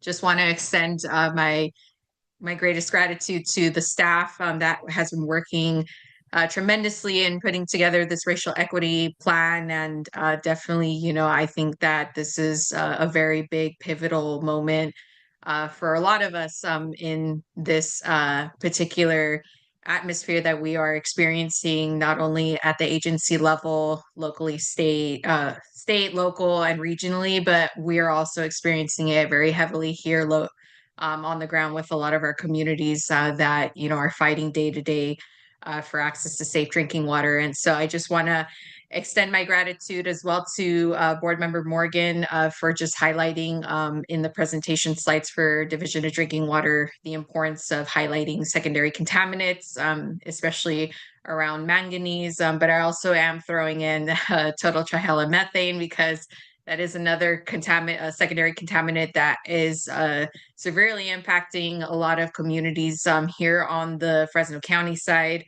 And so I really heavily, you know, appreciate you for highlighting that importance to elevate secondary contaminants and just have those be considered to have more active active approaches to resolving those contaminants of concern. But I also want to just like make sure that, you know, through this document, which, you know, I deeply appreciate the effort and work to putting that document together. I did want to highlight just really importantly about domestic wells. I know that this has been just a very common theme in the last couple of years, as many domestic well communities are severely impacted, not only environmentally, but also through actions on the ground. And I think that we need to keep in mind about the lens of severely low income communities.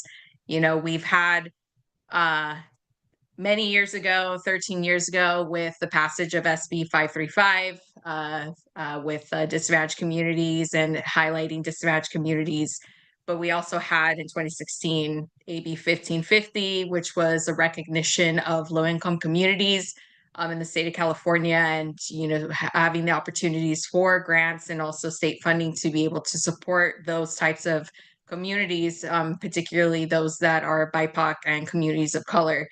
So I think in highlighting this, importantly, in the racial equity plan, we need to keep that in mind, that we have many communities that, you know, are seeing the fluctuations of, you know, income-based programs not being accessible and not easily accessible. And I'm seeing this heavily with the community residents in Perry Colony, where, you know, again, this community is already dealing with a lot of different situations where they're not really clear about their long-term solution to access to safe drinking water.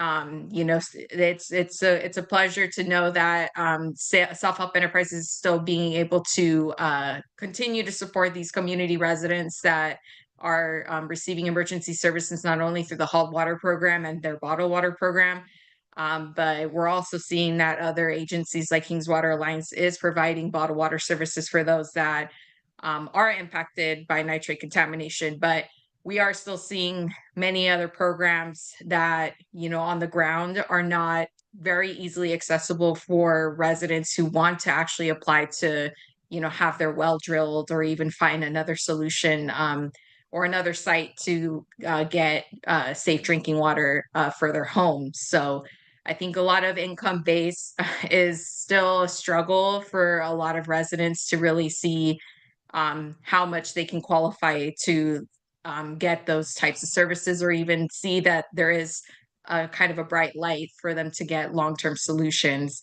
So I just, again, wanted to emphasize just, with racial equity, as like the big lens here, we also want to recognize that for many of our communities of color, our BIPOC communities as well, that income is a disadvantage as well. And, we see that on the ground here with many of our community residents. And so it is important to just keep that in mind in that lens. So again, I just want to thank everyone for the tremendous work on this plan.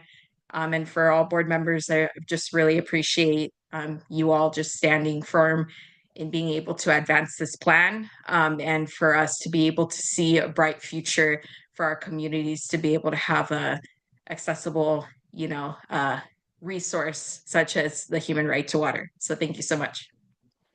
Thank you, Ms. Islas. Really appreciate those words, and importantly, continued engagement here. Completely agree and appreciate your work with communities and continuing to bridge the discussions that are so necessary here before the board. So just thank you. Huge thanks. Next, I'd like to call up Jeff Ellsworth, and then he'll be followed by Eric Oriana and then Cecile Willie. Good afternoon. Am I coming through on the audio? You are. Good afternoon. Thank you. Good afternoon, Chair Esquivel, board and staff. Jeff Ellsworth here, former mayor of St. Helena, Napa County, 2018 to 2022. First, I would like to commend you on bringing forward this item and the continued commitment to racial equity.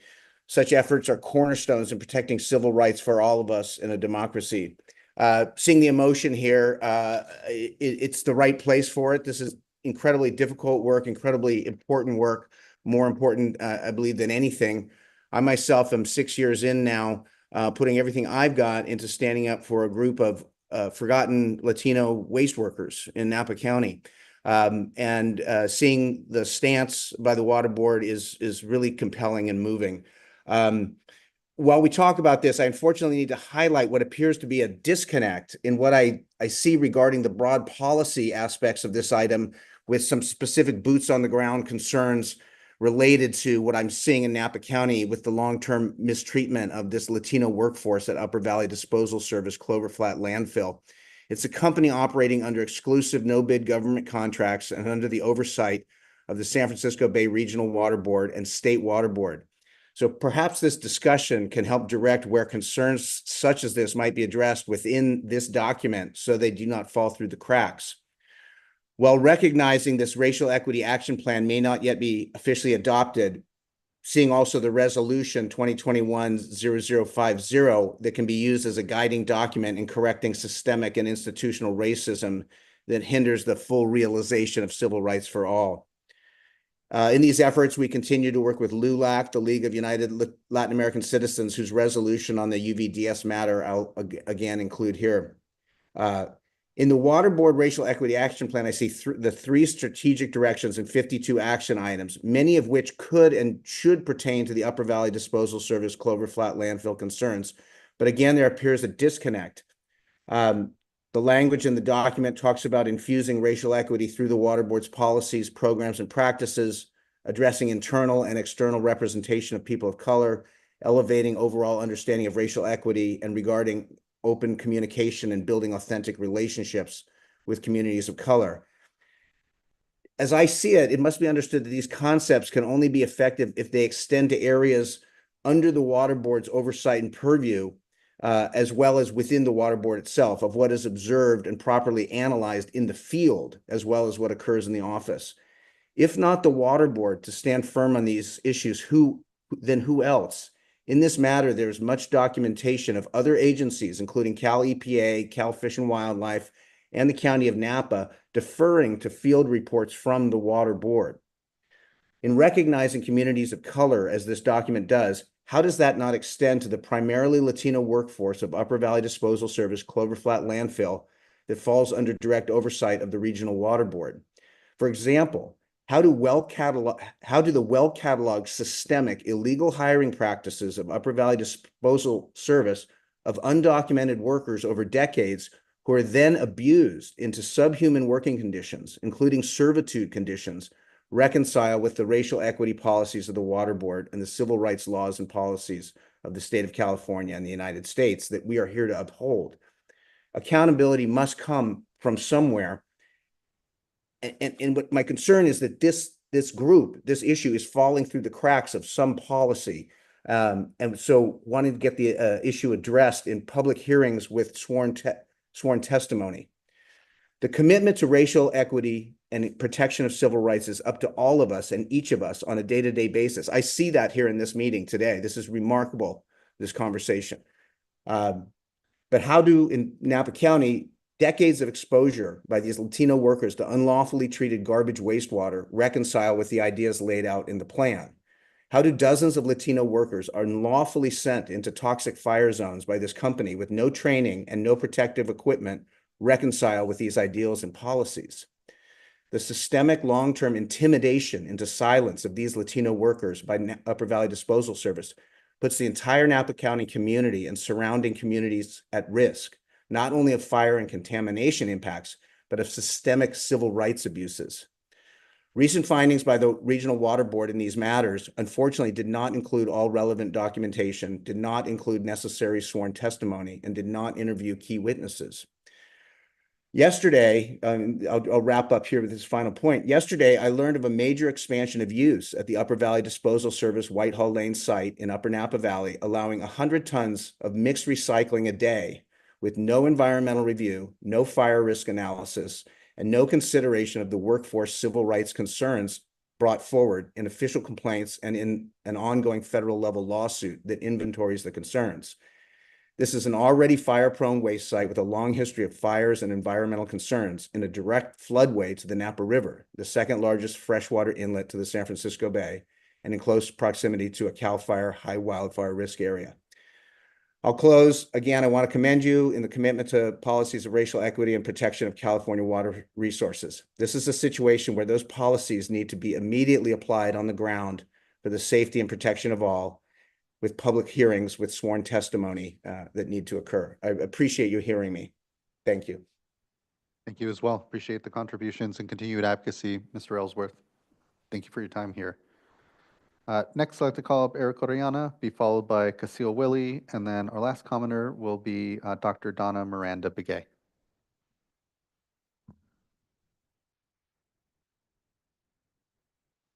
Oh, apologies, Eric. I believe it's cold. Yeah, there we are. Thank you. All right. Thank you, Chairman and board members, for the opportunity to comment. I wanted to express sincere appreciation for the work that the Office of Public Engagement, Equity, and Tribal Affairs has been engaged in for the past number of years. The leadership at the State Water Board, the board members for prioritizing the racial equity today. Community Water Center works with a number of communities across California, Central Valley, and Central Coast. And I've had the privilege to get to know community members who have borne the brunt of racial inequities across the state and environmental inequities. And so I've seen inequity permeate itself with community members not having access to safe and clean drinking water in their homes, their well having gone dried or have been, the water from under them was taken. And I've talked to families who have experienced significant health impacts like cancers, their children born with blue baby syndrome, children who have been impacted, their development has been impacted because of contaminants in their drinking water. There's our elderly community having to walk long distances to access water from water stations. And so that's just a number of the examples that our communities in California still live with inequitable outcomes today. And so that drives the work that we do at the Community Water Center, and it drives our comments here on this racial equity action plan. And, while I'll get into some specifics here, I really want to appreciate the leadership to remain committed to equitable and equity issues because we see an administration on the federal level that has abandoned this and is attacking efforts to advance equity. And more than ever, it's important for California leaders to stand up for our values and to remain committed to equity as a fundamental value that we hold ourselves to. And so thank you for remaining committed, and thank you for, I think in the presentation, there was mention of the continued development of the Racial Equity Action Plan in the coming years. So thank you for that. With that said, I want to continue by emphasizing the importance of the Racial Equity Action Plan and its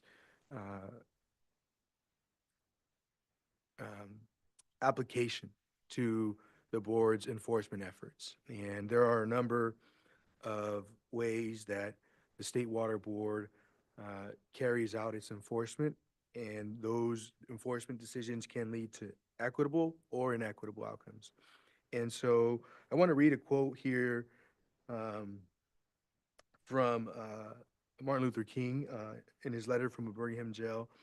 And it says, "Sometimes the law is just on its face and unjust in its application. For instance," this is Martin Luther King, Dr. Martin Luther King speaking, "I have been arrested on a charge of parading without a permit. Now, there is nothing wrong in having an ordinance which requires a permit for a parade, but such an ordinance becomes unjust when it is used to maintain segregation and to deny citizens the First Amendment privilege of peaceful assembly and protest." And so I want to take, I guess, a little bit of what Dr. MLK is saying is sometimes the State Water Board is required to do and asked to carry out functions important, but we have to be careful about how we apply laws and how the outcome that they are providing will have on communities. And so I just want to encourage you all to continue to look deeply at the decisions that you all are making related to basin plan amendments, related to implementation of the Sustainable Groundwater Management Act and its profound impact on communities' access to safe and clean drinking water. And I also want to really bring attention to the fact that communities still don't have access to safe and clean drinking water in many parts of the state of California. And it's not because the state of California doesn't have funding to do it. We have had large investments for it, but we also need to look internally and see what we can do to advance solutions for it. And I think that the Division of Financial Assistance is working hard to do that and partnering with organizations that are interested in advancing solutions. And so I just want to encourage you all to continue to go down that route. And I think one real important effort as part of the Racial Equity Action Plan that we were hoping to see just a little bit more progress on was the effort to build community capacity building. It was one of the actions that was still in scoping. And so I just wanted to call attention to our prioritization of that effort to ensure that communities who aren't here in this room, who are working, who don't have the capacity to be here, that they could have that in the future to create equitable outcomes for their communities. Last recommendation, I just offer our willingness to support as an organization in the effort. There was an action, I believe it's action 46 or 48, one of those, that talks of training State Water Board staff and how to outreach and engage with communities. I really am thankful for the work that the luncheons that the committee has put on. We've presented at a number of those, and that's a great space, but just want to encourage more spaces like that. So if there's any support Community Water Center or myself can provide, we're happy to provide that. And then I'll conclude by saying thank you for the opportunity to comment. I encourage you all to keep doing this work. I applaud the passion, the commitment from staff and the leadership at the State Water Board to do this work. It's not easy work, but it's work that matters, and it's work that needs to continue to be prioritized. So we won't stop until all of our communities have access to safe and clean drinking water, and until we have equitable outcomes in our communities. Thank you for your opportunity. Thank you so much for those words, Mr. Ariana, and your continued consistent engagement here across the work of the board and this project, our racial equity work in particular. Really appreciate the recommendations and comments and continued engagement across it. Thank you. Okay, next I'd like to call up Cecile Willie, who will be followed by Dr. Donna Miranda Begay. Hello, good afternoon. Cecile Willie. I'm with Save California Salmon as a staff attorney. Sorry I couldn't be there today, but first I wanted to thank you all for the efforts. I had to join late, but what I saw of the presentations really exemplified the efforts that I think the public may not see in the day-to-day. So that was really encouraging to see. And I appreciate the water board staff and board members that have taken initiative to not only building this action plan, but also seeing that those actions are being moved forward towards the identified goals within the action plan. So speaking to why I was late, had to join late today, there was a scheduling conflict that I think was, I don't know if it was just too many things happening at once, but I was in the Bay Delta working group meeting on tribal issues, and it was a really good conversation. I think those working meetings have been really beneficial to opening more of a dialogue between community members that may not have necessarily had an opportunity to have a conversation before. And so having the tribal community members being able to speak with water board staff was really encouraging to see, but it was disheartening to know that there were not going to be any board members available for this meeting. I think it is something that is of interest to many board members, and I think being able to have them hear those open conversations and that the concerns that tribal communities have directly from them in an open conversation would have been really beneficial. And at the same time, there's also the site's water rights administrative hearing going on. So just wanting to emphasize the limited resources that tribal communities may have, especially right now. I feel like there are many things going on, and just want to encourage maybe a little bit more planning and effort into acknowledging where tribal interests may be, where they may want to be at a certain point, and making a little bit more of an effort to ensure that they're able to be at all these places at once instead of, having to pick and choose what is most important to them. And I want to encourage the State Water Board to continue making progress towards making more equitable actions and decision-making. The more frequent inclusion of tribal communities is promising, and we are grateful for the many opportunities, but we're always going to ask for more because it is such a diverse state tribally. There's always going to be at least one tribe that didn't get the invite or can't make it. And so being able to have more opportunities and more outreach and engagement for tribal governments, but also tribal community members can always be built upon and added to.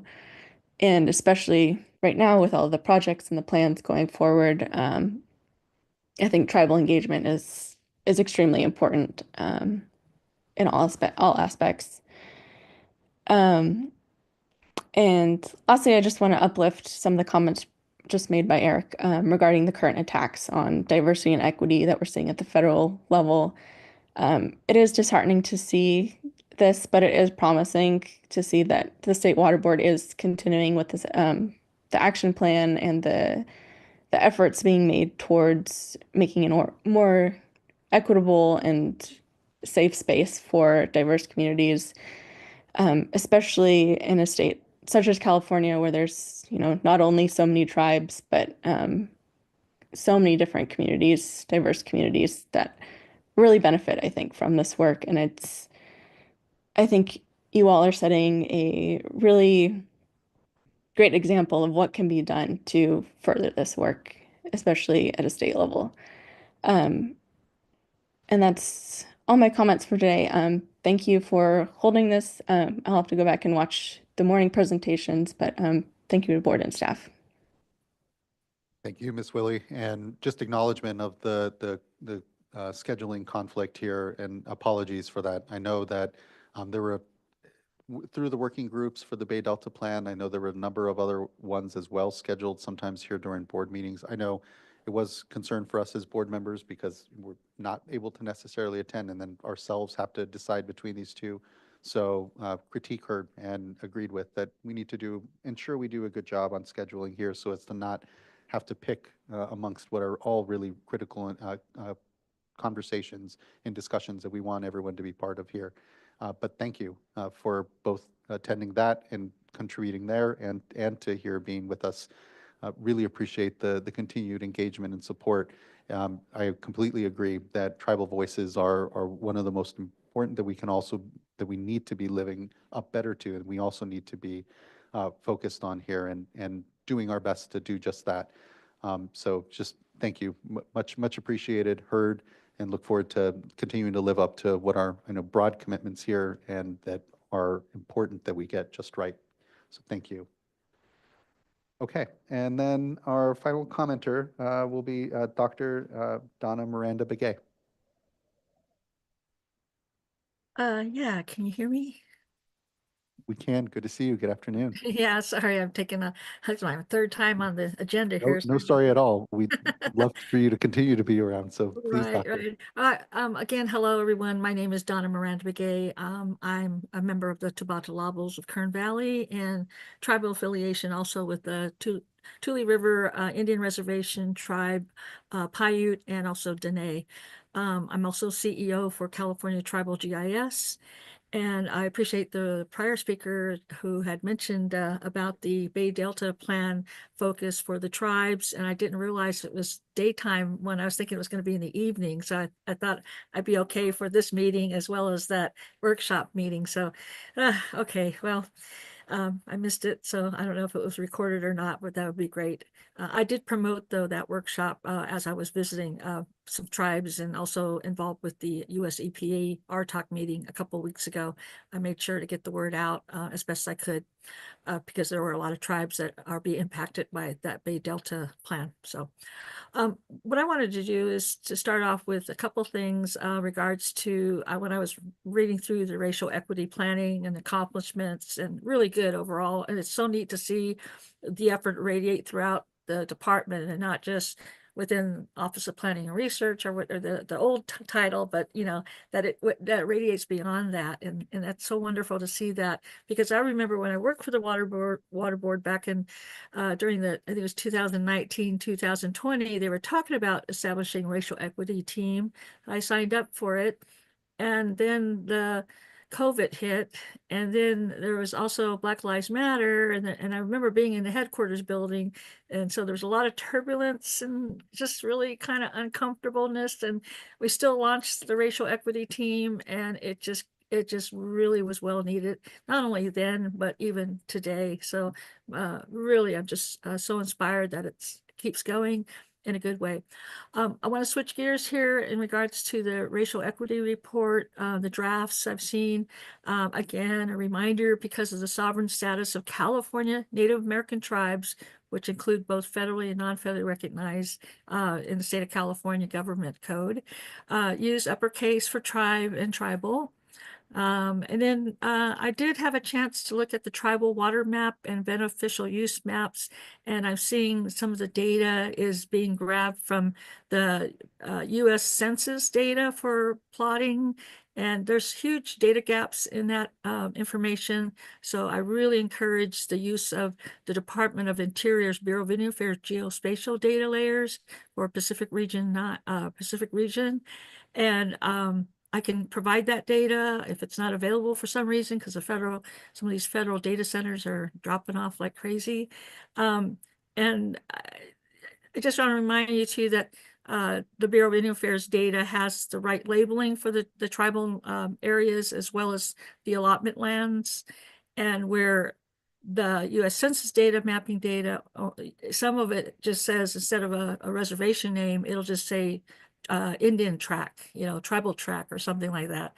And so again, I can work with folks who are behind the scenes supporting the tribal water map and the beneficial use map. So I'll put that out there. Okay, and then switching another gear here, I just want to say thank you, big accomplishment, and very much appreciate to Adriana and her team. In the past 8 years, the State Water Board has participated with the planning of our annual California Native American Day with the Governor's Office event planning team.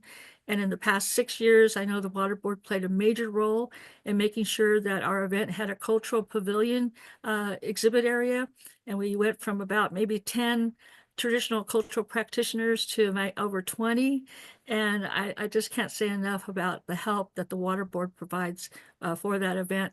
This last year, 2024, we had over 100 exhibitors, 20 tribal vendors, over 70 out of 109 federally recognized tribes present, and or at least represented.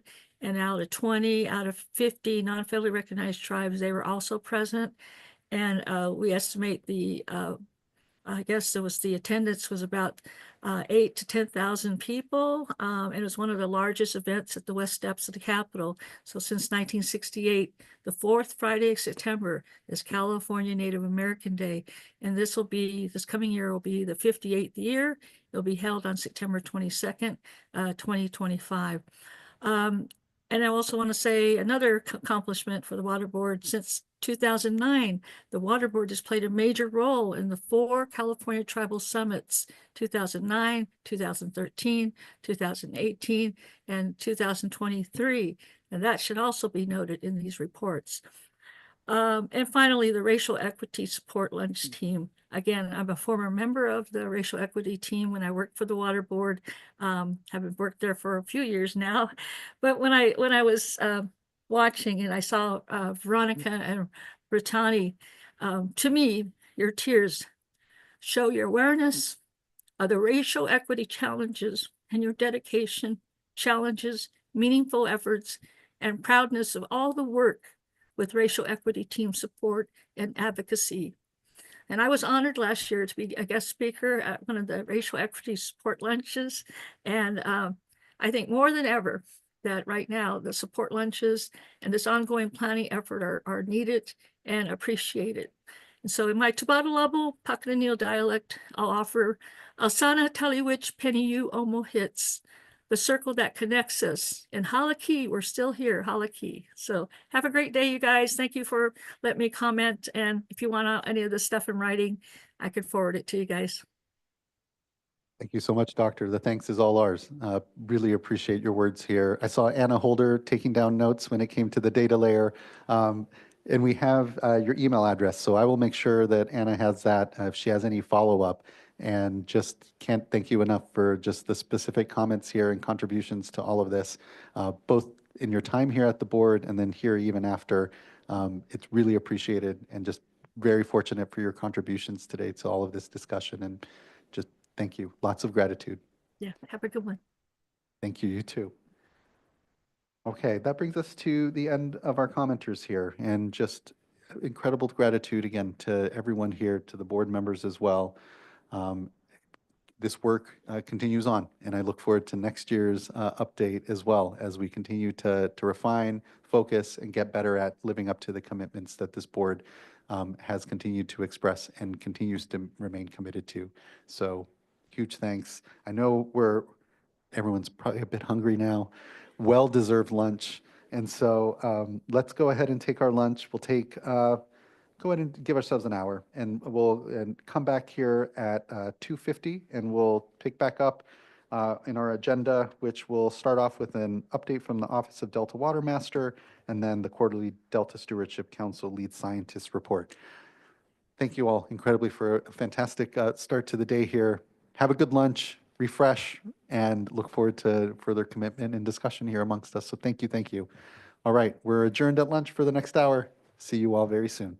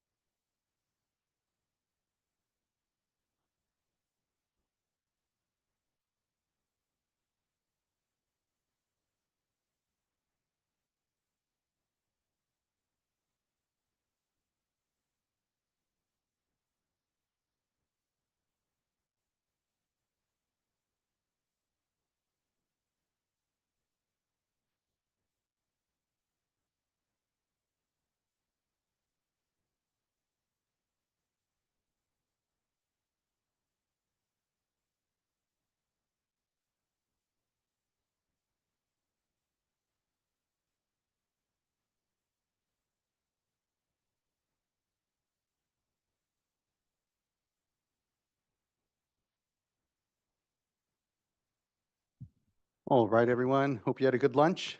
Appreciate. I know it's been a longer day, I think, than maybe we had anticipated, but for good reason. There was a lot of good discussion, certainly, on the previous items here. So thanks, everyone. Welcome back from lunch. We're now on our next item here, which is our update from Delta Watermaster and Delta Lead Scientist. So I'll hand things over to Jay. Good to see you this morning. Great. Chair Esquivel, members of the board, thank you for the opportunity to join you today here. I am joined by our Senior Water Resources Control Engineer, Will Anderson, and the Delta Lead Scientist, Dr. Lisa Marie Wyndham-Myers. So thank you again for a chance to appear before you today and talk about some of the issues that are very much in consideration in the Delta. It was beneficial, I think, for us to see the work plan elements. As you're well aware, the water quality control plan update, Delta conveyance, sites reservoir, water quality concerns in the Delta are also foremost on the minds of those in the watershed. And so we're tracking those very closely with you. And I think to just give a moment to the importance of the equity considerations, I do want to just give voice to the amazing panels that I think you all heard from today, and just thinking about the inseparability of equity concerns in looking at the beneficial uses of water and how those play out in a climate changing world where the only normal that we can really rely on is greater variability in the system. So next slide, please. What we really wanted to cover a bit today was building on what you heard from the Division of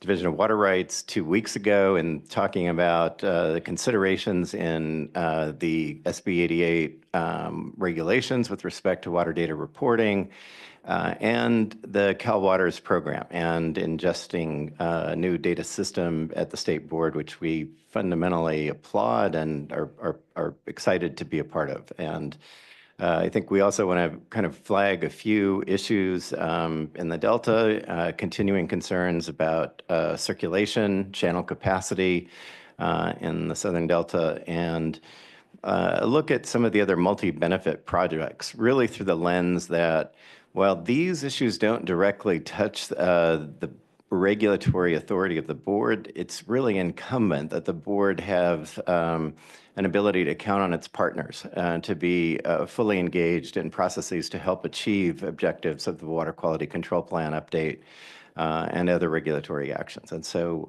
I'm kind of before you today as a catalyst in trying to help see some other things happen and encourage good faith actions by others around the Delta. So with that in mind, let's go to the next slide.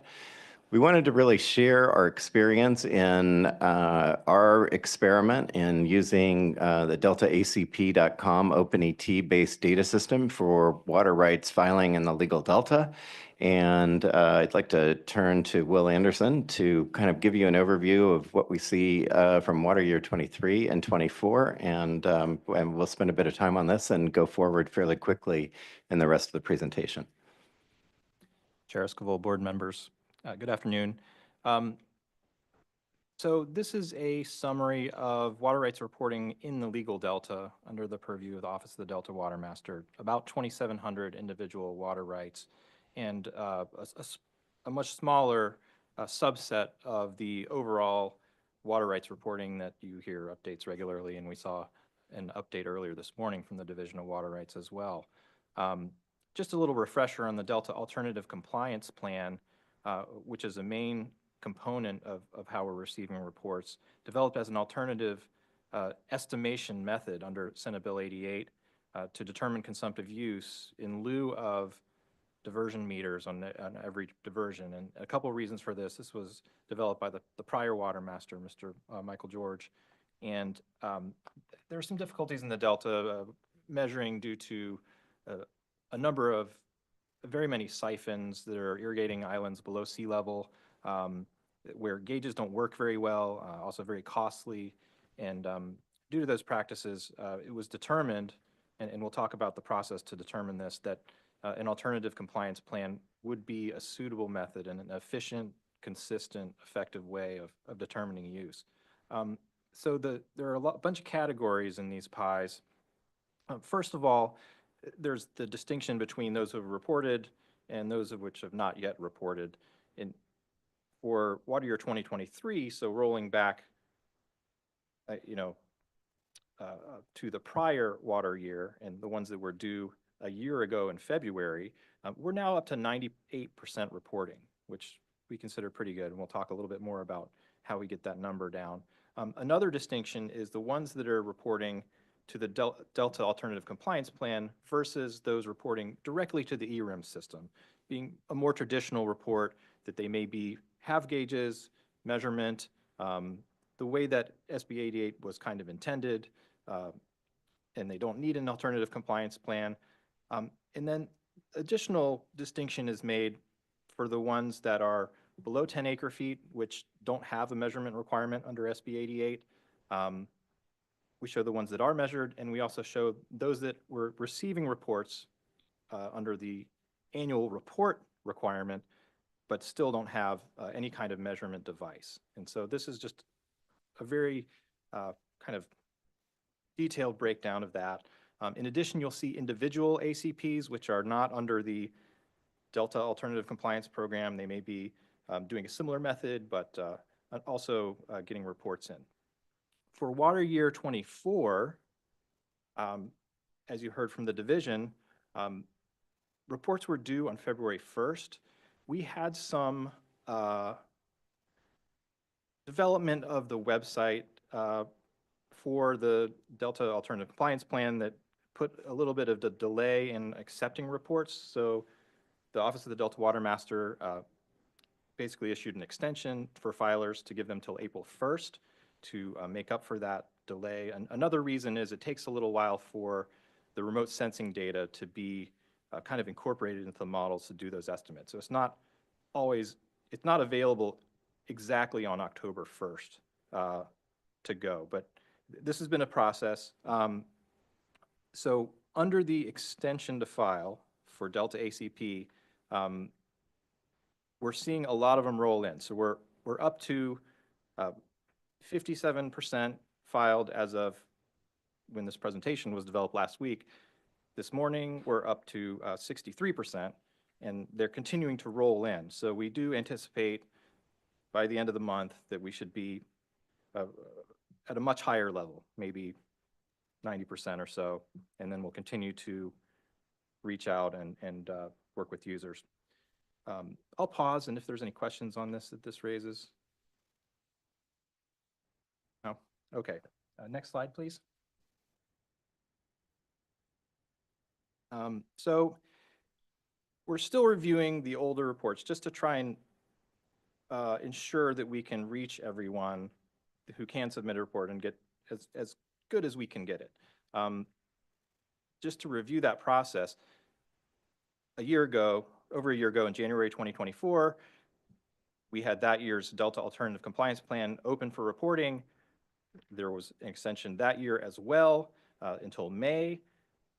As of July, the Office of the Delta Water Master issued failure to file notices to encourage non-reporters to get their reports in still. So that was to 205 users.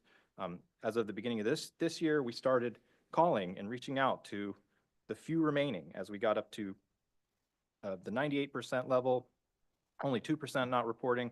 How can we reach these folks? And it was brought up this morning. There was the question, how many of these are repeat offenders, so to speak, or those who have not been reporting for years? How do we reach them?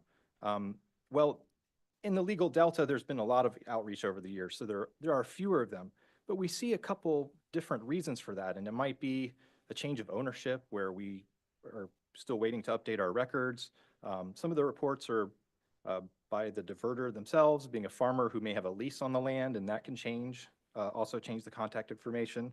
In other cases, the owners pass away, and there's the property may be in probate, so there's reasons why it's difficult to get to 100%, but we'll try and endeavor to keep the data systems updated and capture those as they come in. Those are just some of the things that we're finding. At this point, we're prepared. The Office of the Delta Water Master has the intent to issue notice of violation letters to 20 users who we've really tried to reach out to and send prior letters.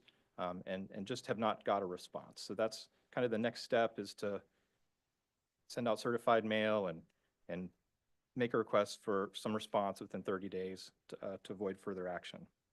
And in addition, there are other folks that we're going to still continue that outreach. So that's the continuing process of outreach. Next slide, please.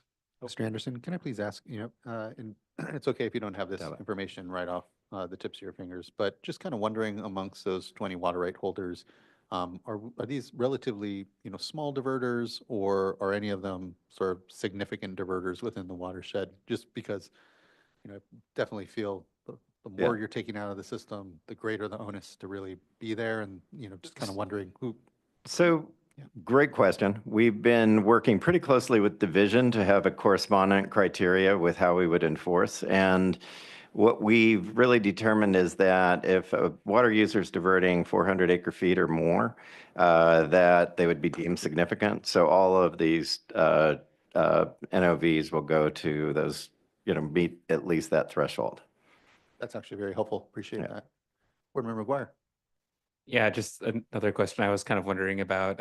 My presumption generally is that most of the water right holders in the Delta are riparian or have pre-1914 claims, but is there, with this group in the previous slide and then here, is there a mixed bag there? Because I'm thinking about our new regulations for late fees and how those would apply. Yeah, so this universe, it really encompasses all of the pre-14 appropriative and riparian rights holders. Our system and the OpenET filing system is really based upon the riparian rights holders, as those claims help form a more complete mosaic of points of diversion aligned with points of use, really across 3,000 places in the Delta. And so what we've done is effectively kind of skipped the appropriative filing process. We have a placeholder for that, so that we're not double counting ET in any places, but rather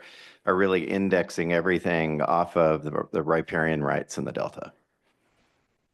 It gives us a more granular picture of where and when water is being applied on the ground. So and we're working up from there. I understand. Yeah, Great. thank you for that. Yeah. Yep, many thanks. Next slide. And then just, I want to, I think just giving attention to the process that Michael George started ahead of me, and really kind of on a blue sky approach, and thinking about what's the right alignment of technology to reporting, to get accurate reporting and to get users into the system. And I think that this process began in earnest in 2017, and then in 2021 affirmed by the Office of the Delta Water Master that OpenET would be the platform set to use for open data reporting for accuracy, as well as the ability to look more deeply into the assumptions of the software and what it was telling us. And I think the context for this is at the same time, the use of OpenET was exploding across the West. OpenET is used for reservoir management and upper basin flow management and decisions in the Colorado River system, going more deeply into the system for groundwater, surface water accounting, cross-referencing diversion activity in the river to give a better picture of that. It's used for groundwater and surface water accounting in a systems integration sense in both Montana and Idaho, and is used as an index for water reporting for both groundwater and surface water use in Oregon. So I just, this is really, I think, candidly, the explosion of the applications for OpenET across the West are really manifest, and the level of buy-in in the agricultural and user community and the science community is incredibly encouraging, and both in where the data is headed from a time step scale, as well as just how the satellites are getting increasingly refined in recognizing differential properties and defining pixels on the ground and running it through the algorithms, and incorporating precipitation data to deliver that more accurate information. And so that's the delay and the time step part of this in integrating all those factors that we really didn't have the OpenET reference data until November of this year. So that in turn delayed the ability to open reporting. So that's just a factor we have to think about in kind of a real world sense for reporting. Next slide, please. So again, I think this gives a really, I'm trying to capture here the process that we've been undergoing, Royal We, in the experience of my predecessor here as well, that the essential cornerstones of this process have been wide stakeholder engagement and buy-in, and then along the way, recognizing that everything will not go according to plan. And I know the board has had briefings and thinking about the launch of Cal Waters, and I am here just as the cautionary test pilot on a very small scale system to underscore that we've had challenges in integrating software glitches, just to make sure that we kind of make sure don't have Confederate data coming into the system, so that we have alignment of polygons, a lot of very technical challenges in a relatively simple module. And so I think that, we're hopeful that, of course, that as we get to June 5th and the launch of Cal Waters, that, that we see a remarkable platform that we can use. But I just want to deliver a cautionary note to the board that these are incredibly big data challenges, and that we should be ready to have to communicate very actively with users about the challenges in implementing these from the get-go, and just be very open about what's happening in the system and what we're trying to fix when we have challenges. Next slide, please. So along that path, and a number of the science entities that we work with pretty actively at the UC Davis Atmospheric Program, Berkeley Laboratories, USGS have been encouraging us along the way that we're on a journey, that we're striving to get our data better, trying to get the time cycle better, and get agreement across both among those that are continuing to divert or report direct diversion data in the Delta, those that are looking at eddy covariant data, so more ground truth, but remote sensing data.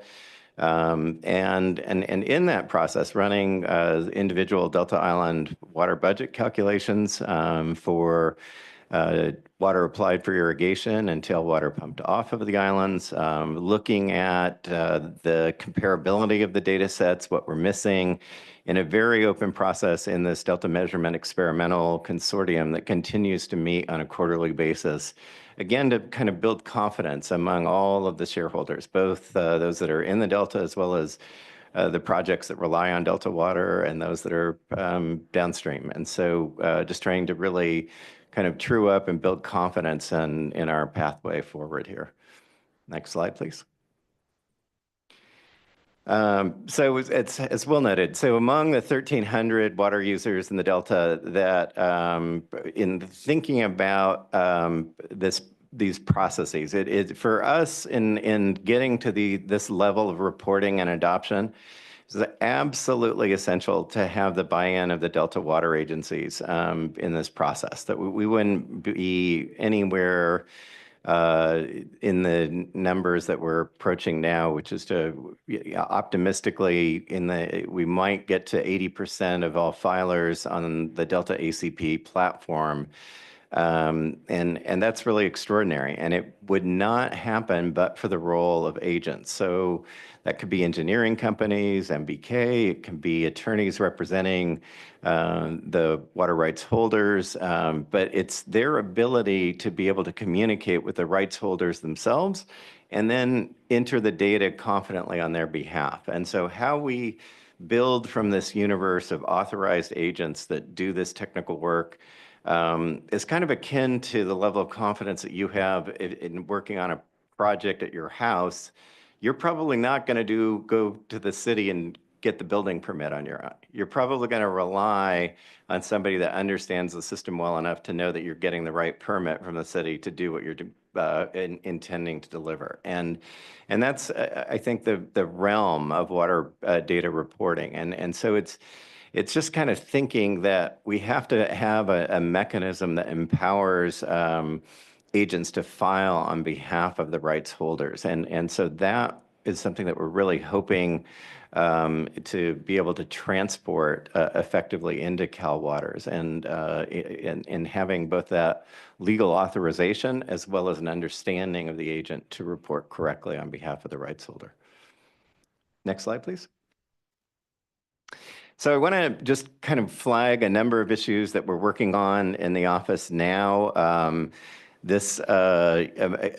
feel that every May, this board is kind of here's a South Delta surprise about water unavailability as the pumps are starting to ramp up to optimize export operations. And increasingly, the science, the ground field data, the modeling is showing us that we have a lack of channel capacity in the South Delta. And this is reflected in the board's action in approval of D1641 in the water level response program component that required an active dredging program, which did happen up to 2009, and then it was abandoned due to lack of funding for that. And in a sense, we're kind of bearing the continued, I think, lack of action in a water level response program not being funded by other agencies. And that puts the board in a very difficult position. So we're trying to, I've now met with more than 20 stakeholders, including the state and federal projects that are supportive of a dredging program to help alleviate not just channel capacity and the availability of water for the pumps in low flow conditions, but additionally, real water quality concerns about a lack of capacity in Middle River as a critical circulation element of the system. And so the hope is that this continued dialogue leads to a real catalyst to bring state and federal collaboration to help address this sort of unfulfilled need in seeking a continued dredging program in the South Delta that would also have benefits for flood control and water quality. Next slide, please. And then an encouraging word, the board and the regional boards have been increasingly attentive to the impacts of HABs in the Delta. I want to just applaud the work of WEMA and the division in looking at solutions and the scope of the HABs problem. Ahead of us, just in a couple of days, is the CHAB workshop, and there's a lot of great dialogue that's happening across science agencies. Some of that comes out of the third quarter DPIC meeting and the need, which is very encouraging to see all the federal agencies with the state in alignment, that we've got to really pay more attention and have better integration of the science. I think I would flag two concerns here. One is virtually every one of these science programs ends with a point that we don't have enough people on the ground to actually monitor the situation well, or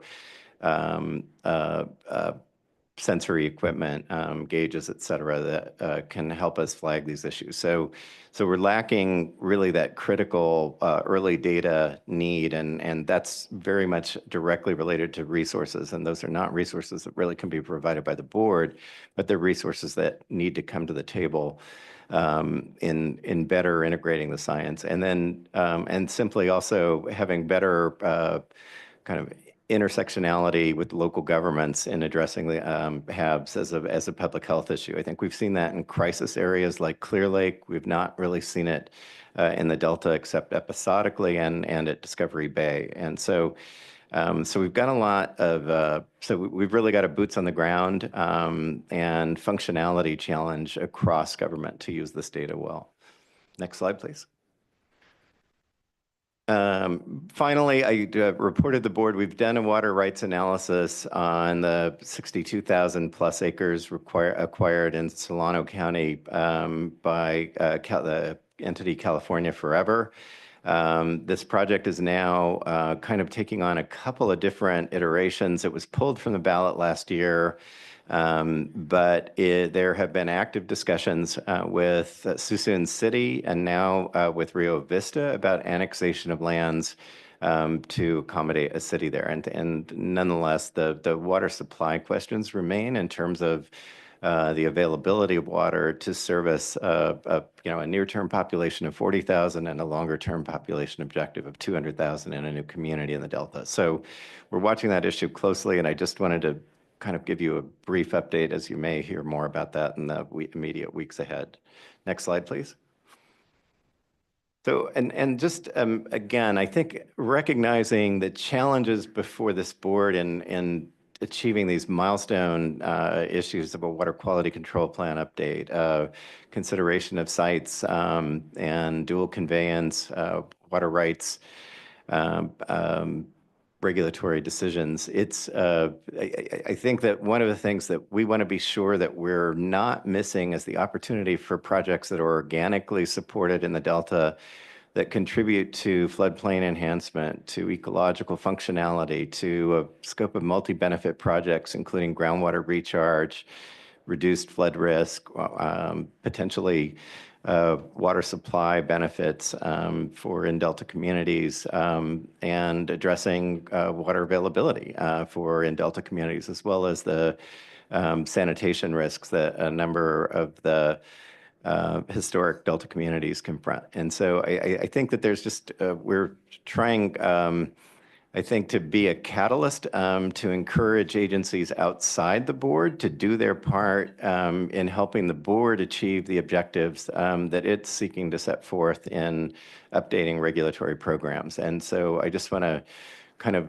give note to the reality that the work program in front of this board is probably historic from a weight of decisions immediately around the corner for you, and that I think that it's really important that we're also creating, I guess I'm trying to bring goodwill to the objectives that the board is seeking to achieve in bringing local government in and along with other state agencies to achieve goals that I think ride well with a water quality control plan update without bringing additional grief and a burden to that process. So I want to give some voice to that I think there are a lot of organic opportunities within the Delta that would have wide stakeholder support, but that don't need to be a part of the water quality control plan, but that could enhance the product that you all bring forward later in the year. Next slide. I just wanted to touch briefly and turn to Lisa Marie and some of this in thinking about the work of the Delta Stewardship Council in the year ahead. In the immediate term, the Delta ADAPTS program is looking at kind of near, midterm, and long-term adaptation strategies in the Delta. That report is expected this summer with an implementation for this year. On a similar track, the Tribal and Environmental Justice Program and implementation in the Delta is seeking to address issues where historically disadvantaged communities and tribes have not been well addressed in the Delta, which provide, I think, a mosaic of opportunities for co-management and other exciting opportunities that tribes around the Delta are very interested in the context of tribal beneficial uses and the ability to demonstrate traditional ecological knowledge and its compatibility with other objectives in the Delta. And I think Lisa Marie will touch on the updating of the Delta Science Plan and the science grants. And I want to give honest voice to the reality that, again, in thinking of the challenge of this board in implementing effective regulations that have buy-in of shareholders across the Delta system, or really the Sacramento-San Joaquin Delta watershed, that in developing this a new regulatory program, let alone and implementing D1641 today and the ESA flow standards today, you can't do it alone. And it's incredibly, I think, destabilizing out there to see what's happening and the cuts at the federal agency levels in what that means for monitoring and for science in an ongoing way. And that I think that just over the horizon, we have to be looking at what are the right kinds of mechanisms that increase a level of confidence that the data is actually compliant with regulatory standards that the board brings forward. And so I think that we just have to be open enough and have, again, a open in dialogue with sister agencies that we can't, the system as it exists today is under increasing strain seemingly as each day goes by. And I think we have to think about what we do to protect scientific integrity, monitoring integrity, and the ability to communicate effectively with the public that decisions of the board are actually compliant with the rules and regulations that it adopts. And so I think with that, let me turn to Dr. Lisa Marie Myers to give you a more holistic update on the data delta. And I'm happy to take questions now, or we could do it together at the end. But Together at the end might work best. And thank you, Mr. Ziegler. Appreciate all that. Dr. Wyndham Myers, good to see you. Good to see you too, Chair Esquivel. And thank you, Board, for inviting me back again for a quarterly update from our program. You've probably seen me jumping back and forth because this was a really great day for me to be here to see the racial equity panel, to see the California, the water supply strategy presentation. So I learned a lot today too, as well as just from what Will and Jay presented. So glad I'm jumping back and forth, but the interagency ecological program is happening right now in our building, the workshop, the annual workshop, which is a big deal, 20 plus years of this workshop. And we just really want to call out how thankful we are that they're still meeting. And while it's changing its structure, it's still one of the most important collaborative forums for decision relevant science being developed in a collaborative way. Right now, the Delta system relies on this kind of information to operate and understand the ecosystem and the overall social system. So we're hoping that this kind of strong and ongoing collaboration continues even with all these projected changes that we're seeing, right now and we expect in the future. So just a shout out to IEP right now. I'm just so glad that they're meeting and it's already been good. And the mood in the room is good, which is just amazing. But I think people just are, excited to be together talking science. Echo that shout out and thank you for being able to balance those two things. I mean, that meeting is incredibly important, and so is just the program writ large for us here. So glad to hear the mood in the room is good. I know there are a lot of changes happening, and just echo the real importance of the interagency ecological program. So thank you. Yeah, thank you. I'll share that. I do have slides that are separate than these, but I can just move forward. Another thing I wanted to give you a shout out on is that we know you're deep in the Bay Delta Plan updates. Speaking of IEP, the former IEP lead scientist, Dr. Steve Culberson, is with us, and he has been tracking the for the workshops that you have been having for council staff. He is listening for ways for us to use our assets to help you, to help the board, and that includes things like considering or supporting independent peer review, as well as contributing any science plan or program ideas that we are gathering through our process, depending on what kind of program you end up enlisting for credible science in implementing the final plan. So we're standing ready to help. And the next slides, I know Amy's got them, so I'll just wait for those. I can just move forward. A couple other little tidbits is They'll be coming up here in okay. a moment, I think. So thank you. Great. I don't have a slide for this. So I'll just mention it. May 13th, so next Thursday, is the DPIC Restoration Subcommittee in our building as well. March. Yeah, thank you.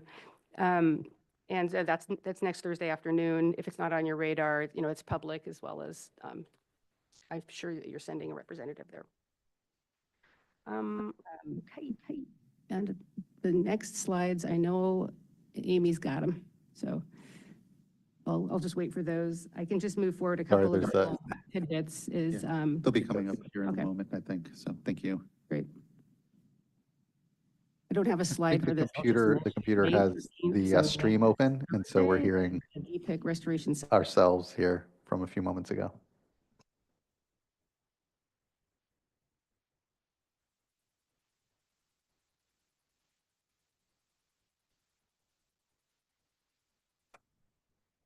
Thanks for the patience.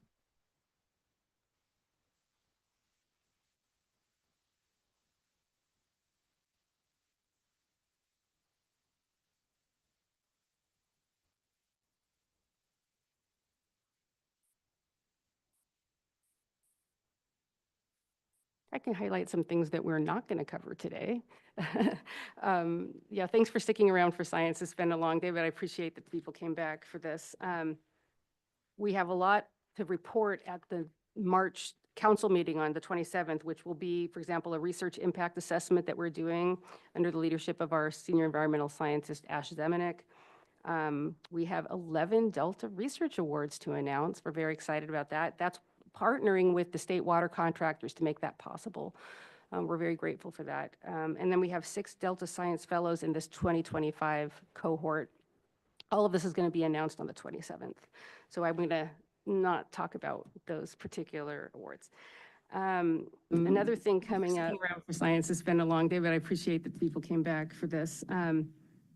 We have a lot to report at the March council meeting on the 27th, which will be, for example, a research impact assessment that we're doing under the leadership of our senior environmental scientist, Ash Zemanek.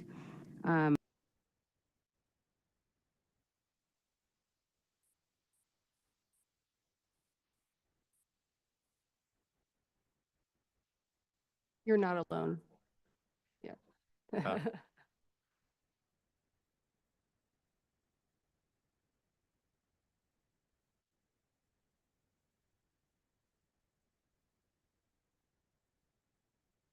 For this, we have a lot to report at the March council meeting on the 27th, which will be, for example, a research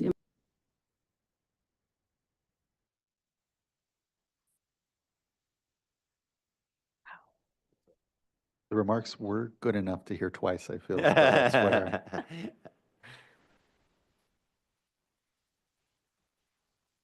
I feel like I should have sung it, like you could like loop it and then, you know. yeah, someone will remake the audio here. Yeah, we'll do a little remixing. Yeah.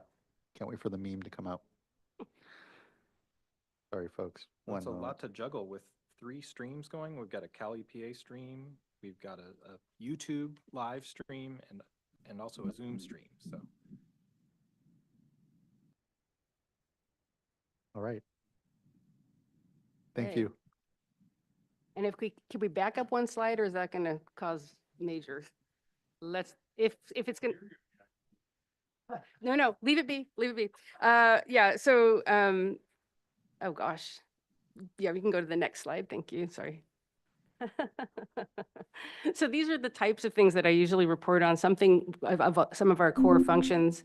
But what I'm saying is I'm going to today just talk about this Delta Science Plan, the State of the Bay Delta Science reports that are just coming out now in San Francisco Estuary and Watershed Science. Some new voices in adaptive management that I want to highlight, and then also some evolving changes to the Delta Independent Science Board. We have a crop of new people they're stepping down, and then we're going to be looking at new applicants for that board. So I want to highlight that. Thank you. Next slide. Okay, so I've highlighted these already. I think the other things to point out are the social science focus that we've really pushed. We have some advances there. And at the end, I'm going to just talk to you a little bit about the golden mussel. I don't know if you've had a presentation yet from Department of Fish and Wildlife, but yeah, should be on your radar. Okay, next slide, please. Thank you. Okay, so the Delta Science Plan Workshop, this was the last 2 days of February. It was organized by Trisha Lee, and I just have to call out her amazing organization because it was online, in-room participation, and she coordinated this with communications, so it's all going to be on YouTube for sharing when that post goes up. And also the communications team took some fantastic photos, so I'm going to include some of those. The Delta Science Plan specifically, I think you know this, every 5 years we update it. It's a roadmap. It's not an agenda. It's a roadmap of visions, principles, approaches that we hope will inspire the whole community about how we do science for effective, efficient, and well-communicated science. In 2019, the Independent Science Board called for the next iteration, this one, to be more bold, flexible, and strategic. So we took this approach of using the 2019 and trying to update it with a focus on grand challenges. I think you heard about this already, about the 4 main grand challenges. And all in all, at the end, people did think that that was a more inclusive way to get ideas and for have people feel inspired about moving forward on different initiatives. Day 1 was all about communication and integration of knowledge. Day 2, managing under uncertainty, and as the Water Master has already said, it's just things are becoming highly uncertain. Even patterns are changing wildly. So we need some new approaches, horizon scanning and stuff to move forward. Okay, next slide, please. So day 1, we started with a plenary by Dr. Sam Luoma. Again, this will be on YouTube, worth watching. And he gave the 25-year context of how did we get here, and used it to give ideas for accelerating the path forward by acknowledging the past. And in particular, he wanted us to understand our successes, that we actually are at a point now where science is fundamental to decision making. And 25 years ago, it wasn't necessarily the case. So he made a nice transition there. The next discussion was actually our first of the interweaving roundtables, where we tackled Grand Challenge 4 with Dr. Shoko Shimbrat, our lead on this, brought in Dr. Nina Fontana and Zach Gigone to present stories and examples of how better to incorporate diverse ideas and data sets and perspectives in a very potentiating way, that things start building off of each other. We talked a lot about things like growing science and growing scientists, a focus on youth. It was a really nice session. I want to highlight that Jay Ziegler, Alex Burke, Robert McCarthy, and Jose Ayala from your staff were there, and we were really grateful for their participation online and in the room. After lunch, Julie Lee, the chair of the Delta Science Council, brought us back, and then we heard from Mark Lubell about governance issues, and in particular how current science communication structures, both between organizations and within organizations, are become complicated and lead to problems that we need to solve. And so he suggested that there be places for learning opportunities so that there could be learning up the scale, up the command and down. And so he said we still need people to working in the weeds to communicate up, but we need for there to be better communication pathways. Probably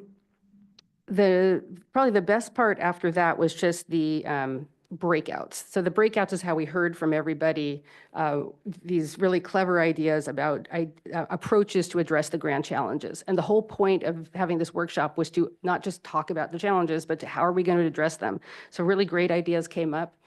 I'll switch into the breakout discussions in a second, but right now I want to go to day 2. The next slide. And this is the one that focused on changing climates, changing regulations, basically anticipating change and being able to make decisions under uncertainty. So Dr. Laurel Larson, the previous Delta lead scientist, gave some really nice examples of tools and concepts to think about how to adapt to future needs. She talked about adaptive tipping points or adaptation tipping points, things that might be undesirable, like managed retreat and fallowing field, and things that are very undesirable, but on the other hand, necessary for scientists to model so that we can understand these impacts. It was followed by Dr. Lisa Wanger, who talked about the role of risk in decision-making, and also about empowering a pipeline for sharing signals of change, not waiting for the final answer, but just signals of change so that can be used in an anticipatory way. And both talked about shared visions and nimble governance being ways to be able to address challenges in a thorough way. The breakouts, these talks spurred obviously participants to share a broad set of ideas for addressing grand challenges. We took all the ideas and put them into a 2x2 matrix of basically cost on the bottom, and then impact or effort on the bottom and impact on the y-axis. And you could then see, what are some quick wins, things that don't cost a lot but could lead to some improvements, and then also some major progress that's needed that we should get started on. So that kind of effort led to some really important conversations about who is in the room talking, what kind of information is being shared. That was on day one. The second was on the what is being shared and the why. And we ended up with some really good ideas for horizon scanning and building shared visions. And I think I'm going to just go to the next slide to show it was a very interactive setting. The plan, all of these data, there was a Menti poll online, a survey. There was discussions in the room. There was online discussions, every time we had basically about 70 people at any one time conversing. Between 2 days, there was over 100 people involved. And pulling that all together, again, it's Tricia Lee's job. And she'll be releasing a draft in the fall. And then we will put that out for public comment and then hopefully have a final plan by the very end of the year. And okay, I will go to the next slide then. Thank you. All right, this was brought up by the Water Master, and while IEP is going on right now for 3 days, on the last day, in the morning into the early afternoon, there will be the first cyanobacterial HAB workshop, and there is registration required, but it's still available. And this is the first implementation it's the implementation of the first action so far, which is basically to have an annual meeting. And that's going to have several panels talking through ideas for collaboration and sharing information in this IEP type of framework that is already being discussed, but basically data sharing and building out these programs for monitoring. And I will also say that the CyanoHab concept is one of our first pushes with this collaboratory development that we have going on this summer. And so this is one of the first outreaches for our collaboratory effort. And you probably noticed Dr. Laura Torticleb at the bottom, your colleague, who's one of the key organizers. She's the co-chair of the implementation team. Okay, next slide, please. Thank you. Another thing on your radar should be the May 9th Microplastics Symposium. This is the 10 years running symposium that we do with the Coastal and Marine Science Institute at UC Davis. And now the speakers are all listed online. It's going to be in person, live streamed and recorded, so you can participate in many different ways, but you do have to register. And the focus is not just quantifying microplastics, but also the impacts of them. And it's focused, of course, in the Bay Delta region.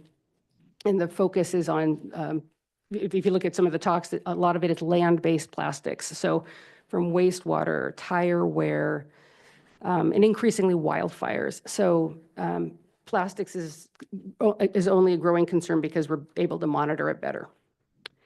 Next slide, please. Thank you. All right, so SBDS, this is our flagship synthesis product, comes out every 2 years. This special edition coming up this year is on extreme events, which I think we all know well. We're living through these. And so the March issue is coming out any day now. It has an introduction led by Jan Thompson from USGS and Cliff Daum, the former lead scientist. And there's a chapter on governance by Jess Rudnick, a chapter on drought by Rosemary Hartman, and a chapter on heat waves by Brian Maharja and Sam Bashkevin, I should say. And those are the ones that are coming out next week or so. And of course, these are teams that wrote these. Those are just the lead authors. In September, we have the next set, and that'll be the wildfire and water quality paper and the atmospheric rivers paper by Sasha Gershinoff, and then the wildfire paper by Cliff Daum. And then Denise Columbano, our senior environmental scientist, has written the perspective synthesis of all of these and really highlights the point that the Delta is in a new novel cadence whereby it's non-stationary. The patterns that we're seeing are not the same patterns that we've seen in the past, and she documents it very well using these other papers. So it's a really nice suite of papers that are coming out, and if you're not really interested in reading a paper, there's also going to be seminar series, info sheets. We're putting together a story map that tells the story in an more easily digestible way. And of course, we'll be focusing on these at council meetings as the year goes on. Okay. The next slide, please. Thank you. So social science integration, this has been a big push of the last Delta Science Plan. And we've been moving forward on a couple of key things. One is making more thorough use of the Delta Residents Survey, a product from 2023, where they sent out postcards to 80,000 residents. Only 2,300 results came back, but that's actually good for a survey. And those data have since been anonymized and pulled together to summarize key results among rural and urban residents. There's an online data viewer so that you can map patterns and responses, again, anonymized data. And that's on the Shiny app of our website of the Delta Science Program. So it's an interactive tool to look at data. And these highlights can all be found at these links. If you visit the Social Science Hub there within the Delta Council, you can have access to all of the products. So they're basically getting the data out for easier consumption. And then the next thing is that we are in the midst of hiring a social science extension specialist. This is a replacement of our former extension specialist. And this is, again, advancing the social science application in decision-making about the Delta. This has just come up over and over as a very important scientific part of our system that we need to understand better. And so we expect the person that interviews, we had 4 incredible interviews. We have to list them here because they were absolutely fantastic, and they're publicly available presentations. We hope that they start this summer and move forward on quite a few different initiatives we've already started to promote social science integration in multiple agencies of the Delta, not just our program. Okay, next slide, please. Okay, integrating traditional knowledge. This is another big push of ours. And Shoko Shinbrat's paper is now in press. It'll be coming out in the June issue of the San Francisco Estuary Watershed Science Journal, which again is a free journal, and it's written for managers. It's written to be understood by practitioners, policymakers. It's not just a science journal. The title of her paper is Changing Paradigms of Knowledge Production, Interweaving Traditional Knowledge and Predominant Science in the Delta. And the first sentence is that many scientists don't know what traditional knowledge is or how to begin the work of interweaving, and that's what the whole paper is about. She highlights participatory approaches, similarities and differences in ways of knowing, and barriers and solutions. And some of her examples of places we can come together are on things like cultural burning, restoration, and species management. And she uses this graphic here on the right just to illustrate there's multiple evidence-based approaches. It's not all just traditional science. And these things can give you an enriched picture if you start weaving them together. And that's the point being made here in this graphic. So again, I hope you can read Shoko's paper and/or listen in when we highlight it in a future council meeting. And then the next slide, thank you, is our Independent Science Board recruitment. So this listserv went out on Monday, last Monday. You may have seen it. But we are going to be losing this year, unfortunately, Virginia Dale, landscape ecologist, Robert Nyman, an aquatic ecologist with river expertise especially, and Tom Holzer from USGS, our geologist, and particularly seismic risk. Person who understands that best. And so the new term will start in September, and we're recruiting 3 positions. We're looking for folks that have a background in geology, hydrology, ecology, and/or traditional knowledge. So we want to consider that as well in this particular call. You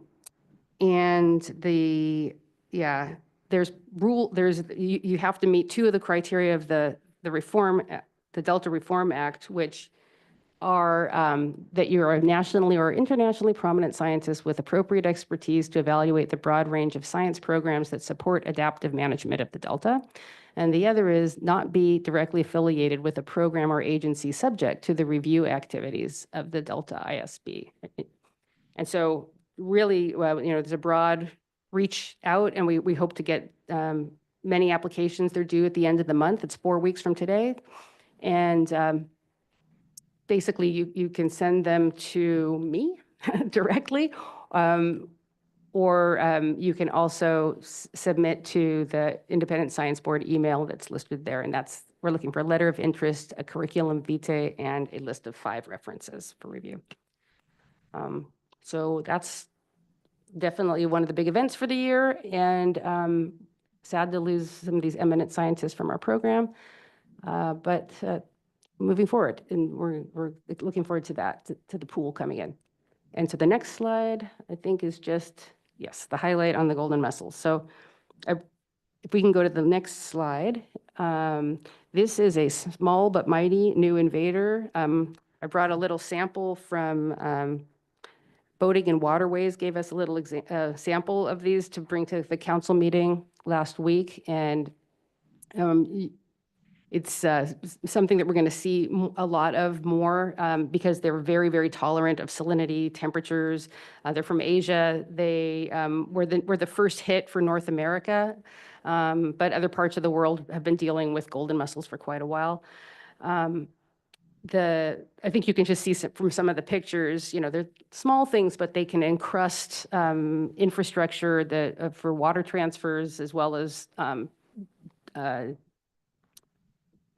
salinity the ideas that came up of concern was in Antioch, I'm trying to remember the name right now, the desalinization plant. There's all kinds of places where we're concerned about these mussels moving in. And so the California Department of Fish and Wildlife has convened an interagency golden mussel task force. Tom Jabush from that program presented at the Independent Science Board meeting back in January. And then the next ISB meeting, if you're interested, in March, on March 20th, there'll be a presentation from, I think it's Tom Skiana from the State Lands Program, to talk about the actual, the regulations, the ballast control regulations, and how they potentially were not effective in this case, or should we expect more of this? So that's going to be in March, and because there's no effective control, the focus right now is just on containment. If you go to the next slide, these are the posters you're going to start seeing around. The idea right now is to make sure that boaters know to look for it on their boats before they move to different places. And my understanding is the boat launches at Pardee and Comanche reservoirs are right now closed because they want to make sure that these signs are up before the summer starts. So that's all I have. And I appreciate you having me here and can take any questions, of course, along with Jay and Will. Thanks. Thank you all three for the great presentations here. There is a lot happening, I know, in the Delta. We certainly feel it here in our decision-making space, all the new science, all the information, and it's great to be able to feel like we really are moving into this next chapter of management in the Delta, where the science and the information and the data are the basis of so much. And thank you for the touching base here on the golden mussel. I think of nutria as well as, we have a whole host of invasive species, certainly across the state, but particularly within the Delta. And it's contributing to these rapidly changing circumstances where, the Delta ecosystem is certainly changing. And we here continue to need to make sure we're understanding both the invasive species side and all the dynamics that are happening there so that we can actually be effective in our water quality control plan update and importantly managing these many different stressors. So just thank you. I really appreciate the synthesis as well of just all the good science is that it's continuing to happen. And importantly, we continue to look how to ensure that that scientific work, all of that discussion feeds into then the decision making here at the board. And so the work you're all doing to do that, to support that is really appreciated. And so looking to fellow board colleagues if they have questions, comments. Board Member McGuire, Board Member Firestone. Yes, as always, thank you so much for the updates. Always very informative and also overwhelming in some respects, because I agree there's a lot happening. But this is super helpful because just hearing about the studies and the engagements that are happening amongst the science community is reassuring, for sure. I don't always hear the updates and at this level of detail, so it's very helpful and encouraging. So yeah, on the golden mussel. Whenever I hear about invasive species, it gets me going. So it got me thinking about just mussels and the invasive clams, the Asian clam and the overbite clam and quagga mussels and, a whole bunch that I've heard have been pretty significant at filtering the water and affecting water quality in the Delta. I don't know about the golden mussel and its likelihood of doing that, but is there a good body of science, or are we getting a good body of science, or is that work in progress to really get an understanding of the level of impact that all these different invasive clams and life forms are having on the aquatic environment? Just trying to wrap my arms around that and really know what we're dealing with here. Right now, here, no. I don't know any particular research that's stood up right now for golden mussel, but there is a lot of monitoring and I think guidance from other places where it has become infested. It's really almost every other continent. We're just the last, and somehow we were able to hold it off this long, which is kind of amazing. But yeah, I think we learn from other sites, and then we're going to have to stand up some golden mussel studies just to understand, frankly, if there's any control options that we have. Right now, nothing's really. Yeah. I mean, for me, it's that certainly is important, but also just kind of understanding the cumulative effects of all of these different invasive, the Asian clams have been there for decades now. And so I'm presuming that I'm not a scientist, but I'm assuming they're well established throughout the Delta and they're present and they're having an effect. They've been having an effect and they will continue to do so. So now we're adding to that. Exactly. And so for me, it's thinking about, oh gosh, here's another one. And where are we at? Is there a tipping point? Is there something that we should be thinking about more broadly and holistically in terms of these invasives that are just present, that we have to acknowledge? We know they're there, and maybe we don't fully know what impact they're having, but it might be worthwhile trying to figure that out. Yeah, and they may be competing with both the saltier clams and the fresher clams because these can live across the whole spectrum. So that whole competition dynamic is unknown. But you can see right now from that map, I didn't really talk about it, the little red dots, they're clustered literally right near Stockton. I mean, that's where they found it, and it's just sort of slowly making its way out. So a very active tracking program right now, looking for it, and nobody's really seen it outside of those red dots as of right now. But CDFW, this is their bailiwick right now. Thank you. Thank you, board member. Agree, what comes to mind are certainly the food web impacts and the out competition of then, native species that we're trying to help support here be negatively impacted by all that. So appreciate the line of questioning for sure. Board member Firestone. Sure, thank you. And it's been a long day, but a lot of things that are interconnected. I'm glad you were able to be here despite the conflicts. And it's interesting as you highlighted, much of the work going on. I think this idea of like the importance of diversity in terms of types of knowledge and expertise is really critical to helping us manage and adapt going forward and even just in the immediate term. So appreciate that. I also just want to, reflect on for both of the presentations today that there is this way in which we talked about our priorities and one of a major focus, double, triple star, whatever is Bay Delta Plan update, obviously.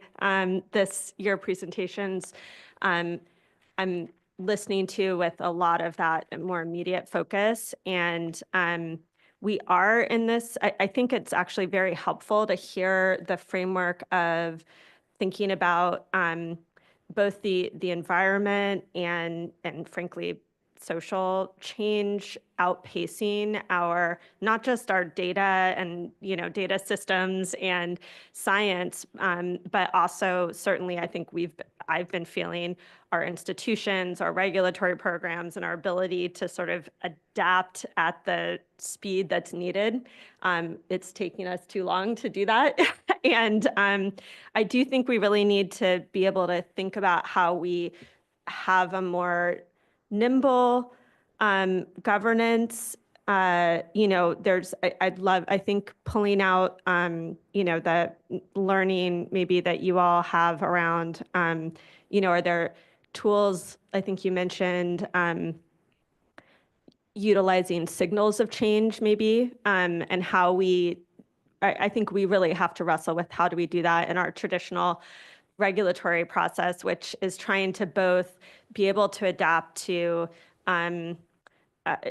this rapidly changing and unpredictable and extreme changes, and also wanting to be able to provide all the people that are doing the management and day-to-day implementation and just living some reliability or stable framework within which they can manage and work, right? Like that's a lot of what our regulatory process is trying to do, is give a more stable framework. So I think it's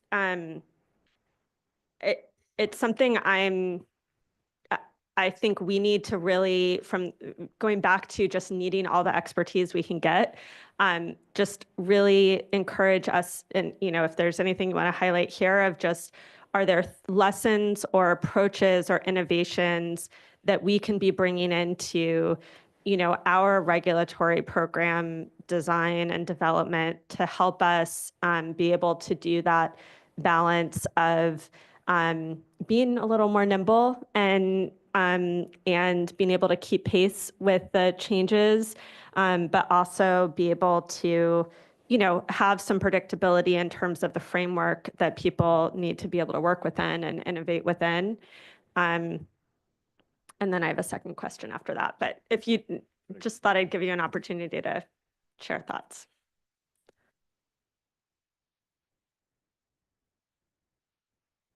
Yes, yes, and yes. But in terms of how best to help you, I think it's important that we have, conversations about where we're going. The ideas are generally things of horizon scanning and being, looking at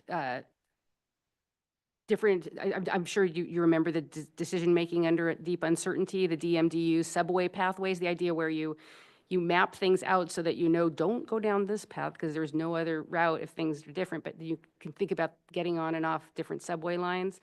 Those are the kind of ways that we've been thinking within Independent Science Board in our program about planning for changing environment. And I'm sure looks like Jay has a thought too.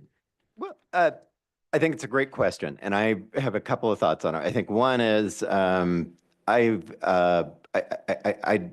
it's not the board's responsibility to do this, but there should be a space for some fail-fast modeling and looking at flow experiments in the Delta and what they might mean in altering localized tidal flow release considerations and modeling that I think we need some level of experimentation because I think we're all feeling this sensation of failing fast, and it's something that we need to test and something we need to look at that probably rides just a little outside of the scope of a water quality control plan update, but would be incredibly informative in terms of steps that other state agencies could be actively involved in supporting and bringing forward. So I think that jumps out. Additionally, I really appreciated the conversation that we had with board member Morgan in advance, because it caused me to completely change comments that I was providing the Delta Adapts process, where I feel like the pace of change is overwhelming to stakeholders, right?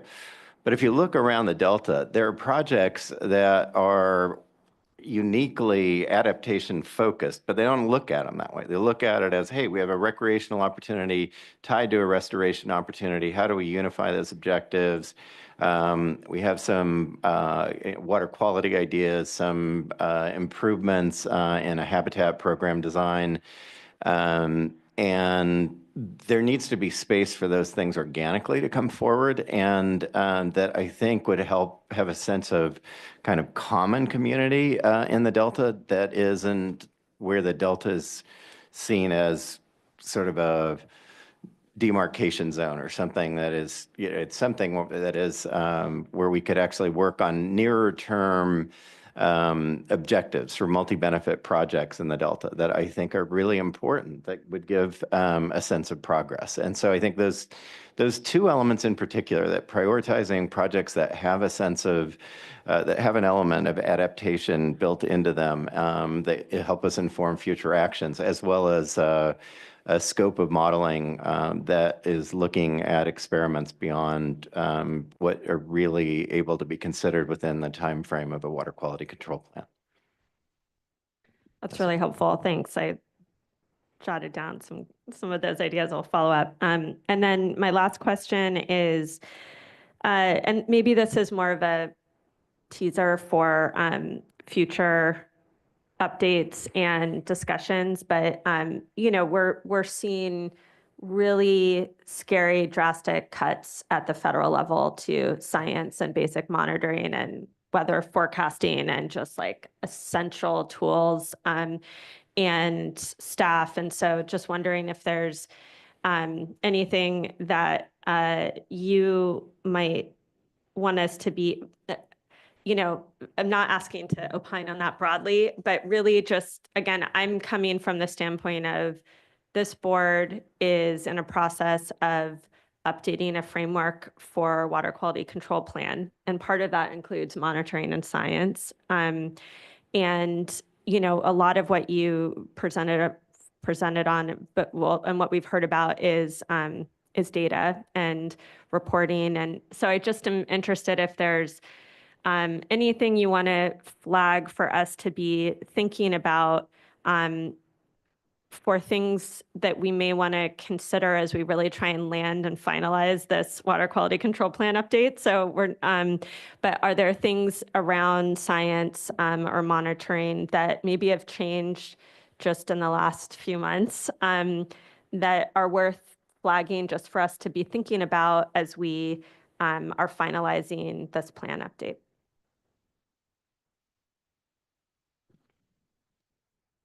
I just feel like it's so new. So the changes that happen, there's sometimes fixes to them or alternative solutions. And so I don't know that what the final blows will be because it's just so fresh.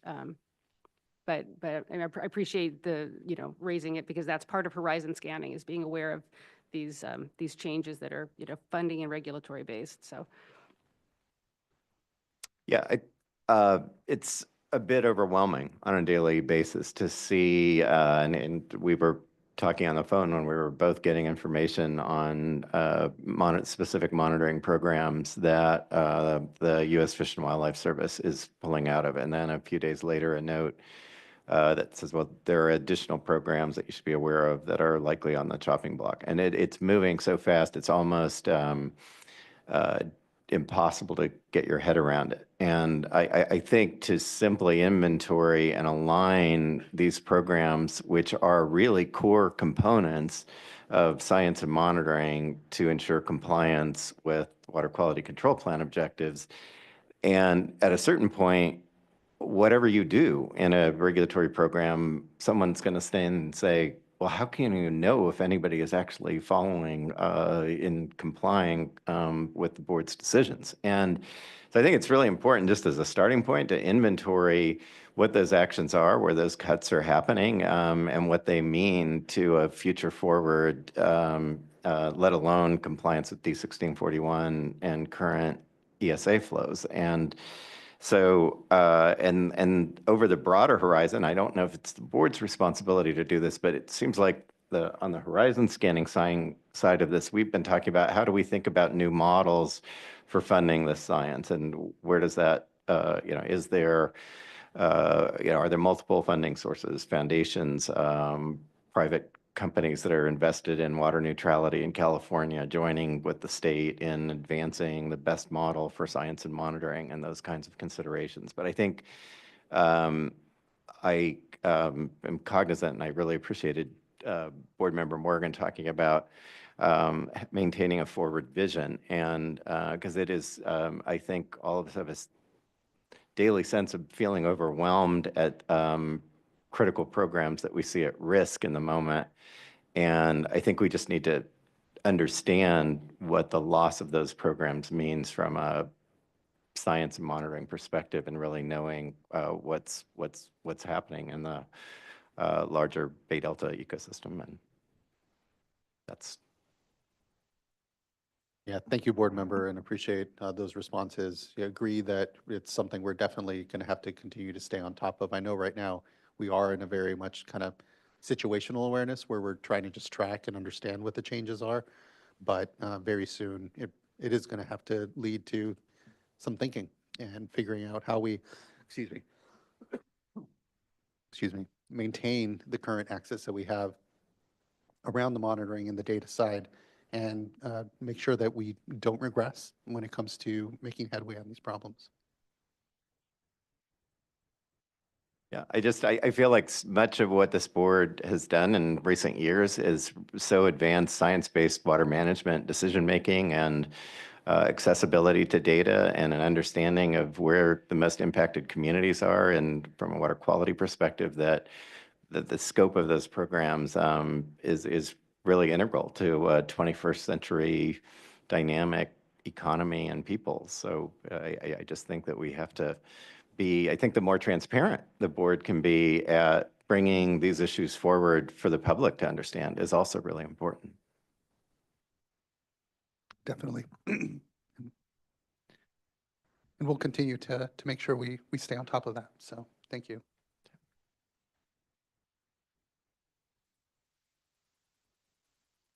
All right. Looking to fellow board colleagues, if there's any further discussion right now. Okay. Seeing none. Thank you again, Mr. Ziegler. Thank you, Dr. Wyndham Myers, Mr. Anderson. Really appreciate this update, and we'll continue to have discussion for sure on the changing landscape, both programmatic wise and what's happening on the ground. So thank you. Okay, that concludes items number 6 and 7. Apologies, number 5 and 6 brings us to item number 7, board member reports. Look to my fellow board colleagues as I clear my throat. I do not have anything to report. I'll report. So on Saturday, I was able to join the city of South El Monte and other partners around stormwater capture and